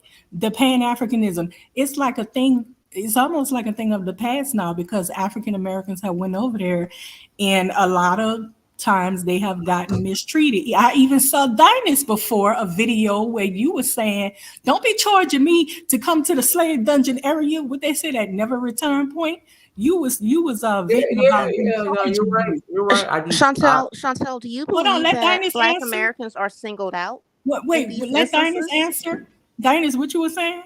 no, I just my gripe was I just didn't understand why we would have to pay full price. But guess what? I just don't go anymore. How much is it, by the way? I always wanted Well, to it's know. not that much. It's not that much. I mean, Yeah, but how I just honestly thought it was just a principle. Why should Black Americans who agree. are returning to, these slave dungeons have to pay the same price as, Can you tell me the price? Europeans? It would You be can the look it up. equivalent. It would be the equivalent to at the most maybe $8 or $10 at the Okay, most. okay, that's not So too it's bad. not that bad. It was just a principle. But I'm Right, open. right, just I the understand principle. they have to, as far as the upkeep of the facilities and all that. So I'm not even. Right. So, Chrissy, back to you. That's basically, they're having a lot of issues with being mistreated over there. Wait, what? Who's being mistreated? She just It's wants to be a Nigeria. victim. Yeah, but This Chantel, ridiculous. This happens. This happens to hold on, every. one mic. But Chantel, again, like I tell people, if my experience was that bad, my first trip would have been my last. I mean, it happens to everybody. It's not Exactly. that So this So that's the narrative only that, issue oh my you God, it just had, happens to Dinus? Black Americans, it's like you're always being a victim. If it's not the white man, now it's the African. It's like always someone's victimizing you. That's And the people only are issue over it. you've had, Dinus? What's that? That's the only issue you've had? Just that No, one? that's the only issue but it's not even that serious. Like, it was like, Mhm. okay, you have to pay more than the white people. It's whatever. Well, you kind of scared me from going to Africa one time because you told a story that the lady came and she ended up having a sneak in the country, on a motorcycle through the Oh, bay. that she was being extra. So during COVID, the borders were closed. So in order to get from country to country, if you're going by road, you had to kind of sneak over. And she was just being extra. It wasn't that She serious. said she had to ride on the moped with her 4 luggage. Chantel, Yes, that's stay how out it of was. Africa. Yes, it's just being extra. Don't go to Yeah, Africa. Just yeah. stay out. Just stay in America. Chantel, just don't go. Just Jeez. don't Can, go. can Just I don't go. address you, Chantel? Now, Yes. what you were talking about? Yeah, I have heard about that. And my husband and I have even spoken about that. About Now, what? people being scammed, as far Yeah. as land is concerned, which is horrible. Right. And what I was talking about was free land that certain governments had designated, not land that people are purchasing. And if I could also say, unfortunately, scamming is ingrained in the culture. Ghanaians going back home have been scammed Exactly. from America. Right now, if I go to Jamaica right now and I go to places, I don't even want to talk, right? Because unless I'm talking like real hard patois, they're gonna charge me, even though they know I'm returning. They're gonna charge me because they figure I'm from America. I have money. They can charge me all this Exactly. extra. And then I said, "Hi, hello. I know the prices. Don't do that to me. You can't do that to me. You can't fool me. You know what I'm saying?" So unfortunately, people think that people coming from America, whether you're black or white, they figure say you have money and they're going to take advantage without understanding that just because people are coming over and they might have a little bit more than you doesn't mean that they're rich and doesn't mean that they're in a position to be taken advantage of. But I do understand African Americans who go over there, and it's also Caribbeans too. I know there's one guy from Guyana who's having issues in Ghana. It is disheartening, right? You come back, you figure you come back to the motherland and these are your people, and then they're scamming you. Yeah, it's very disheartening, but it does happen to everybody. It's not like, oh, we gonna get these black Americans, we gonna scam these black. It's not like that, to be honest with you. But it's Exactly. bad. Chantel, since you want to bring up, I'm quite sure it's not like about, that. what about scamming in corporate America? Black American women scamming other women in corporate America at work for money, scheming, scamming, hustling, begging for money. That is definitely done. I know I've seen it. I'm not. Doesn't even have to be a corporate America.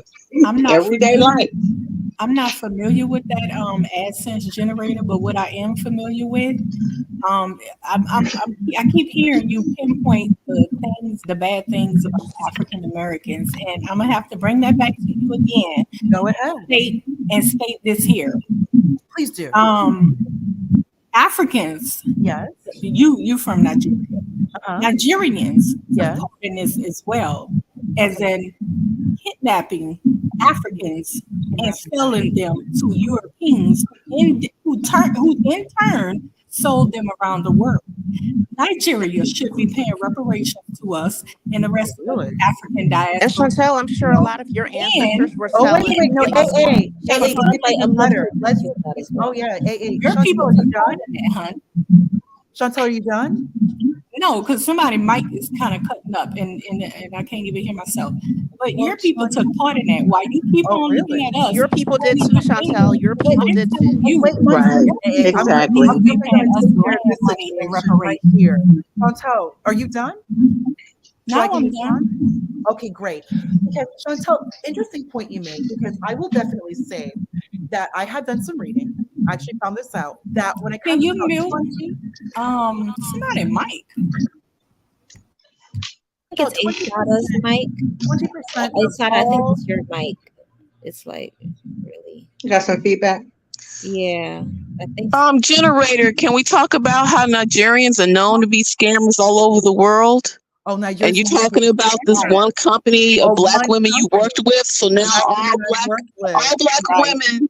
black women is 50 million black people. So we're all scammers because of some black women that you worked with in your one company. But y'all are known to be scammers all over the world. Come on now. People be like, go ahead, Chantel. Let's not forget that the majority of all slaves in the United States were bred here. It's interesting how 400,000, that's a number on a slave ship, for multiple. By the time you have the Civil War, it's 4 million. Bred, naturally bred. And then it lends the question, how is it 400 years, not one successful slave rebellion? Not one. Every time there was always an uprising, there was always somebody, and you know it wasn't white, to came and squash it. Every time there was opportunities to finally look to end slavery, at least fight. It never happened. 400 years. The Haitians did. Are you tripping? Oh, no, you are crazy. Am I crazy? Am I wrong? During the civil rights movement, 1960, we were only 10% of the population. Really? You heard what I said? We were outnumbered. Oh, that's your not always. There was a point where you are a smart woman. You should know how can a drop defeat a bucket of water of people. There was a point where slaves outnumbered the white population. Don't regard what I said. What I said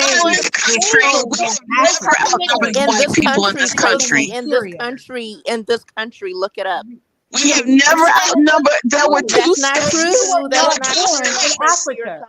two states. We have never outnumbered the white people in this country. They made sure of that. Okay, that's not true. That is true. And also, Tracy, to go directly to you, since you that is true. Just scammers. Nigerians are just scammers. You that's what your folks are known for. Now I don't know, but that's what I'm seeing on these for causing unlimited amounts of trouble. You're talking about one company of women, and now you're broad brushing a whole group of people here in America based upon what you saw in one company. No production, no income, no revenue. Oh, it is very well known. Pan-African for capitalism. AdSense, would you consider yourself Pan-African? Would I consider myself Pan-African? No. What does that mean? What does that mean? I don't know. Oh, she's hateful. You saying it's not true that we had slave revolts here in America? I know there's slave rebellions. None were successful. No, I'm talking. There were hundreds of slave rebellions, but we do not outnumber these people here in America. Oh, really? Well, you At did the in time, Antebellum really, South. You did really, in the Antebellum South and South really. Black Carolina and immigrants Mississippi. are You did. 1 in 10 of the Black population. 1 in 10. Black America is 90%. You outnumber everybody. So what Oh, exactly what? What did you say? We didn't have slave revolts here. The AA. We have slave revolts here. She's saying, I wanted to hear what she's saying. she said we were never successful with our slave revolts. And of course how can not. we be successful if we're outnumbered? Exactly. You weren't always outnumbered. How can we be successful if we're outnumbered, You're not Junior? Outnumbered in South Carolina You're and not Mississippi. African American. Clearly, you're not an African American. That's clear because you know not what you speak of, miss. You're not African American. Absolutely not. Never. Oh, okay. There you go, Tracy. You don't even have to waste your breath with her because she don't know the history. You don't even know your I'm history. sorry. You I don't fell off. Reread You're the book. blaming Nigeria owes you reparations. Yes, they Take do care because of they took for a yourself. lot of those You coastal were African born countries. right here They the at ones who Master's built the Plantation. slave dungeons. You were The not white ever Europeans did not Africa. build slave dungeons. It was And your the Africans ancestors that probably was built them, participating. Chantal. They got out You're there and African, built you've been slave here dungeons, hundreds of years. and they You're Native sold American, you're Yeah, Caucasian. I'm sure your ancestors were Europeans. selling too, You're Chantal. not Look up the African. history. You're They not sold African. Africans fell too. off. What was My You are not ancestors African. were to You were kidnap born right Africans. They here. Hey, sold Dinus, can AA talk, my please? ancestors. Your entire ancestry is America. You're Yes. not African. What was your No, answer? that don't even make sense. My ancestors were kidnapped from. They were Your ancestors kidnapped were by other born in Africans and Baltimore. sold to Your Europeans. ancestors come from a plantation. You're not African. Stick to what you know. Look at this. I guess Dinah, she telling you you're not African either. You're not 'Cause I'm quite African. sure your ancestors. That's her opinion. But Chantel, do you identify as African, Chantel? No, she doesn't. Yeah, so She just yeah, wants to Okay, so complain. would you like that's her opinion. she answered the question, not me. Can AA talk now, please? Hey, go ahead, A. I'm sorry. Hey, go ahead, A. Go ahead, A. Go ahead. I'm sorry. Okay, so a statement was made a little earlier that this divide between Africans and Black Americans is something new and perhaps started in the 2010s. That's not true at all. Like if you read the literature going back to the 19th century, even before, there are accounts of newly arrived enslaved Africans and their experiences with those that were already here. And in fact, I think this derogatory term, African booty scratcher, that's a term that was used amongst Black Americans. So that this divide is nothing new. Okay, so okay, that's you spoke of something from the way in the past to something that just currently happened in the probably the 70s or something, the African booty scratcher. But what I wanted to ask you, what is your origins?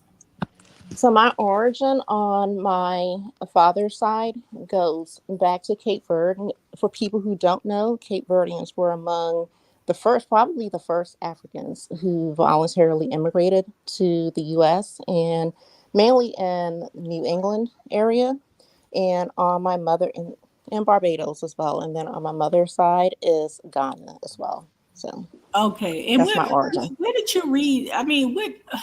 Okay, at what point was we outnumbered Caucasians in this country? Because you said that was in the Antebellum South, I believe, in South Carolina and Mississippi. South Carolina and Mississippi. Yeah, South Carolina at one point. And free people of color. Charleston, like by 60%. However, that's still a part of the United States. They send in American troops to squash it. Look what happened in Florida before it became part of the United States. So they were trying to get all them Black folks. They called it the Seminole Indian War, but it wasn't the Seminoles. It was Black people who had ran to Florida to escape being enslaved. And the federal government sent their troops into Florida because they wanted that quote unquote property back. They just sent in the troops. That's why I said the country. We've never outnumbered the white majority. They've always been the white majority. Right. You can put a bunch of people in one area, but still outside of that surrounding area in the same country, you have a force that'll come to that area if necessary. That's more than those Black people. Okay. So you guys, that's another thing. You be speaking on African American history and you don't know what you're talking about. I'm never gonna put my mouth on Caribbean history or African history because I don't know about it unless I've did some really deep research and readings about this. I'm not speaking on it. Chantel, I wanted to add. I want to go back to the Nigerians OU reparations narrative that you were sharing. You do understand that when slavery was happening, there were tribes, obviously, that were selling other tribes, and those tribes eventually themselves were sold. So it's Exactly. not as clean cut as you Not might as black and think, white. where you can say these folks over here were doing the selling and these folks over here were being sold. There's many instances where those who were doing the selling found themselves on ships Ended as up being well sold. in the United Exactly. And that's States, why, in the Chantel, Caribbean, yes, when in you're Latin talking about the America. history. So Yeah. there's a blurred line. So you might be speaking about being sold, and you might have some ancestry of folks who are also doing the selling as well. So it's not as clean cut Exactly. as you No, might not think really, it is. because if you Really. do some research, you would read about the I don't know how to pronounce it, the in whatever kingdom. Certain kingdoms had ties to like the Dutch and certain European people that they had agreements that they would sell a Right. certain And amount of those agreements were eventually broken. hold on, that they would sell a certain amount of Africans, and this went on almost 100 years, Miss. Please do your reading in the I've history done my research. reading, my love. No, And because you because would I've know done my that they reading, had certain those successful big kingdoms that went and right. kidnapped other And what eventually Africans and happened to those sold them kingdoms? decades upon decades upon decades What for eventually happened hundreds to those of kingdoms? years. When they So ran out of my people to sell, ancestors were what those that were eventually happened? kidnapped and brought You here were able to trace your ancestors to the from kingdom Africans. They that were you kidnapped don't by even know the name Africans of. and then sold to Chantel, Europeans. you Chantel, trace I'm your 100% sure genetics you to don't some have place the in evidence Too to many Africa. back people that up. talking. I can't hear you guys. Too many people Chantel, talking. you trace your genetics to some kingdom that you don't know the name of in Africa, and they sold you, your ancestors? Impossible. Okay, I'm gonna say this. My miss, I know you don't want to believe that blacks. What do you think? We the indigenous people. Where do you think we come from? Us blacks in America and spread You around the came world. You from think we people were who were born in those kidnapped and people countries? who were doing Where the do you selling as think well. dynasties You're a come mix. from? Yeah, It's still a indigenous mix of the because we slave too have of the slaves, ancestry that captors, came and from those that were kidnapped captured, Africans. Chantel, you and really those that Where believe were do you doing the that think Black America kidnapping. owes you Americans money? Of came course from? you They believe it owes came you from money. those who were doing the kidnapping Of and course those you who were believe you kidnapped. Right, A owe the you money. mix. Africans You that read at the kidnapped other workplace. Africans and You're You sold were them a familiar. to mix of all of Europeans. it.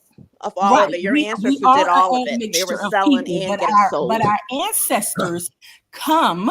Some of our ancestors come from Africa, who was kidnapped by other Africans and sold to Yes. Europeans. And The some of your diaspora. ancestors I'm were the talking ones about doing the all of selling the as well. diaspora. Your I'm not ancestors just were talking about doing the selling. Americans. I'm talking about all of the diaspora. We are children of kidnapped Africans, And the kidnapped by kidnappers. other Africans, and And the sold to kidnappers. Europeans. You're a descendant of both. The kidnappers and those who No, were no, that kidnapped. don't make You're a no mix sense. of both. That don't make All no of it. sense. No. You Chantel, are. And not that is You why even are. no Africa more is than in the Yes, you are, Chantel. 400,000, maybe it Sorry has to break no it. Sorry to break it to slave you, dungeon. Chantel. Okay, what United let Do me you States. know let me who let built me the slave Some of dungeon? you wait need to Africans. ask, you need to ask Africans the built white the fatty slave for his money back. dungeons to do business. That's why they built it, Some of Diamonds. us, They built okay, so the slave let me dungeon. pass it to Marie. Go ahead, Marie. Go ahead, Marie. okay. So some of us have Fulani and Mandinka DNA, and they were slave catchers, and I mean they were slave sellers, and they were victims too. So how do we know? How do we know we don't come from both? Yeah, So maybe exactly. we shouldn't say that we were just the ones who were just kidnapped because we don't know. We don't know. We could come from slave catchers too. So I just want to say that. And Chantel, aren't you also Native American and Caucasian? Are you going to that Cherokee tribe asking for your reparations? Because they absolutely also own slaves. So just And be, Black man, America I is know you always don't want talking to, about how they're Native American. Lord, the you're not first thing they indigenous. mention, the first thing they mention. Are you one of the indigenous ones, Chantel? Okay, so I'm gonna say this lady, she keeps on saying that she pretty much said that blacks come from somewhere else, not from Africa, where they were kidnapped by Africans and sold to Europeans. She Oh, you want to come from deny a that. plantation. And I'm gonna tell you, okay, no, miss, our ancestors are the kidnapped Africans. Your who ancestors kidnapped. come Okay, from I someone can't with do last this with name her. Smith. I can't play with her, but I'm gonna leave this with you, Ad Your said. name is Chantel. Who built the Where in slave Africa dungeon? are you from? Tell Your Diana. ancestors. Wait, Your wait, ancestors, hold on, Chantel. y'all talking over me. Tell Diana's AdSense who built the slave dungeons, because the Europeans did not. Chantel's ancestors built the slave castles. That's my answer. That's my family answer. Africans. Chantel. Your Africans built ancestors. that, Dinas. Chantel's That's why they ancestors charge you, built the Dinas, because slave castles. Africans built that. Chantel's ancestors built that. Hey, are you finished? Hey, you want to add? You want to add? No, I just want Chantel to acknowledge that she has a diverse heritage. Just embrace all of it. I do. I good, do. good. So your let ancestors me break it built the down. castles. So Okay, let me break down my heritage. Honorable as you Can might. I give you my heritage, or you want to do it? I already know your heritage. I told But you. I allowed you to answer my question. I didn't tell you who you are. You can't tell me who I am. Come on now. Go ahead, share it, I Chantel. want to tell Love us who to we talk. are. So this is who we are. And there's plenty of us, the Black diasporan, all over the world with different admixture due to Africans who kidnapped our African ancestors and sold them to Europeans. And now we are admixture of people all over the world. Now, Yes, with me in particular, my people in America, we, of course, our ancestors was raped. They were owned and raped by Caucasian, but also they shared relations with the indigenous of this country as well. So we have a lot of mixture going on. So you who just we are. confirmed what I told you. That's why So we you're a don't look mix like of slave sellers. That's why we don't look like Africans and slaves. That's why we don't look like Africans. That's why we all have different What you mean we don't complexions look like and we Africans, have Chantel? different What you hair talking about? textures. Chantel, can you Because can you we do the math? are an admixture of people. We do look like Africans. No, we may have the feet. We have some of the features, right? You can tell we got African ancestry, No, you but we don't. don't look exactly like Africans. I can tell Ethiopian, Somalian, a Nigerian. You I can just tell said you Nigeria owes you reparations. There's Um, nothing Nigerian about you. Well, I actually been to Nigeria. I've been to Nigeria and Sierra Leone, and we look just like Africans. No, we don't. Look No, like we them. don't. Yes, No, we do. no. You can say Caribbeans. We may share. Sometimes next to Caribbeans you can't tell, but Africans. You guys look like tell Igbo. who's You who. look like Igbo Nigerians. We don't look like Africans, huh? You look like Igbo Nigerians, not Africans in general, but Igbos specifically. You all look a lot like them. I would agree with that. Actually, I would agree No, with Chantel, that. you're not I Igbo. think- God forbid. You know you're not. She probably is. No, Lord, no. No, Chantel, it's not. Come on. No, Chantel, no, we are. A lot of us are the Igbo. Yeah. Chantel, you're not Igbo. No. Oh, no. Yes. It's No. true. No, you're not. Well, no. I can tell you this much. No, though. you're Go not and read doing about the slave dungeons. Who built the slave dungeons? Chantel, you're not come from Igbo. You did not come from Igbo land. You are American. You come from a plantation right here. Caucasian. You. Are you denying that Africans kidnapped and sold their own people to Europe? Who kidnapped you? Well, your ancestors You were were doing bred. that, You Chantel. born and bred right here. You ladies not 1619. having a real conversation. What real conversation? You really believe An honest Nigeria conversation. owes you, Chantel? Diners, who built the slave dungeons, sir? Chantel's ancestors. Our ancestors built them. Chantel. Our ancestors? Yes. You mean the Africans, right? Your ancestors, my ancestors. Our ancestors built them. Yes, to do business with them Europeans. What kind of business? Human trafficking. They human traffic our asses right to the Europeans. Okay, and the Europeans, you're related to them too. Like you don't know what them Europeans was doing to Africans. Black America is like 30% average Caucasian. Decades upon decades upon decades. Now you want to play victim. How are you going to play victim? You built America, but you're also from Africa, from the dungeon, and Nigeria owes you reparations. Is that all? They do owe the people reparations. The whole diaspora all around the world. They do. But you built this country. They have presidents in Africa that's apologizing, miss. You don't know And that? they've apologized. Too. I believe a Nigerian And what more do you president want? And they apologize. What more do you want? they're apologizing for the behavior, and they acknowledging that's why Africa is in shambles because of what that part of Africa, the West Africa, because of what they did to their own people. Africa's in shambles because they trafficked Chantel. Okay. Yes, human trafficking. your own people. I think Chantel's selling onto your something. children. That's a theory that was part of the downfall because of If that's the case, at least 20 million Africans were sold to the New World.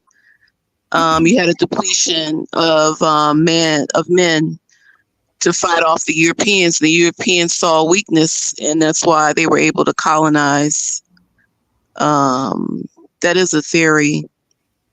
A part of why the Europeans were able to colonize, the Scrabble for Africa thing. No, Tracy. Chantel, back to you. So you built the Yes, that is a theory. So I said it's a theory. It is a theory. But it is a theory.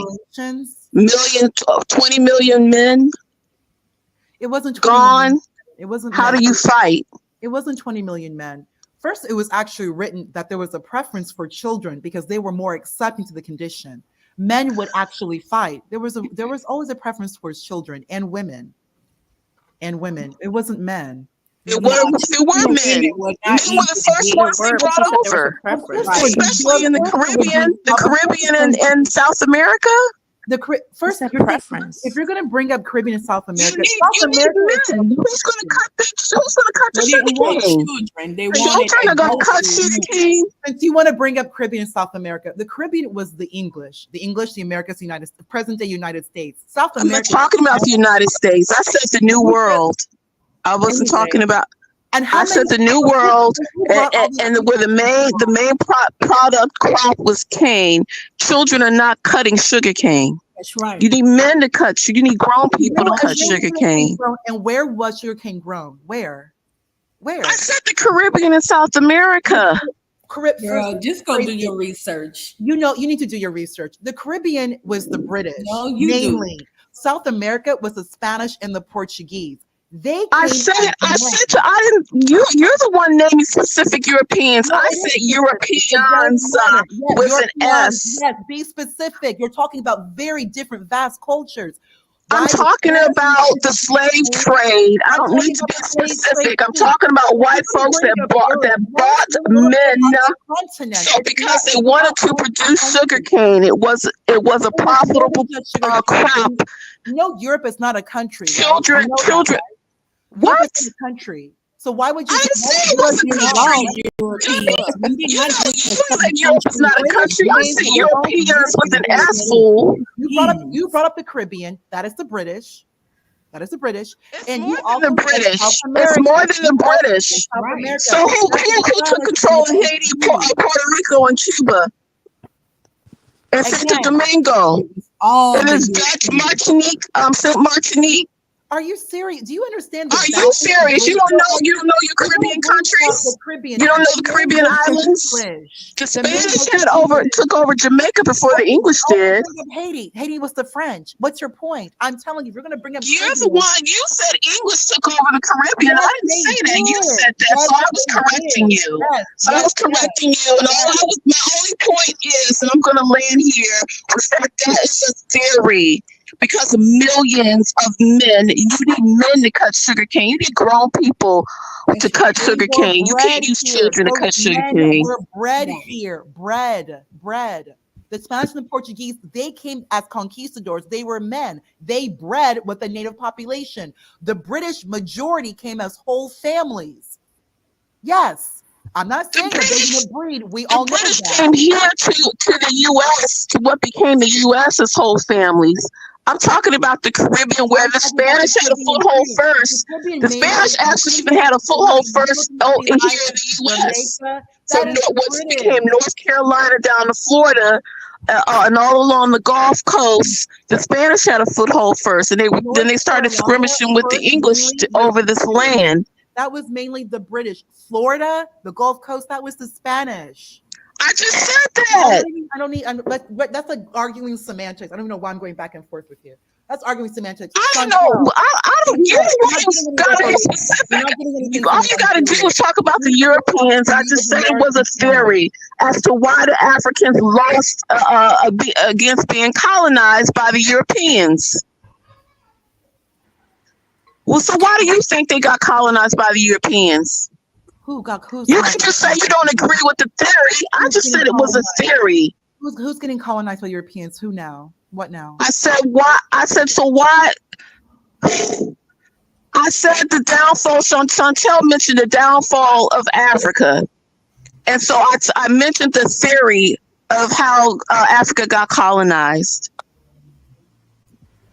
Downfall of Africa. You mean that country that Chantel calls Africa? No, it's fine. I'm talking about the continent of Africa. What's the how it got colonized? You don't know Africa was colonized? All right, You guys, don't know listen, that? we're gonna close out. You don't know that Africa was colonized? It was? Oh my God! No way! Oh my goodness! Pick up a book. Guys, we're gonna go ahead and close out. Everyone, thank you so much for joining. Can I say a last thing?